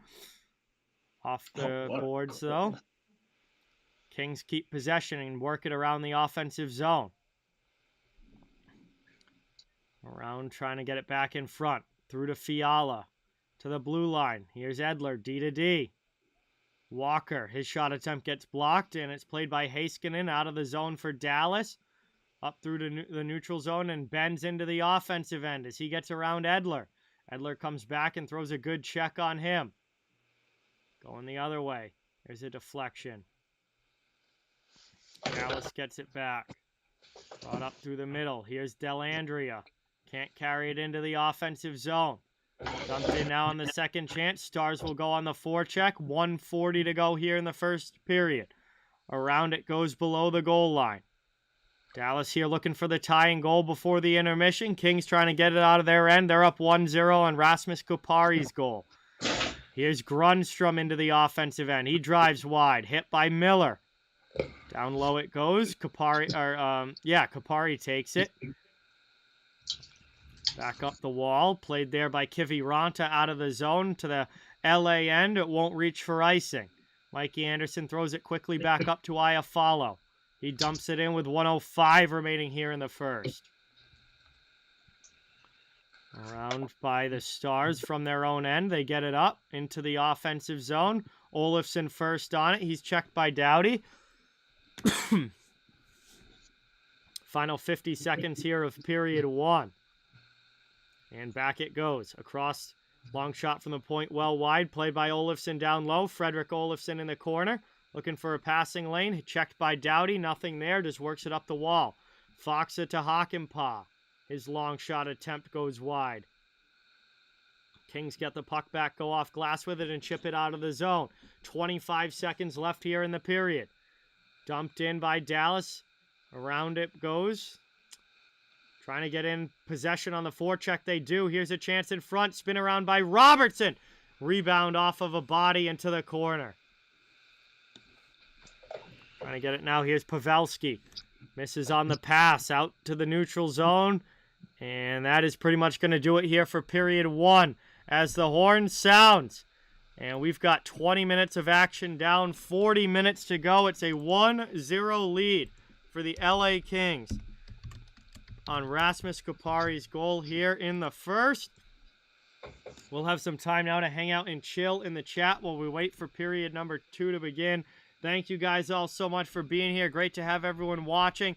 Please don't forget, it really helps the channel a ton and means a lot if you can hit that thumbs up button and subscribe. I cover the entire NHL, so fans of all teams are welcome and wanted here. We're just trying to build a hockey community where everyone can come together, enjoy hockey, and have some fun.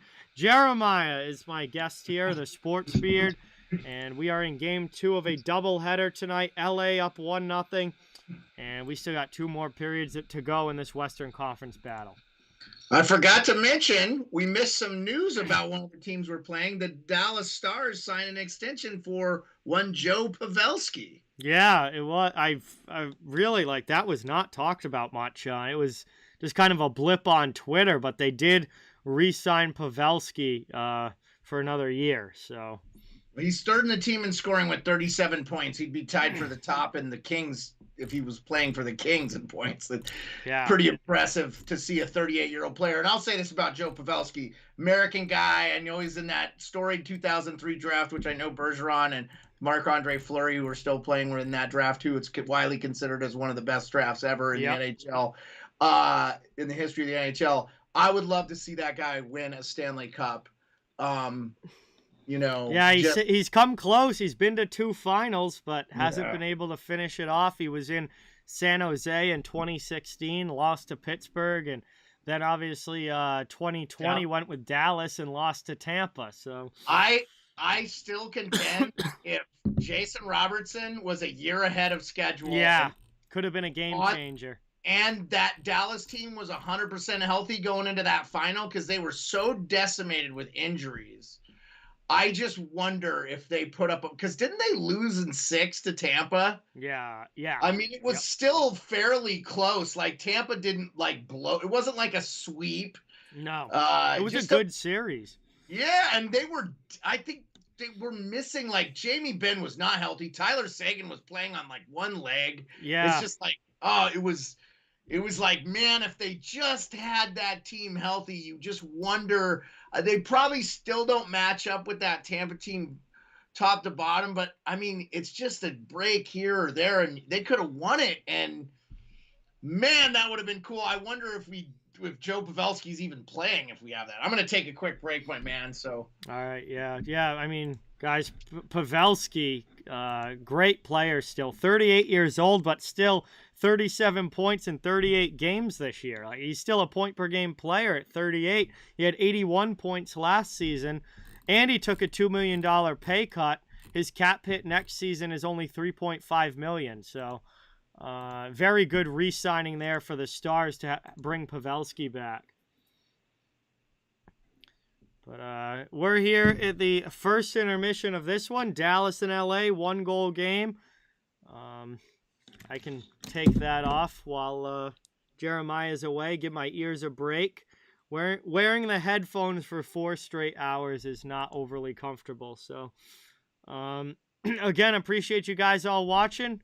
We're getting ready for period number 2 at the intermission, and it's been a very close game between Dallas and LA. I feel like it's probably going to be all the way through. I mean, both of these teams are playoff teams and in a good spot right now. So,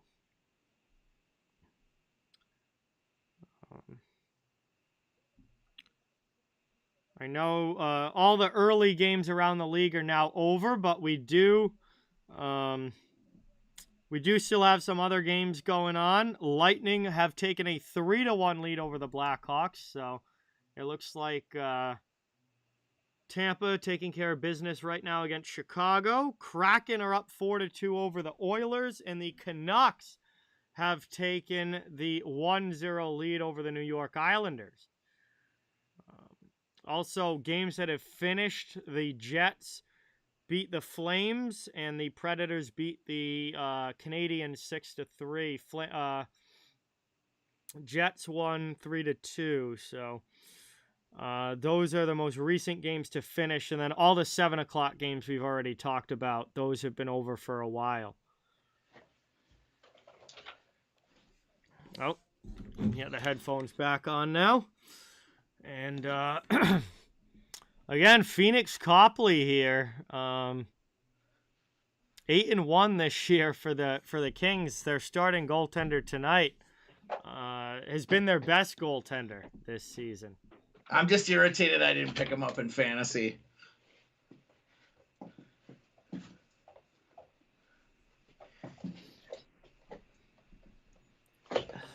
We'll see what happens here the rest of the way. Kraken and Oilers. That would be a big, big win for the Kraken if they. Yeah, they need that one. Yeah, they do need that one. Especially after they got the pants beat off them with Draisaitl out of the lineup. That'd be a huge win for them. Sure they've been kind of reeling a little bit. So yeah, they've dropped down to a wild card spot, but would be able to help out their standings position if they can hold on to that win, because the Oilers are right with them. Let's see, pulling up the Western Conference standings here. Seattle and Edmonton both at 42 points. Who do you trust in the playoffs? I mean, like, neither. I'm sorry. If you don't like Seattle's goaltending, I like Edmonton's less. Yeah, I don't like Edmonton's goaltending either. I mean, I don't like Edmonton's defense at all. Their best defenseman is not. I don't think he's a top defenseman in the league. No, not. He gets paid like he is, but I don't think he is. So I feel like Edmonton is an injury away from missing the playoffs. Oh, Like yeah. right now, Colorado's out of the wild card. So Colorado is not in the playoffs right now as of today. So do you think Colorado could bump Edmonton out? I certainly do. Yeah. Once Colorado gets healthy, and also they've got games in hand on the Oilers. Yeah. I think they definitely have a better shot at taking that spot. 100%. I agree. Edmonton is an injury away from missing the playoffs. St. Louis, if they play up to their potential, they're a better team than Edmonton. I don't trust them with the way they've been this year, but you're right. I was very high on St. Louis going into this season. To me, they've been one of the biggest disappointments of the league. So Edmonton has a +9 goal differential, but they've allowed 127 goals. Yeah. Like, that's not Stanley Cup worthy. No, there's definite goaltending issues out west, in particular. To put it in perspective, the Bruins have allowed 83. The Maple Leafs have allowed 100. And the Maple Leafs are a +30, and the Bruins are a +57. Oh my God, dude. Like, ridiculous. I saw a guy ripping on the Capitals defensive core. The Caps are a +18. I mean, they're a plus team. You know, they're better than Edmonton. You know? So I like connecting, Mr. C. I like connecting. I'll tell you what. I heard Justin Bourne on Kipper's show say he would like to see Bedard go to the Philadelphia Flyers. I would like to see him in the Eastern Conference. That would be dope for sure. And that team has been not great. I think they made the finals in 2012 against Chicago, or was it the 2010? Pronger was on that team still. Yeah, they made the finals in 2010. Yeah, so it's a little disappointing. I mean, because Drew made one of the best plays I've ever seen in the game. He checked Crosby, stole the goal, and turned around. That was one of my favorite plays, man. Yeah. I was a fan of that team. And I just feel like I say this about like Notre Dame football and the 49ers. They're just certain teams when they're better, the league is better. The league is better when the Philadelphia Flyers are good. Oh, absolutely. And I love Travis Konechny. He was one of my favorite players when he came into the league. He was such a gritty kind of agitator, played with a real chip on his shoulder, and obviously had really good offensive talent. And then over the last few years, he really lost that chip on his shoulder, and really kind of didn't have that edge to his game. But this year, he's gotten it back with Tortorella, and I love what I'm seeing. I love what I'm seeing from Konechny this season. I love seeing that edge back in his game. He's mucking it up after the whistle. He's getting in fights. Like that's the Travis Konechny that entered the league and was such an effective player. And he's a really good one for Philadelphia. He's a guy to build around for sure. Yeah, he's not going anywhere. I thought for sure John Tortorella was a great fit for that team because they were just like a speed bump last year. They just got rolled over. Oh, if they lost, they couldn't bother to be there last year. Like the last two seasons, Philadelphia was such a joke to watch because they didn't even. Not only were they bad, but they didn't even show up to like at least half their games. Didn't even want to be out on the ice. And I knew as soon as they hired Tortorella, I knew that at the very least he was going to demand an effort out of them. And that's why, like I said before the season started, I talked a lot about the Flyers because talking with Perlo and Steele and stuff. And I was like, I'm not basing the Flyers' success this season remotely on wins and losses. I'm basing the Flyers' success on, do they give a shit this year? Do they show up to the game? Do they put in an effort on a nightly basis? And they're losing games, but they're losing by one. They're actually playing hockey this year. They're not getting blown out of the rink every night. They're not packing it in at the end of the first period and losing 6-1. So as far as I'm concerned, that's successful for Philly where they're at. And Tortorella has done a great job with that team. Yeah, I think it 100% has to do with John Tortorella. Yeah, I mean, the roster is very similar. They haven't made that many changes, other than there's some of the younger kids playing a lot more. But they've gone with a gritty, physical, hard-working team, and that's made them a lot more competitive this year. And I think it's been a great fit with Tortorella, and he's gotten a lot out of that team. And they're putting in the effort that they need to put in on a nightly basis. I just don't know how you don't like. I get it.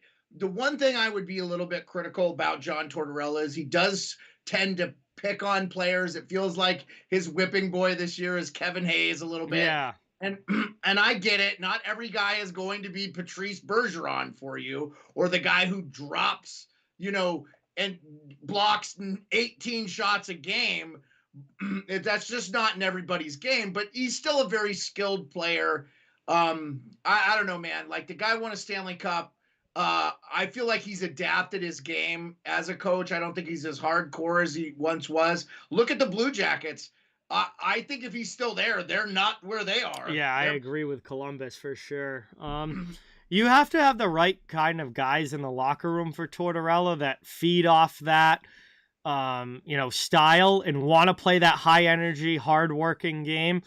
For sure. He's not the right fit for everybody, for no doubt, but he forces you to give an effort every single night. He's a very successful coach. He's won a lot of games. He's won a Stanley Cup. And Morgan to the finals, did he not? Yeah, he was the coach. It's not like he's not had success. I know he had 2004 Tampa is a long time ago, but it's just like, that's a guy I would play for. I would love to play for Tortorella. Me personally, in my style, would love to play for him. Yeah. But he called Morgan Frost a toilet back in December, and then since then, Morgan Frost has been like a point per game player since then. Yeah, I mean, I don't know about you, but when somebody insults me, all I want to do is prove them wrong. Yeah, I want to go out the next. If somebody's like, "Yeah, this guy absolutely sucks. He's playing horrible. He barely shouldn't even still be in the lineup." I want to go out and score 3 goals the next game. Like, that's you just motivation. Got the gratuitous Tyler Seguin with no shirt on. Yeah. ESPN did that for a reason. ESPN's big thing is they want more women watching the NHL. So, I will just say, I know a lot of female hockey fans, and I don't care what the reason is. Most of them know the game as well as their male counterparts, if not better, because a lot of them take it personally. And if they're attracted to a player or not is secondary. I know a lot that love Tyler Seguin. When he was in Boston, oof. Proverbial sign, the sign. Oh, yeah. We don't have to get into that one, mate. That's one of the funniest things I've seen. But no, Tyler Seguin was an absolute heartthrob when he was here in Boston. Okay. Yeah, no. I always laughed. Isn't it funny that Taylor Hall now plays for the Bruins because of that whole argument? Taylor. Yeah. And Edmonton took Taylor, and I don't think they chose wrong. I think they probably picked the better player at the time in Taylor Hall, but I thought it was hilarious that Tyler Seguin wins a cup his rookie year, basically. It's like, oh, look at me, I just won the lottery. And then gets traded a couple years later. Well, yeah, I mean, but now it could be Taylor Hall winning a cup with the Bruins. How ironic would that be? It would be hilarious if they both win cups with the Bruins. What would be even more epic is if those two met in the finals and we had a Dallas-Boston final, which I would be okay with. That would be interesting. And talk about living up to expectations, so many times we talk about guys and, you forget about the Patrick Stepans and the Alexander Daigs and the guys who just, the Ryan Leafs of the NHL. Nail Yakupov. Yeah, Nail Yakupov. Yeah. Well, he wasn't a number 1 overall, was he? He was like a second or third. No, he was one of the 1 overalls by Edmonton in that stretch. Was he a number 1 overall? In that stretch, he was like 2012 or something. He was 1 overall. Just like What horrible draft pick. One of the worst in NHL history. Yeah, but you know what? I remember Ryan Murray was the second pick, and I remember like New Jersey wanted to give up 4 first-round picks for him. Yeah. First overall 2012, Nail Yakupov. Yeah, I've got it up here too. This was not a good year. That was a bad draft to begin with. Yeah, Yakupov, Ryan Murray, Alex Galchenyuk, Griffin Reinhart. All 4 of those players. 4 busts. Well, I think Ryan Murray's. Well, he's still playing, right? Been in NHL. Yeah, all right. Ryan Murray at least has put an NHL career together, but he's never ever lived up to being a top. Galchenyuk, 354 points. I mean, just not what you want from a 3rd overall pick. Not from a 3rd overall pick. And Morgan Riley pretty good. He's 5th pick. Morgan Riley ended up being the best player taken early in that top 10. Hampus Lindholm, your boy Hampus Lindholm. Yeah, and like Lindholm, I think Riley was the best guy taken in that top 10. Well, so the Capitals got Philip Forsberg at 11th. Yeah, that was that one pick. Kills me. I still want to kill George McPhee for that trade. Dumbo went 7th. Wow. And then that's us Tom Wilson's draft too. So they got Wilson and Forsberg in that draft. So Teuvo Teravainen and Thomas Hertl, pretty good player, drafted. There were good picks in that draft, but they came later. Like the beginning of that draft was terrible.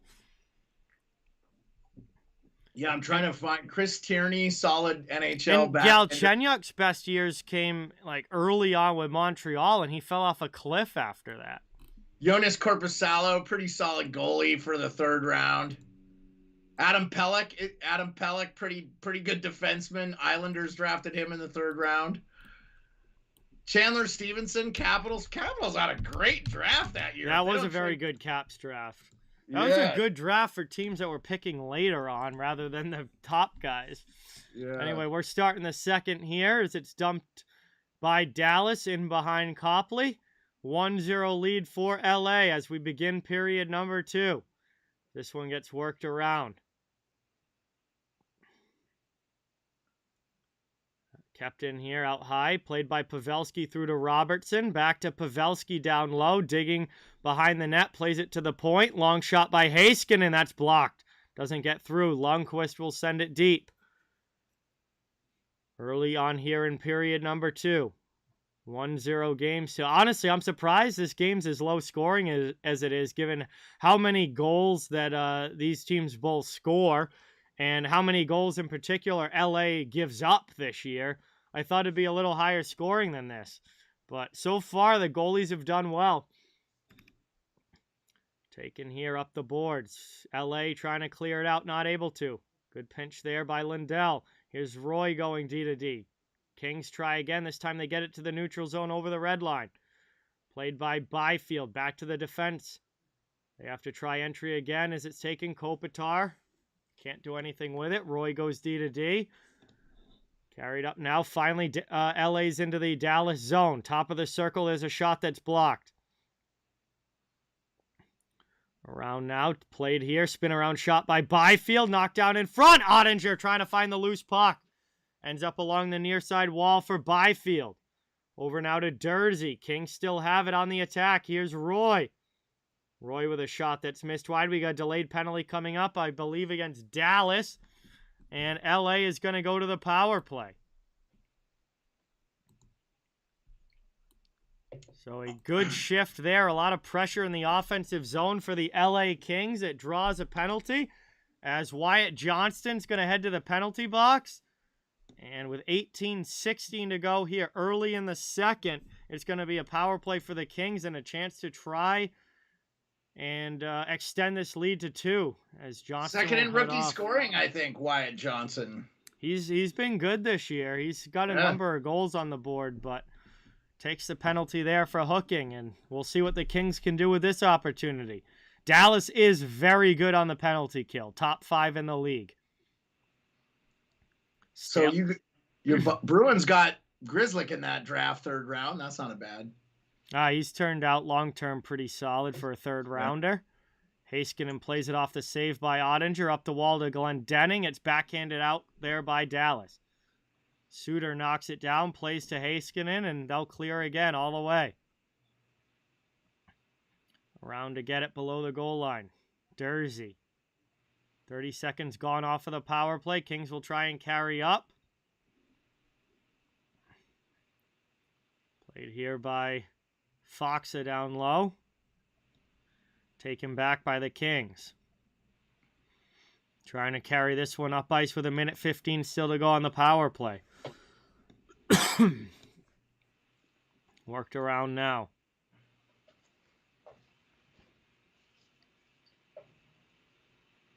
Behind the net, off glass. Lifted up and all the way down. Cleared there. Copley. Again, Dallas strong on this penalty kill. Their PK has been a strength all season. And we are seeing that here as Kings struggling to even get the puck in the offensive zone. Moved across, played. Turned over to Rupe Hinson. The Stars will come up ice shorthanded, killing off more time. Into the attacking zone for Sagan, who sends it deep to the corner. Around now 25 seconds left on the power play. Kings have it. Maybe time for one more rush. Around it goes now, down low. Back to the high top of the circle area. Played by Doughty at the point. Across now to the far side. Final 7 seconds of the power play. Kings can't keep it in. Cleared again by Dallas. Fiala over to Velarde. One last shot. Sticked away there by Ottinger. The power play is over. Dallas kills another one. And it stays a 1-0 hockey game as the Stars come in now with a shot deflected up high and out of play. Glendening there with a chance. And we'll get a whistle. 16:06 to go here in the second. LA continues to lead 1-0. It will be an ozone draw for the Stars right now. Yeah, LA, Dallas with an adjusted penalty kill of 87.6% per Quantum Hockey. That's really good. Yeah, definitely. Tampa Bay has gone final 4-1 win over Chicago. That's a you should win. I will say I will be disappointed if Bedard goes to Chicago. Not because they don't deserve it, but they just had like a run of 3 cups. Yeah. Yeah. Let someone else in on the fun. Yeah. Oh, big hit there. That's a hit from behind by Lizotte on Marchment, and that's going to draw a crowd as everybody gets in here. And that was a definite hit from behind there by, I just said it, Blake Lizotte, who hammers down Mason Marchment along the boards. And that is going to result here, certainly, in a power play for the Dallas Stars. And we get a bit of a scrum going after. Yeah, just because I'm a few seconds behind you, I apologize. For whatever reason, I'm always behind you on the ESPN broadcast. With that Lizotte hit, he was away from the boards a bit. I think he tried to square him up a little bit better, and he probably just shoved him more than he meant to. It was a shove from behind. It wasn't like he ran him from across the ring. Yeah. But Marchment was in that really dangerous spot about 3 feet away from the boards, and that's how you get head and shoulder first right into the end wall. And that was just one of those shoves from behind that results in a dangerous-looking play. It's going to be a penalty every time. Marchment is okay. Dallas goes to the power play. Definitely a penalty, but definitely a penalty. Yeah, but also I feel like he didn't think that Marchment was going to stop. If you watch, they show it again. He doesn't look like he's going to. I don't think Lizotte realized he was going to stop, and when he does stop, Lizotte's momentum just takes him through. Again, I have no problem with the penalty call. It's definitely a penalty, but it wasn't egregious. It's not like he came in and hammered him headfirst into the glass without slowing. Like it wasn't the worst boarding we've seen in the NHL. But he didn't do it on purpose. Definitely a penalty. Yeah, for sure. And Dallas has a chance now on the power play to tie this game up. Huge power play. It'll be an offensive zone, or no, neutral zone draw here. And they have a 27.1% adjusted power play, or 28.8%. They are probably one of the better power play They're teams. a good power play here in Dallas. Yeah. Jason Robertson, a big reason why. Yeah. Trevor, what's going on? Welcome in. Proud American, welcome in. Thanks for being here. Dallas now carries up through the neutral zone. 1:20 to go on the power play. Trying to set up in the offensive zone. Ben takes a big hit from Doughty, but it bounces it off of him. Dallas keeps it in. Trying to work this back to the point they do. Over now to Ben, top of the circle. Ben with a shot. That's deflected high. Around now, Dallas with another opportunity. Into the middle, there's a shot. That deflected away. Kempe gets to it and will clear it out. Under a minute now to go on the power play. Couple chances there for the Stars, but nothing on the board yet as we tick down 14.5 to go here in the second period. Getting late towards the middle point of this one. As LA clears again. Dallas will try and carry back in. It's Lundqvist through to Suter. Over now, Johnston to the offensive zone. Back to Nils Lundqvist. To the blue line. Played by Suter. Now to Sagan. Fires a shot. Saved there by Copley. Puck in the corner. Dallas retains possession. Around. Taken again by Sagan. Works it down low. Looking for a play on the backhand. Marchment just couldn't tuck it. And Kapari not able to clear the zone. Around across. That one's back out. 5 seconds to go. Just ticking off of the power play here. Almost done. Another shot blocked by LA. Power play is over, and we are back to 5-on-5 hockey. Lizotte out of the penalty box, but the pass for him doesn't connect. It's going to be icing against the Kings with 13:33 remaining here in the second. And it will be an O-zone draw now for the Kings, who can... Or, excuse me, no, for the Stars, who continue to look for the tying goal here, down by a goal against LA. I mean, they should have made that pass work. That's a huge opportunity wasted by LA there. Yeah. If they connected on that, they could have been up into the offensive zone. He's gone. He's right off the draw now, we get another shot, and Dallas makes them pay. Heiskanen from the point.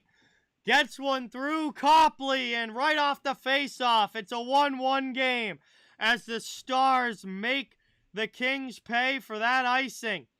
And Miro Heiskanen here, I think it was a clean shot. We'll see. Yeah, he never saw it. No deflection, but there was a big screen in front. Yeah, Soul Search, I saw it. We'll get to it, buddy. Yeah, he never saw it. That's not on Copley at all. Again, Heiskanen. No, so Heiskanen great. with a great shot there from the blue line. This game is tied up at 1. That is going to be Heiskanen's goal, his 6th of the season. No deflection, but a big screen in the eyes there of Copley. He did not see that. To find irony, John, Lizotte was the one that screened him, and he couldn't see it. Oh, chance here. Kings almost answer it right back. A good chance in front. Not able to get it through Ottinger. And now it's Dallas trying to break out of their zone. Neutral ice, taken back by Fiala.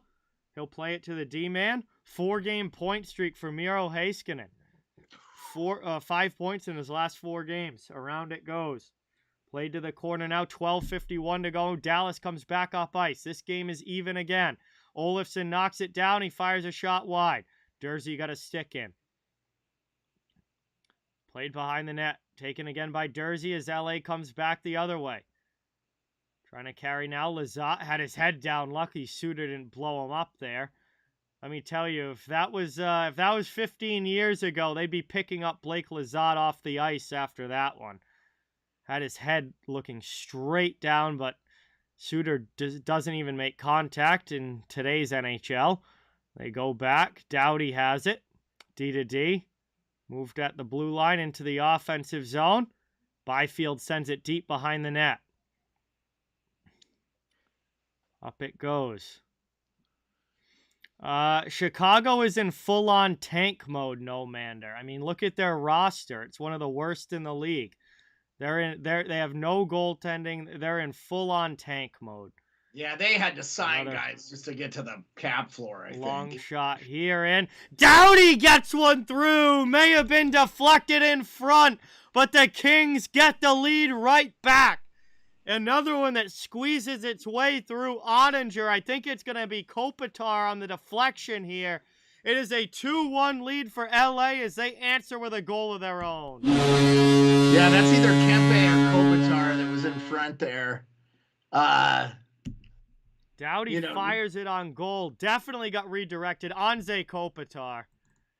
Kopitar for the Kings, I believe, gets the heel of the stick on it. And sends this one 5-hole on Ottinger. It is a 2-1 lead now for LA. And that finds its way through. Jake in goal. And the Kings have the lead back with 11:45 to go in the second period. Yeah, nothing Ottinger could do. Nice redirection there by Kopitar, who now has 11 goals on the season. And he's getting older, but still a productive veteran for the LA Kings. Yeah, and just like it just shows what LA looks like when they have the full complement of players in their lineup like Drew Doughty. Yeah. Like he missed basically all of last year. He was gone all the end of last year. Rack up now, back to get it. Ottinger, trouble with that one, just gets it to the corner, but the Stars do break out. 11:05 to go here in the period. Going to get it now is Rupe Hintz into the offensive zone. Pass in front gets deflected away, but they keep it in at the point. What's going on, Pablo? Welcome in. I'm well. How are you? Happy New Year. Thanks for coming by. Here's a chance there. And Robertson answers it back.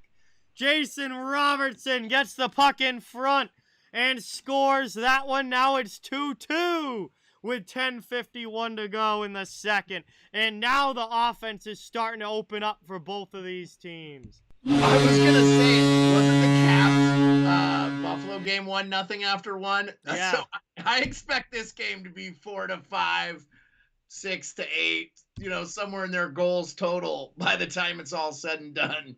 We're already at 4. Yeah, a nice pass from Pavelski there, and Robertson puts it home as he usually does. And a quick answer there by Dallas.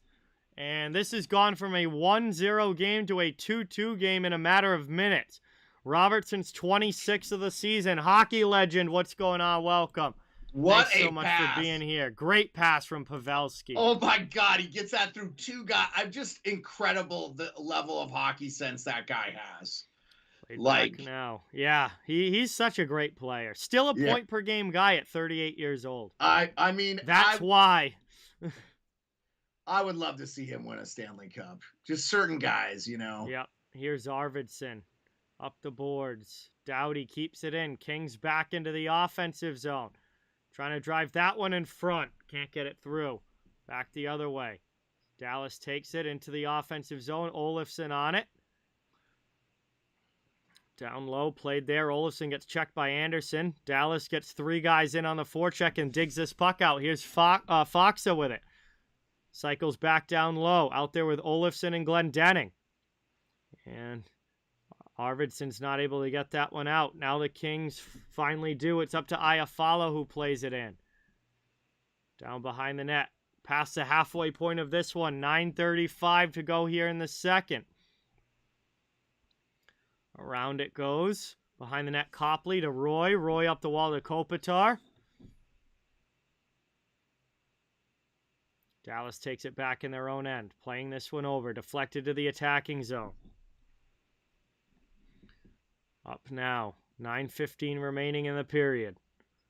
Forecheck coming from the Stars as they still look for their first lead. Vampire Prince, what's going on? Welcome. Mick, welcome in. Thank you for being here. Good to have you guys in the chat. As that one flies into the glove of Copley. He covers it. 8:58 remaining here in the second as we have passed the halfway point of this game. And we are going to go to a commercial break. 2-2 as the offense has opened up here in the second. This was a very low-scoring game to start, but they're finding the back of the net now. All tied up with a bit over 8 minutes to go here in the middle frame as we'll head to the stoppage and have a chance here to just kind of reset for a second. Boy, some frequent goals here over the last couple of minutes has all of a sudden turned this game into a very fun one with these teams going back and forth. Yeah, 3 goals right here in the second period so far. Yeah. I was just going to say real quick, we were talking about drafts in the 2017 draft where Heiskanen was the 3rd overall pick. Yep. Dallas also got in the first round Jake Ottinger from Boston University. Oh, yeah. In the second round, they drafted Jason Robertson. What a draft. Dallas has had some very good drafts recently. Obviously, that's their best one, but Jim Nill is so underrated. And in that draft, like, there was some sleepers, like Drake Batherson was a 4th round pick. Like, yep. God, man, like, that's so ridiculous. They've had some very good ones. Yeah, I mean, the most games played from that draft is Nico Hischier, and he was the number 1 overall pick. Mm-hmm. And he's ended up being a really good player, 240 points. But, like, Elias Pettersson was a 5th round pick, or not a 5th round pick. I'm sorry, the 5th overall pick. Yeah, like, if you had to do that one over again. Well, the thing is with a lot of the guys from that draft was that they needed time to develop. Yeah. And we're so used to, we're coming off of, the McDavid draft and the Matthews draft, and we're so used to these guys just coming in and being superstars right away that everyone was like, oh, this 17 draft sucks, or like, he sure sucks his 2nd year in the league. Like, that draft, these guys, a lot of these high picks have turned into very, very good players. They just needed time. They weren't superstars right away. They needed a little bit of that development. And again, I talk about the impatience of fans in, modern NHL. Not every draft is going to be Connor McDavid coming in and being a superstar, and Matthews and Eichel coming in and being superstars right away. A lot of these players still need to develop. And we're seeing, like, with that 17 draft and that 18 draft, now those guys are getting into their 20s and are really becoming high level players after that development. Yeah, I mean, I think you could make an argument that this 17 draft is way better than that McDavid or Matthews draft. It's just that the top end of those drafts were so clear. Yeah. Dallas just rang one off the pipe there. Almost had their first lead of the game. And momentum definitely seems to be swinging towards the Stars here. Here's another opportunity. Big save by Copley. Rebound. He makes a stop on Foxa as well. Stars keep it in. Move to the middle. Out high at the point. Taken away. Velarde can't get it out. Taken now by Foxa down low. Trying to work this one. 7:50 to go in the second period. It's Glendening down low working against Lizotte. Through there to Olofsson. Copley with another save. Kings still can't clear the zone. Working it around. Played here. Dallas still cycling it.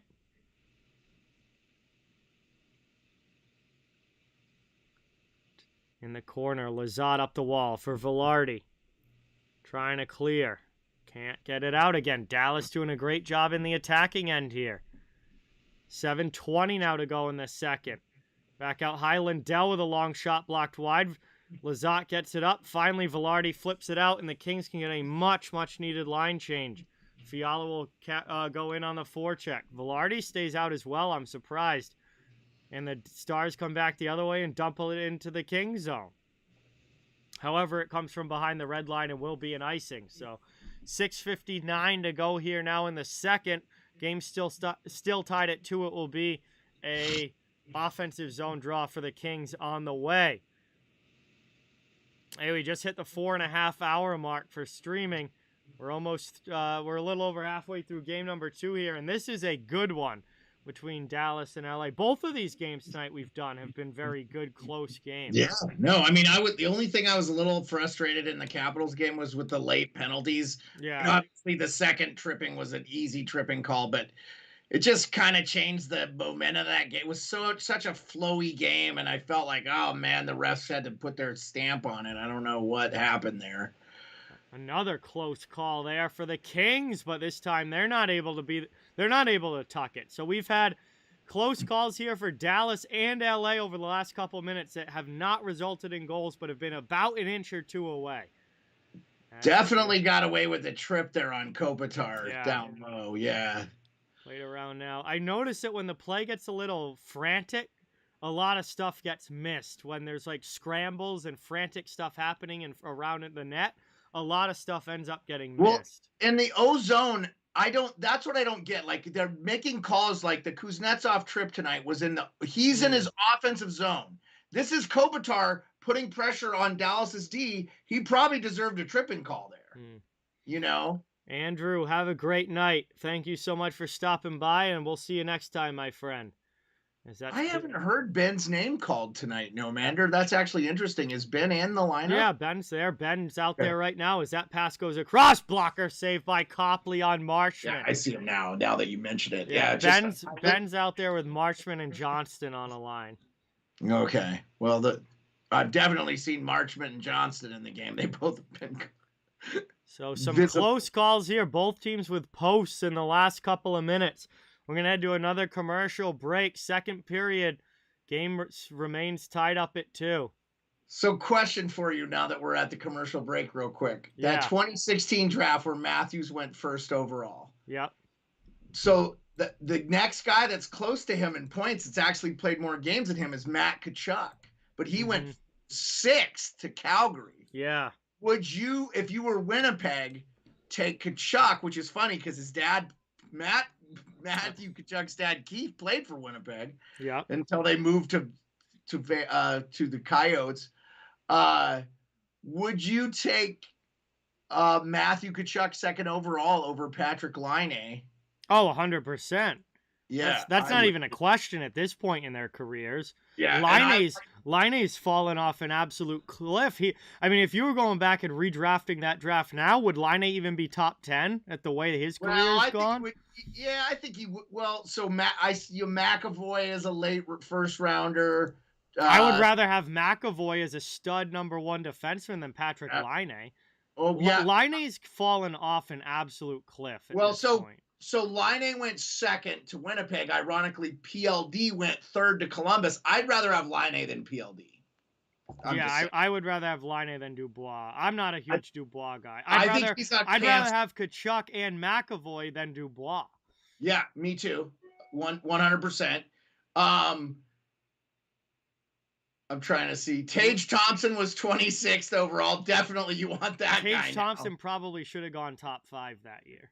Yeah. Depending on, looking at how he's developed now long term. He wasn't on anybody's radar at the time. That's why it's so easy to look back on drafts with 2020 hindsight. Tage Thompson wasn't on anybody's radar to be a super, he was a good player and a solid prospect that was projected to go mid to late first round. And now it looks like he should go top 5 based on, looks like he's going to become a 100-point player, but there was no expectation of that when the draft actually took place. Jordan Kyrou and Alex DeBrincat 2nd round picks. Now easily would be firsts. Yeah, yep. Sam Girard, a 2nd round pick. Would be a first now, probably one of the better defensemen. Yeah. Ryan Lindgren. Yeah, that's the thing with draft. Drafts are crapshoots. Honestly, they're very hard to get right. That's why if a team gets 2 or 3 NHL players out of a draft, it's a successful draft for them. Yeah. Because the miss rate is a lot higher than the hit rate in the NHL with the draft. Yeah. Remember when they had 15 rounds? Yeah. I think wasn't Luke Robitaille a 10th round pick or something? Went on to become one of the greatest players. It's wild. 4.5 to go here in the second. Still looking for a go-ahead goal if we get one before the end of the period here. But Arvidsson in for LA, trying to get a chance in front. Can't get it through. Dallas takes the loose puck. Have a good night, Mr. C. Have a good night, hockey legend. Thank you guys for watching. Awesome to have you. Really, really appreciate it. We're down now about 4 minutes to go. And the Islanders are up 3-1 on the Canucks. Man, Vancouver just cannot get it together with any sort of consistency. And Seattle's up 5-2 now on Edmonton. So, God, I hope the Kraken win that game. Yeah, me too. I have become kind of a closet Edmonton Oilers hater, to be honest with you. I really want the Kraken to make the playoffs this year. So they need every win that they can get. Yeah, I would love to see them make the playoffs. It'd be great for that fan base too, because they sell out their games and stuff, which is pretty good for a team whose ticket prices are second highest in the league. Brought up now into the offensive zone. Fiala cycles it around. Velarde there. Back to the point, and that hops over the D-man stick. They got to rush back to get it. Dallas trying to steal now at the red line. They will. Good pressure there. Lizotte steals it back for LA. Great back check from him. Into the offensive zone now. Here come the Kings. Through to the blue line. 3:05 to go here in the second. Game still 2-2. Kings trying to change that. Nice pad save there by Ottinger in goal. And now Dallas will take it back the other way. Over the red line into the offensive end. There's a shot. Played by Dellandrea. Kicked away by Copley. I will say Copley's had a very strong game despite giving up 2 goals. He's played well. I feel like the Kings have really taken this game to them. It's just tied because they don't have the high-end skill that the Dallas has. And we get another save there by Copley. His mask pops off as he covers it. We get a whistle. 2:33 remaining. And honestly, the goals that Ottinger has given up haven't exactly been great ones. I think Copley's been the better goalie overall in this game, which is kind of weird to say because Ottinger's been so good this year. But Copley's having himself a night. And, I mean, this is a tied hockey game. Kings have just as good of a chance to win this one as the Stars do. And I feel like LA has been the better team. Just listening to your call and watching what I'm seeing in the eyes, LA has looked like the better team. It's just Dallas's great players have been great. Yeah. And if you took talent and you matched them up, Dallas definitely has the better high-end talent. Mm-hmm. And that's really the difference in this game. Look who scored. Heiskanen has a goal and Robertson has a goal. Yeah. You know, Doughty has a goal and Kopitar has a goal, but like, hey, Axiom. And so just real quick, like we panned Sweeney about that 15 draft, but like the 14 draft was incredible for them. Yeah. You know, they got Pasternak 25th. Yeah, obviously he never should have slipped that far, but scored from that draft. Yeah, no, obviously a lot of teams want to redo on that one. Yeah. Well, look, even Buffalo, who picked second overall, would take Draisaitl over Sam Reinhart. Sorry about it, Sam. Yeah. Well, and at that time too, Buffalo was so bad with player development. Like that was those prime years where Buffalo was just an absolute dumpster fire of an organization. And look at the guys that Buffalo drafted early in drafts. Sam Reinhart, Rasmus Ristolainen, Tyler Myers, Nikita Zadorov. I think Zach Cassian was a first-round pick. Like, yeah, he was like a top 4.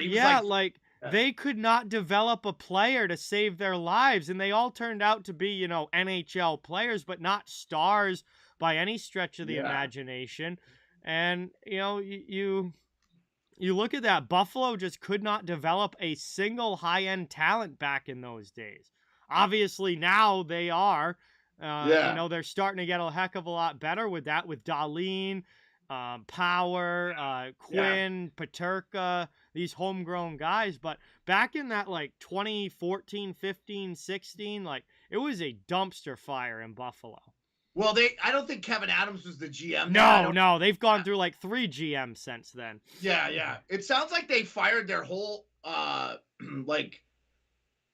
scouting department and stuff. They went through all that, so I wonder if they've rebuilt that. The whole front office seems to be revamped in Buffalo, and Kevin Adams is doing a very solid job. I feel like if you build a winner in Buffalo, the fans will show out. Oh, absolutely. Great fan base when they're winning, no doubt. Yeah. 2:04 to go here in the second. Taken now. Dallas going to clear their zone. Here's Robertson up ice. He's got a goal in this game. What's going on, Caden? Welcome in. Axie, welcome in. Great to see you. Really appreciate you guys being here. Back Dallas in their own end regrouping. Lifted up, taken now into the offensive zone. Here's Glendening with a shot. That's over the bar, off glass, and will play itself out to the neutral zone. Final minute and a half now here of period 2. Game is tied, 2-2. We'll see if that's how we go to the intermission or if somebody's able to get a lead before the break. Up now to Kapari. into the offensive zone. There's Anderson Dolan in front. Grundstrom just couldn't tuck it in the post. Huge chance there. Kings still have it, attacking end. Out high, long shot from the point by Edler is steered aside. Grundstrom gets possession back. Kings swarming in the attacking end. Another long shot that's blocked. And we're going to get a whistle now as the net gets knocked off. Battle in front between Suter and I might have been Grundstrom for LA going to the net there. Ends up with the net getting knocked off and a whistle with 59 seconds remaining. And it'll be another face-off coming up. So, man, good shift there for the Kings. Yeah, I mean, again, I really feel like they've carried the play. I mean, Dallas is an incredible team this year, too. Yeah, they've been really, really good. Ozone draw now. Kopitar will take it for LA. And kind of a stalemate off the draw. The wingers all get involved. And finally the puck's dug out. Dallas takes it out of the zone. Marchment gains the red line and dumps it in. Behind the net. Played here by Dursey. Jamie Benn tries to run him through the wall but misses. And kept in the zone though. Here's a chance again for Dallas. Benn with it. Back to the point. And it's cleared out by the Kings as that play did not work. Here's Kempe up into the offensive zone. Over to Byfield. Byfield with a good shot and a save there by Ottinger. Final 25 seconds now. Puck down low. Kings back on the attack. Dallas looking to clear. They lift that one off glass and out. Neutral zone. 15 seconds to go. And it's played over now to Lindell. It looks like Dallas is probably going to be content here with a tie game. Kivi Rancha just fires one in with 5 seconds left from far out. Patted away by Copley. Kings hold. And that is it for period 2. So we have 40 minutes down, 20 minutes of action to go. This game is tied up at 2 as we will head into the second intermission. And this is looking like it is going to be a very tight one all the way down to the end as Dallas and LA playing a great close game here tonight. Thank you guys all for watching. Awesome to have you. Please don't forget, it really means a lot if you can hit that thumbs up and subscribe if you haven't. I cover the entire NHL, so fans of all teams are welcome and wanted here. We're just trying to build a hockey community where everyone can come together, enjoy hockey, and have some fun. I cover the entire league, so love to have any hockey fans here in the chat. So, Jeremiah here, the Sports Beard, joining me for tonight's stream. We're pushing towards 5 hours now. But, yeah. We got a whole period of hockey to go, and it should be a fun one with this game tied. Yeah, I love it, man. I appreciate you having me on. I mean, I could do this every day for the rest of my life, just talk hockey. I love it. I live it, I sleep it, I eat it, I breathe it. When it's hockey season, it is my favorite thing. I just love it to kill time, and I'll do it the rest of my life. Definitely, man. So I'm going to run and grab a drink quick here while we're in intermission. I'm going to get an iced tea for this third period. Before you go real quick, go ahead, man. I wanted to be thinking about this question that Soul Searching Gurus asked about shadowing players, and I thought it was maybe in line with line matchup, and I don't really have a good answer for him, but anyway, I said we would try to answer it at the break for him. Okay. Yeah, I think they're asking about like line matchups and like shadowing players in the defensive end with certain players, and I still think that's a thing. I don't feel like it's as noteworthy, or they do it as much, or they point it out as much. They don't regular season. It's not really a factor. Yeah, matchups become a big thing in the playoffs where you want to have a certain center against a line or something. It's not talked about as much as it used to be, which I don't know if that means it's happening less than it used to be or what, but I remember if you watched the NHL on NBC from like 2008 through like 2015, they were just constantly talking about line matchups and who had last change, which line was going to be matched up against which line that night, and to be honest, it's never talked about anymore. I think analytics have destroyed it. I don't think it's happening as much.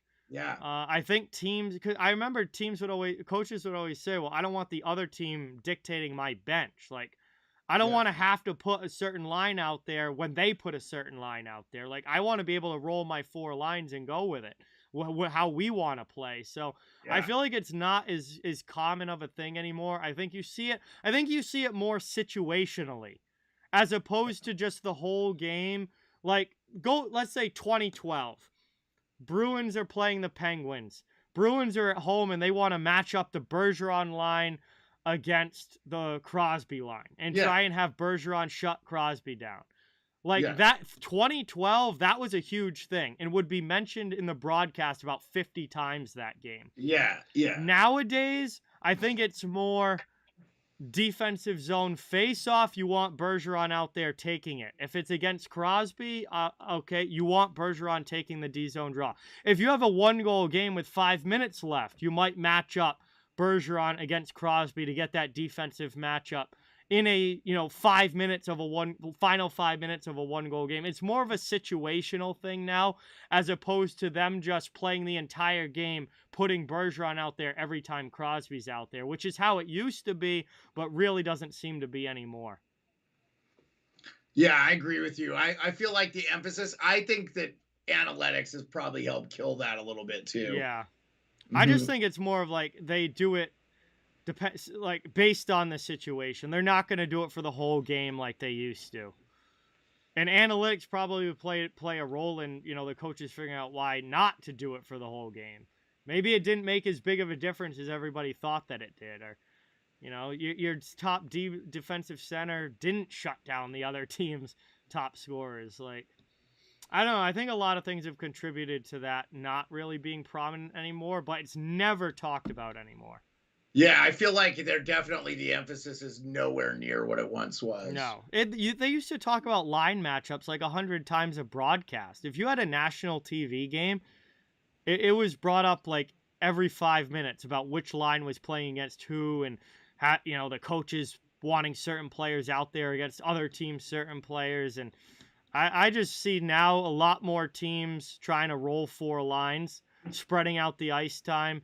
A lot more teams that want, to get everybody involved in the game and really have control over who they put on the ice, depending on, where the puck is, offensive zone, defensive zone, that kind of thing. And again, in a situation, situationally it's still used. If you want a shutdown D pair out there, and obviously like in a close game late in the game, then that makes a lot of sense. But it's not something that everybody's doing all game anymore like they were 10 years ago. I agree. Go get your iced tea, man. Yeah, I'll go run to the fridge quick and get that. I'll be right back. Thank you for the update on the Seattle-Edmonton game, Pablo. It looks like Seattle won. That's a huge road win for Seattle. They needed that. I think they were kind of reeling a little bit and needed to get a victory. Perhaps the news of the Winter Classic is a big deal. Hey, Soul Search, I hope you were in the chat and you heard our answer to that question. And again, like, if you're the home team, you get last change. So I think really they're probably the matchups and stuff are probably a little bit more prevalent for the home team and stuff.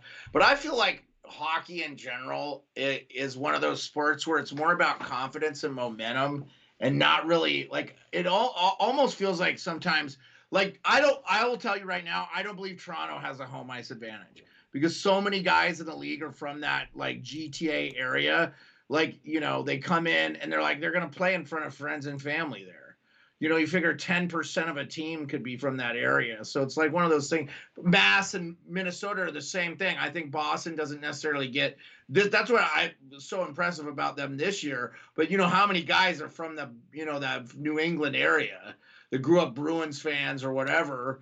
And they're there and they go into Boston and play in front of friends and family and stuff, And that's why I'm an advocate for Arizona, because like you've got 3 great players in the league right now in Tage, Thompson, and and Austin Matthews that are just like top 5 NHLers, and they're from that area. It's like, look, obviously hockey development is working in that area. It just takes longer than people realize, especially when you live in an area where you can't play the sport outdoors half the year like you can in Canada and Alaska. And you know what I'm saying? Like, this is one of those things. Yeah.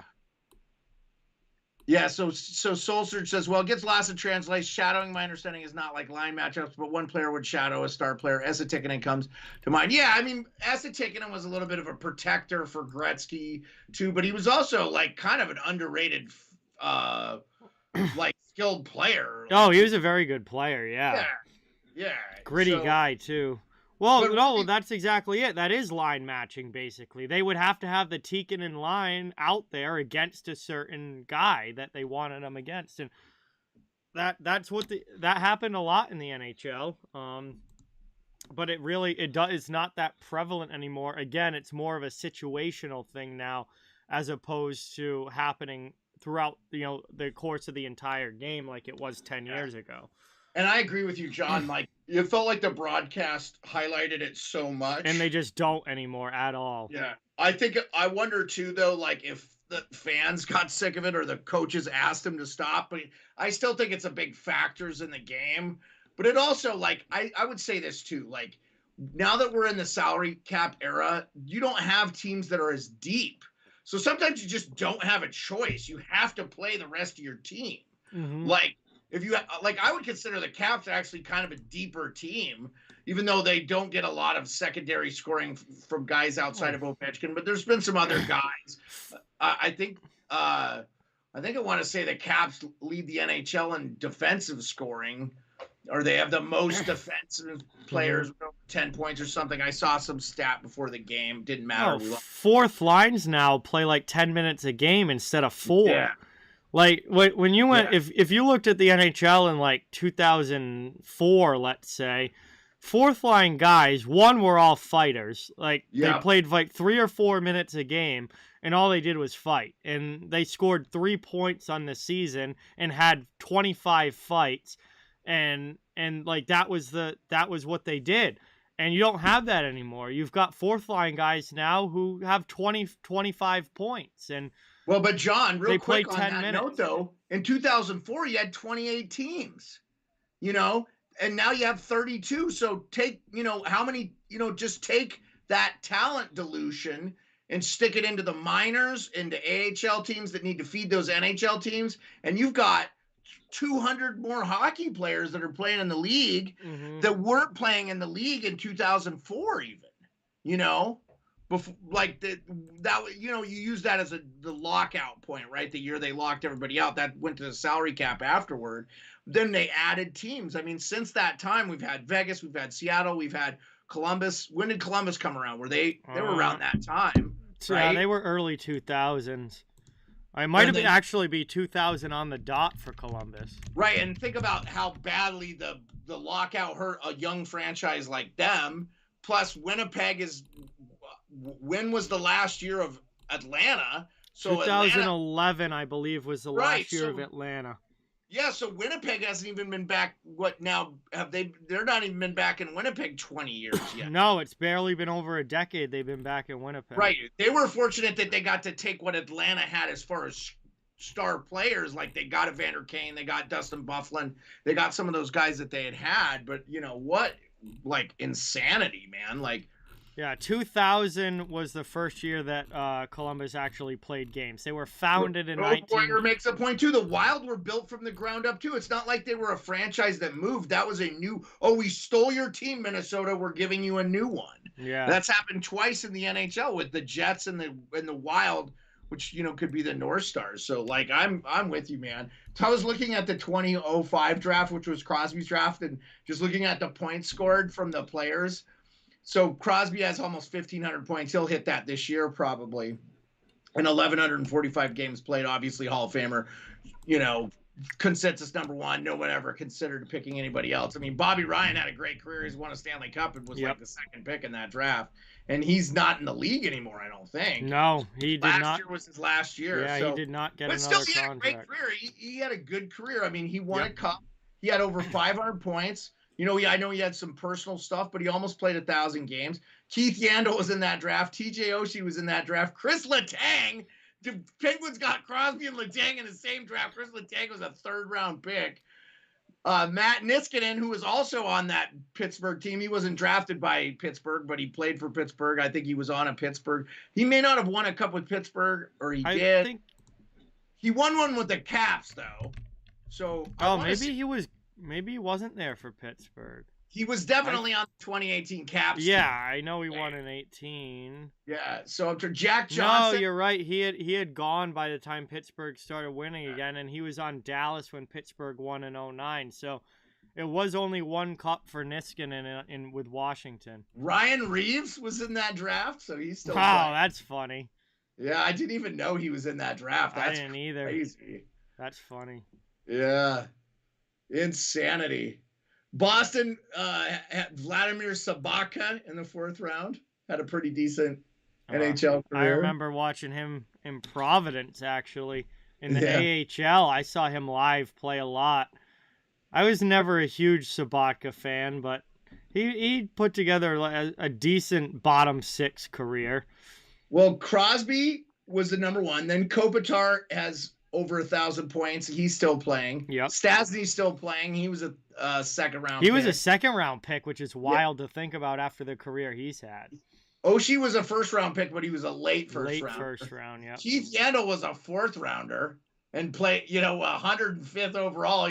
He's retired now, but borderline Hall of Famer, really, with his numbers. I mean, he played over 1,000 games. NHL Ironman had like 619 points. Pretty. Bobby Ryan, James Neal gone, but Mark-Edward Vlasic still playing. Jack Johnson still playing. Darren Helm's still playing. Yeah, he's on Colorado. He's been hurt this year, but he's on Colorado. I know he was on I was so shocked that Jack Johnson, Darren Helm, and Eric Johnson didn't hang it up with the Cup championship. Yeah. I guess Eric Johnson had years left on his deal. Yeah, he's not that old yet. Yeah. Eric Johnson. I'm surprised Jack Johnson didn't hang it up with the Cup. And Helm obviously could have as well. Yeah, I mean... So we'll see. Like, I don't think the word's out on this 2020 draft yet, No, God, no. Way too early. Way too early. Right now, Tim Stützle, though, is the guy with 120 points in 165 games, and he was drafted 3rd. And Lucas Raymond was drafted 4th, and he's next in line. So Alexis Lafreniere, who's the consistent number 1, you got to pick Lafreniere. That's why I say I think if you don't have a guy like Bedard, you don't have a guy like McDavid, you don't have a guy like Matthews, it's really tough. I almost feel like you don't want to be at the top of those drafts. Yeah. Like Buffalo got unlucky in those drafts where they picked high, Well, I think Lafreniere's still got plenty of time to figure it out. I mean, well, and I agree with you. But like Byfield is from that draft too, right? So Byfield's playing tonight. That's super. Byfield was in the AHL for a lot of this year. Yeah, he's only played like 11 games or something this season. I had the stats up earlier. Yeah, I had. There's still so much development still to come from a draft as recent as 2020. Still, these players are just kids. They've got a long way to go. Brendan, welcome in. Random Numbers, welcome. Thank you for being here. Stars or Kings, Brendan? I said Stars before the game started. That was my pick. Right. But honestly, I've been impressed with the way LA's played in this game. I think they've been strong. So it's going to be a very good third coming up. I mean, obviously, it's pretty much going to come down to whoever plays better this last 20 minutes. Because this is... Sorry, I didn't mean to cut you off there. No, just nothing's decided right now. Yeah. And, I mean, the Kings, I think, have slightly had the edge overall in play. But if Dallas comes out and wins this third period, the first two aren't going to matter. So, I mean, it's all just going to come down to whoever plays the best hockey over the next 20. So Byfield's playing his 12th game of the year. Yeah. And this Kings roster is incredible. Outside of Kopitar, Edler, and Doughty, they don't have a single guy over the age of 30. Yep. And they've been locking guys up to contracts, too. Like Kempe got a new deal. Iafallo recently got a new deal. Fiala's 26, Arvidsson's 29, Deneau's 29, so they're a little bit older. Yeah. But Velarde's 23, Kempe's 26, Durzi's 24, Kaliev is 21. Trevor Moore is 27. They just signed him to an extension. Yep. Blake Lazat's 25. And, who's the guy in the league? Alex Turcotte hasn't even made it to the NHL yet. No, honestly, he might not. Like, they're talking about him maybe being traded, or, he's kind of looking like the least likely to make it. I don't think it's because he's a bust. I just think it's because they have better guys right now. I wonder how he's doing this year in the AHL. I don't know. He hasn't made that jump. He's 21 now, so obviously he's still young. Like, it's Anderson Dolan, 23. Yep, he's up playing here in this 20. game. Fagimo, 22. Brant Clark, who's a defenseman, and he's only played 9 games. So he hasn't even started. He's 19. Yeah, he's still a kid. Yeah, dude, they're not going to rush him to the NHL. Elias Anderson, 24. I mean, dude, they are so stacked with young talent. Yep. Even Cal Peterson, if he can find his game, he's 28, because Quick is probably done after this year, right? He's 36.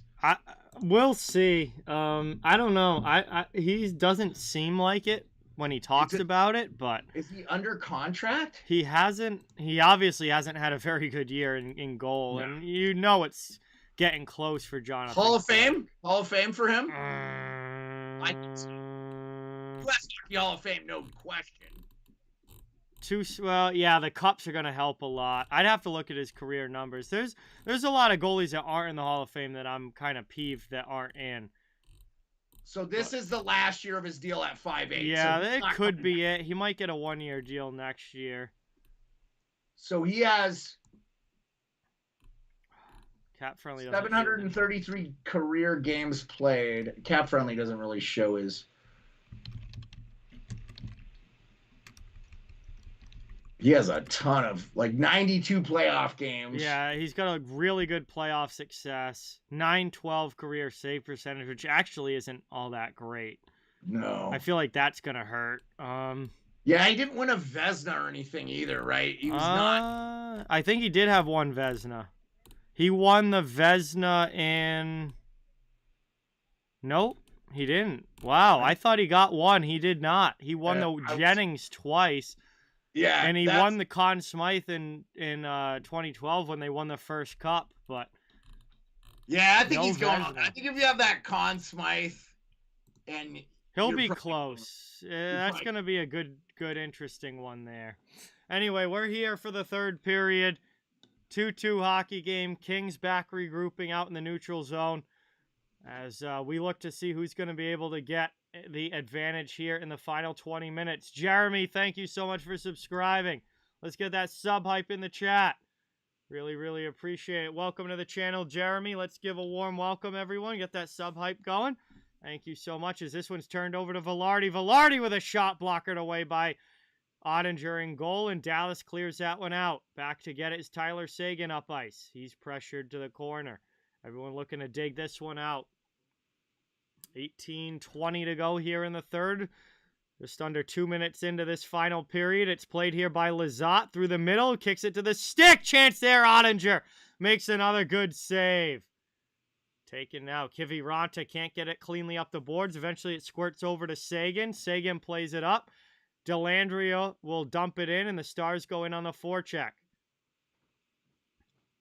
2-2 hockey game. Tied on the scoreboard, tied in shots as well. 25-25. High shot off glass there, misses. Glendening gets to it, off and out to the neutral zone. Stars back the other way. Trying to work this one. Played up now into the attacking zone. Rolls in on Ottinger. He plays it over to Lundqvist. Around now into the offensive zone. Taking Pavelski to the corner. Sorry about that. Taken by the Kings. Finally able to muscle it past Heiskanen and out of the zone. Dallas dumps it right back in. Copley plays it. Around the wall, taken now. Moved through to Robertson. Dallas trying to keep it in the offensive end. It's poked off his stick. Taken in the corner. Arvidsson up the wall. Dallas still keeping it in. Eventually the Kings clear. Dallas going to carry right back, though, as Robertson dumps it. And going against Anderson, heavy to the end boards, trying to dig this one out. Up the wall, played by Hakanpää. Spin around shot for Robertson, redirected in on Copley, who makes the save. Covered. Taken now, Mikey Anderson gets it up and finally cleared out. Kings dump it as they'll head for a line change. Iafallo chases in. Stars get a new line as well. It's played across. Glove down by Copley. He covers. And 16-18 to go here in the third. We get a whistle. 2-2 game still, and an ozone draw for Dallas on the way. Still a lot of hockey to be played here.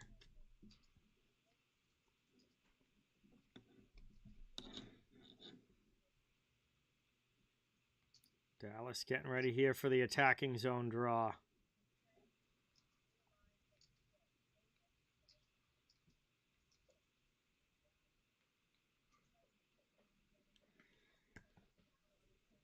So Quick played 72 games twice in his career, 09-10 and 14-15 seasons. That's unheard of now. No one does that now. No, that's back in the day of starters. Like, starters starting the entire freaking season. We're going to get a penalty call here, it looks like.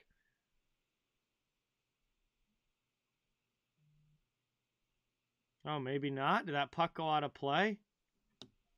Without hearing anyone saying anything, it's tough to tell what some of these whistles are for. I guess no penalty. It just went up and out. It will be an offensive zone draw now for the Kings. Yeah, Byfield just took a spill there. I think the puck went up over. You were thinking the penalty on Byfield there, or levied onto Byfield? Yeah, but no, offensive zone draw here for the Kings. Puck was up and out of play. Still 2-2, 15:54 to go. And they win it back off the draw. There's a shot deflected wide. Stars trying to get to it. Big hit there by Foxa along the wall. He hammers down Edler. Alex Edler, very slow getting back up. Fox absolutely pasted him along the boards. Edler's a veteran guy. He should have seen that coming. Around now, Heiskanen sends it over to Lundqvist, up and out. Dallas clears. Here comes Olofsson now. He tries to dump it in, but Edler takes it back and gets it to Anderson Dolan. 15:20 to go here in the third period. Behind the net. Played by Edler as the Kings break the other way. It's Fiala. Turns that puck over. Taken by Kiviranta. Here's Dallas trying to chip one there. That's high over the bar. Back the other way now. Here's Lizotte through the neutral zone to the offensive end. Kings back on it. I forgot to take the power play thing down. It is not a Kings power play. Who cares? Around now, they have it in the Dallas has it in the offensive zone. Kings steal it back. There's Velarde over the red line. He'll dump it in through Ottinger into the corner. Played there by Colin Miller. Poked behind. Hit Miller and Fiala go shoulder to shoulder. Dallas takes the puck though and gets it up and out.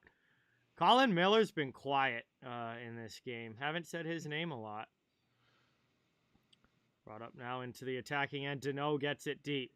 27 shots apiece, both tied on the scoreboard as well. 14:10 to go. As the Kings play it down back out of their own zone. Doughty gets run into.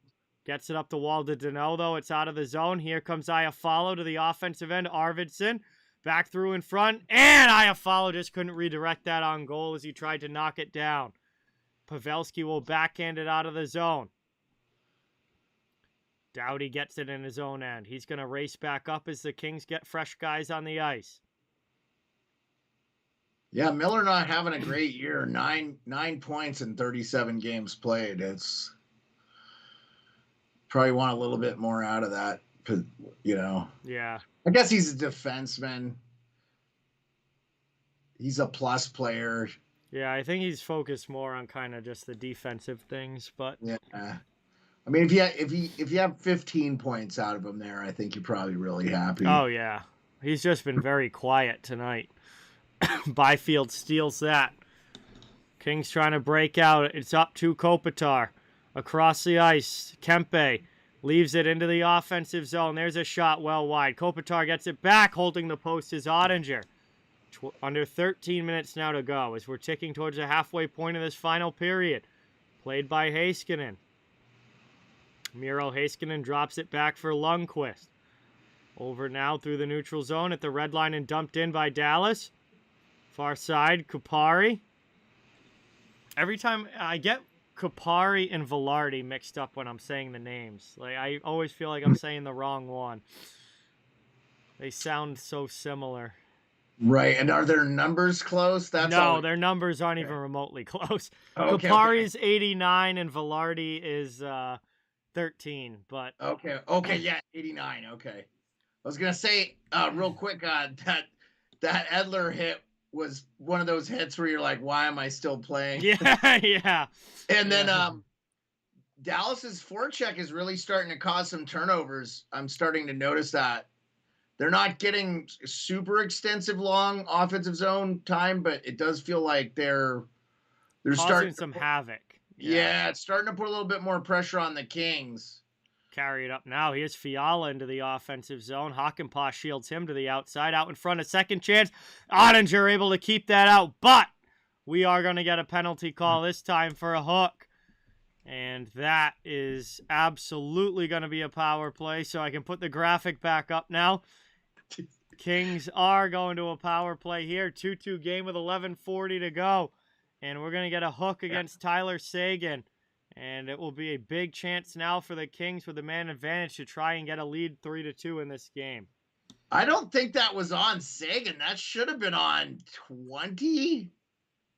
Is that Gerry?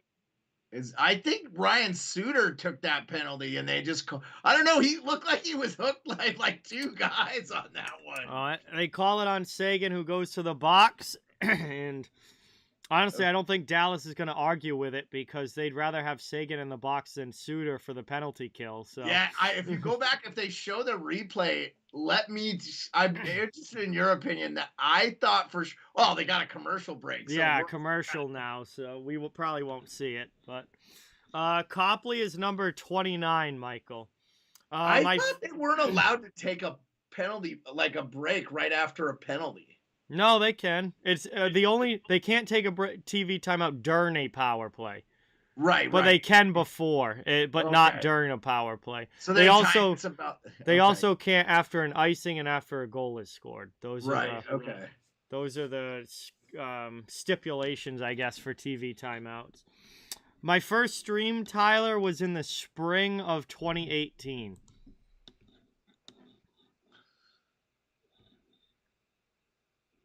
But yeah, we're at a commercial break now. Getting ready to come back. 11:40. Now, I wonder, do we get the same? Because I'm on Hulu, so I only get national commercials, and unless like a local vendor will advertise on ESPN, so very few like local commercials. I'm assuming you get a lot of like local stuff, huh? Kind of a mix, I guess. Okay, yeah, I almost virtually get no local advertising on here at all. Yeah, I think that there's more watching it through cable for sure. But still, like most of those commercials were all like national companies. You're getting the Domino's and Rocket Money commercials. Rocket Money was just the last one, Yeah, so we're on the same, LA has it now on the power play, offensive zone. 0 for 2 on the power play so far, but they're trying to change that. Can the third time be the charm? They're kind of abysmal, I think, on the power play. 13th in the NHL. Oh, was that what it was? Okay, so they weren't as bad as I thought. But Dallas's penalty kill is very good this year. 4th in the league. Yeah, 88% or something. Or what are they in the league? 4th in the league. Who was number 1? Boston's number 1, I believe. As that's out high. Taken by the circle. Top of the circle now. Back to Jersey. Kings set up with clean possession. Working this one around. Around there, shot gets blocked. Dallas clears it all the way down. What's going on, Ben? Welcome in. Thank you for being here. I picked Dallas before the game started, but, man, I think LA has played a very strong game. I've been impressed with the Kings. So it's tough to tell right now. This game very much is a coin flip, but I've been super impressed with the Kings as they carry it in here, pass over in front, and Adrian Kempe finishes it off. It's a power play goal for LA. 3-2 lead as Kempe able to tap it home from the doorstep. And with 10:35 to go, the Kings are up by a goal. Just as I was talking about how I was impressed with the Kings and the way they've played today. Power play goal there for Kempe. Fiala, another assist for him. Chips it in front. And all Kempe has to do is get it on net. He does. It is by Ottinger. And it is a 3-2 lead for Los Angeles. That is a huge goal for the Kings. They just showed a guy with last year's Kings reverse retro. Real big fan of that one. Oh, I loved that one. And I love Dallas's reverse retro this year. Love it. So, the black one. Yeah. Yep. So sick. Offsides here against the Stars. We'll get another quick whistle. 10:21 to go here in the third period. That's a lot of hockey. There's still a long way to go in this one. Oh, yeah. Big goal there for LA to get the lead. Yeah, I've been really impressed with them defensively in this game, and you can tell that Copley has given them some solidified goaltending. Yeah, absolutely. He's been very strong this year. And, again, Copley's been the Kings' best goaltender.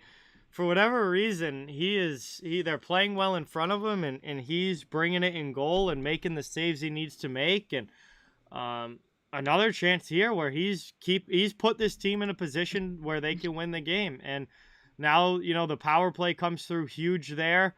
We're getting the go-ahead goal. Now we'll see if they can hang on. But Copley's been awesome. Kings have played a strong game overall, and Dallas is at the position now where they're going to have to try and come back with 10 minutes to go in the third period. Obviously, the Stars are a very good hockey team in their own right this season. They've had a fantastic year.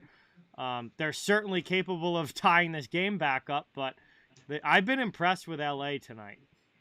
I have to say, I feel like Phoenix Copley probably, if he's in any other franchise other than Washington, who is drafted really well at goaltending, would have played a lot more NHL games. I just think he was stuck behind like Holtby and Grubauer and guys that were just slightly a little bit ahead of him. Yeah. And he would have gotten a lot more shakes. And the same thing with St. Louis when he was with them, when he was a part of the Oshie trade, they had a ton of depth at goaltending. They had Jake Allen, they had Binnington. They had so many guys there. Yeah. It's just one of those things where it's like they had Husso. It's like, sometimes you're just a victim of circumstance where you're a guy that probably would have got more shakes if you were in a different thing. And now he's only 30. He might be the answer for the Kings at goal that they were looking for. It's back now. Kings have it in the neutral zone. 8:45 remaining. Getting down towards crunch time. Certainly not panic time yet, but down towards crunch time as it's played here. Dallas carries it up. Here's Marshman. That goes off a Dursey's skate. And then Kopitar touches up and we get a whistle. Was this something back behind the play? Because they whistled this down as soon as Kopitar touched it up. I'm going to say that's a penalty against the Kings. And it's going to be Kevin Fiala going to the penalty box. So Dallas going to the power play here when we get back from this commercial break. 3-2 game. Kings just scored on the power play to take the lead. Dallas is going to have a chance to match it now with a power play of their own as Fiala heads off to the penalty bench. Have a good night, Pablo. Thank you so much for coming by. Great to see you.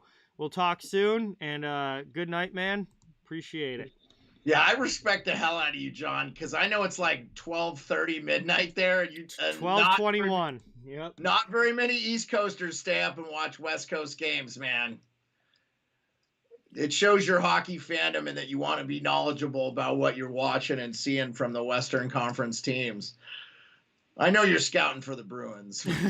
No, I just enjoy. I mean, I don't watch a ton of West Coast games, but I try and get in one doubleheader every week, or at least every other week. Yeah, dude, I enjoy it, man. I usually ride with you for both games when you're doing it, whether I'm with you or not on the feed, obviously. Yeah, so. Yeah. I just wanted to say, man, like, I really respect it. I appreciate it. I'm lucky living in Alaska. It's 8:20. Yeah, it's not even late there. Yeah. 5 hours. I mean, I will tell you though, man, streaming zaps the hell out of you, man. I know you probably hit the bed pretty hard. I'll be going right to bed as soon as this. Yeah. Yeah, you don't dilly-dally at the end of streams. I'm real. Honestly, as much as I love overtime hockey, I would be. Yeah, I'd be okay with this. Plenty happy if this game ends in regulation. Yeah, no, I'm with you, man. Like, I feel that way for you, especially when you're doing these double headers and stuff. One of these days, you just need to do like a West Coast game, like not a double header with a West Coast game. Just like when you do a stream, just like, I can push a 5 just o'clock. Start the stream at 10 p.m. Yeah, we're like a 9 o'clock start. Yeah, I've done that before with like Colorado and teams like that. Yeah. All right, we're coming back from the break now. Power play for the Stars. Fiala's in the box for slashing. And that's going to be cleared out by Kopitar all the way down. Good early start to the PK for LA. This is an important one to kill off if you're the Kings. 8:15 to go in the third period. Dallas looking for the tying goal. Pavelski to Robertson. Around now, down low, past Hintz. Iafallo first on it. He'll backhand it all the way for the Kings. And Ottinger's going to come out to play that one. Taking it here up ice. Through the neutral zone. Stars back on the attack. In the corner. Play to the near side. Mikey Anderson first on it. He can't get it out. Second chance coming. And that's out to the neutral zone. Dallas is going to try again. 1:10 to go on the power play. Pavelski over the line. Gets it to the middle. Here's Ben.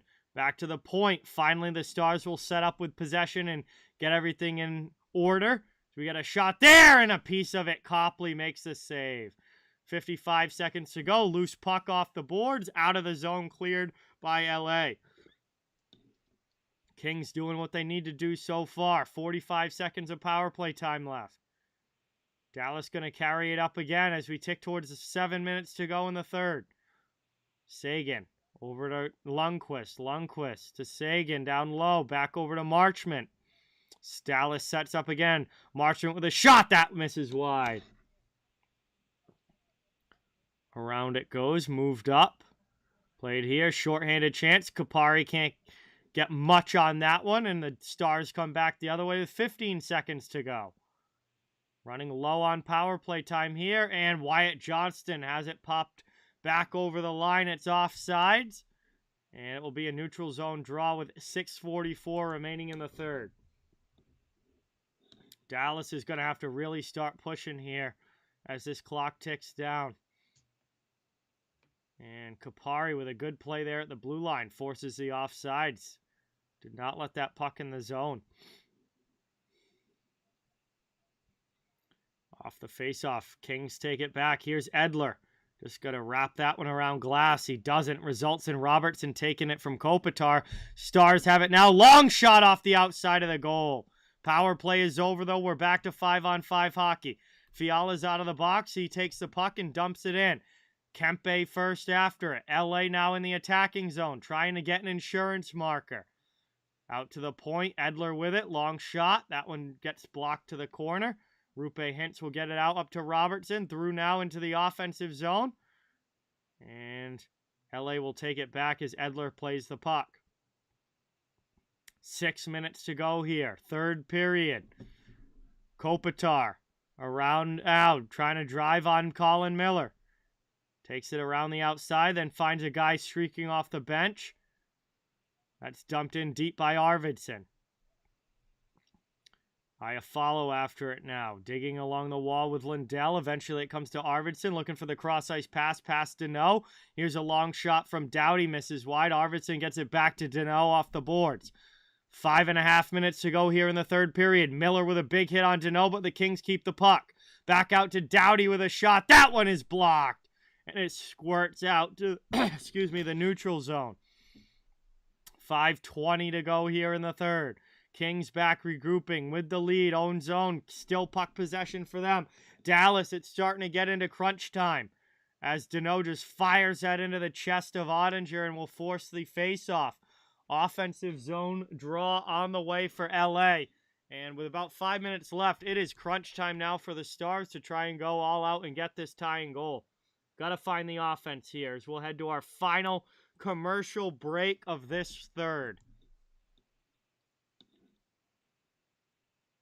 Good one going. Appreciate you guys all being here.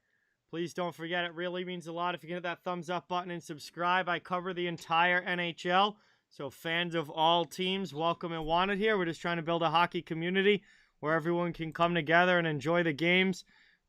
Jeremiah here, the sports beard, on as my guest tonight. And, man, this is a good one. Dallas is going to push. Both games have been great. Yeah, yep. We did Buffalo and Washington earlier. That was an overtime game. And now we got a one-goal game here. Dallas is, at this point, just going to go all out for the offense and try and find that tying goal. Yeah, good times, man. Gotta love the...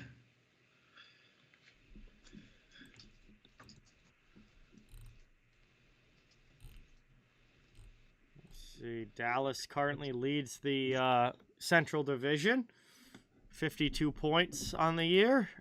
This would be if LA holds on to win this game, they will get to 50 points on the year. That would be big for them as they continue to remain second place in the Pacific.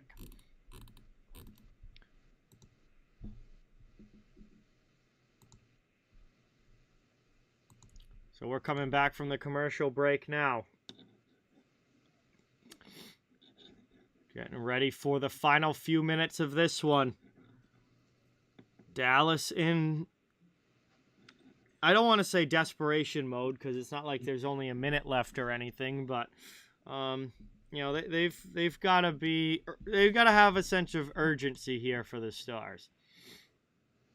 5:09 left. Money Puck has the Kings as an 80.6% to make the playoffs. Feel like that's higher than Seattle, Colorado, Edmonton, Pittsburgh, Rangers. Wow, Pittsburgh's only 54%. Yeah, I've always found Money Puck's percentages very weird. I don't know how they get those. I've found some of them very weird. Yeah, I mean it's all like this is as of today too. Yeah. Like Pittsburgh has lost 5 in a row. Boston's 99.97. Well, yeah, I mean Boston. Carolina 99.91. Maple Leafs 99.3. Also, I think the schedules, like I think the Leafs have a pretty cupcake schedule at the second half. There's some teams that have. I think the Caps go. Like I know we're playing Columbus next. I think Thursday. That should be a. And if we lose that game, it's atrocious. 82.9%. I think some of that factors in. Yeah. Yeah, there's like a whole formula for how they come up with those numbers. I just have always found there's always been some outliers to me when I look at that chart as to like there's some weird ones that I feel like are off. But where you get the puck tied up here along the boards and 4:12 to go in the third period, they're just going to whistle that play dead. You don't see that happen often where they whistle it down. Usually they just kind of let the guys dig away at it until the puck eventually pops loose, but that's not the case here. So 4:12 to go, third period, face-off on the way in the Dallas zone, and they still are trailing by a goal here. And they got to try and push hard here for some offense. Oh, no, they put it out to the neutral zone, actually. So I guess they blamed the Kings for that whistle. Colin Miller takes it now, up and out, over the red line, dumped in by Marchment.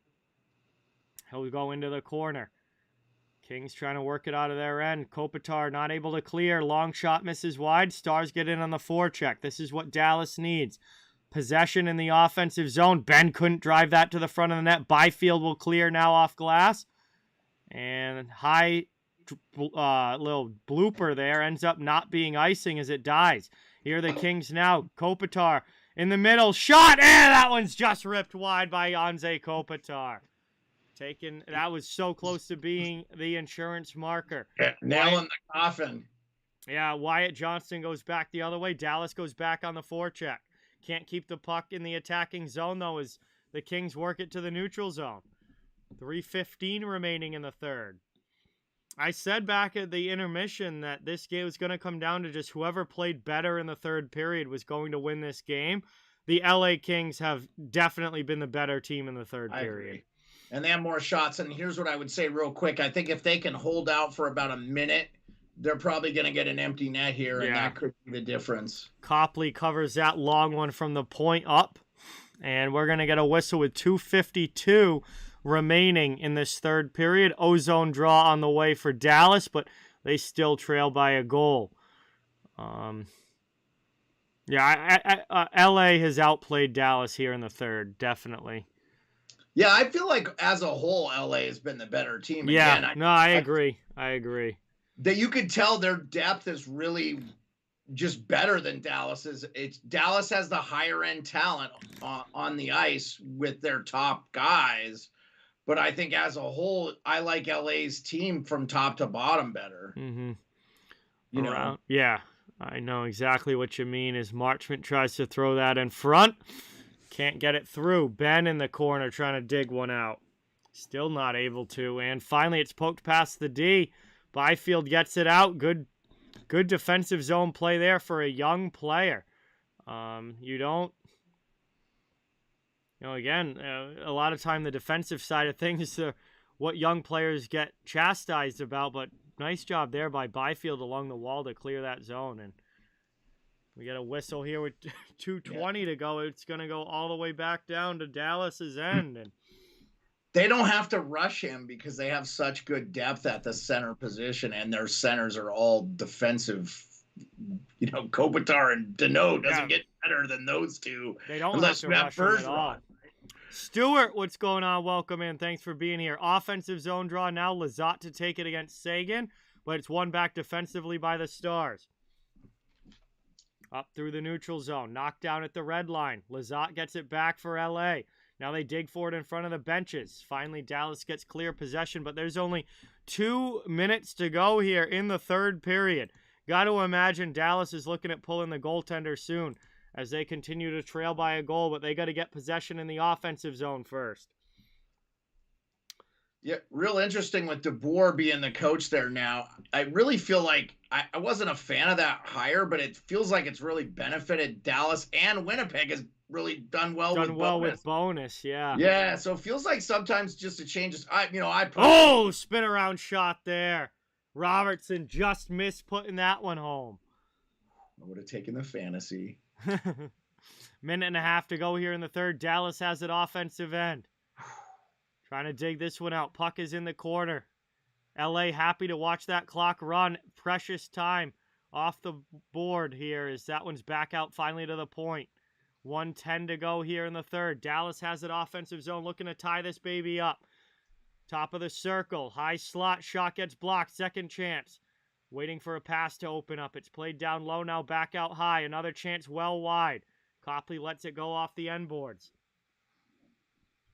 First on it is the Stars. Now it's taken away down low by LA. They get it up, and finally Velarde's able to work it out of the zone. 45 seconds to go in the third. Kings still hanging on, up by a goal. Stars pressing hard. Now it's full-on desperation mode, looking for this tie.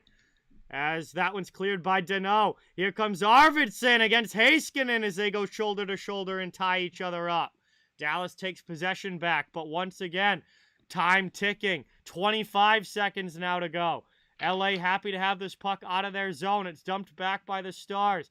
Who's going to get to it first? Ben trying to get on the forecheck, but he's tied up. Around it goes Dallas now to the middle. Stolen by the Kings. 10 seconds left. They're out. That's probably going to do it. Even if they don't get the empty netter. Dallas is stuck back in their own end. They are out of time. And that is going to do it. The LA Kings. 3-2 with a very impressive home win over the Dallas Stars. How Heiskanen was not called for hooking there just blows me away. And wow, LA. Yeah, great game. I think they deserved it. They played the Yeah, they tough played a game. very strong game. Yeah. Yeah.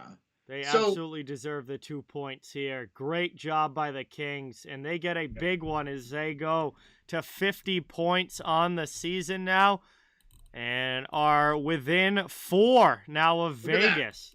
First Kings goalie with a 7-game win streak since 2015 in Phoenix Copley. Wow. I think he's the guy, John.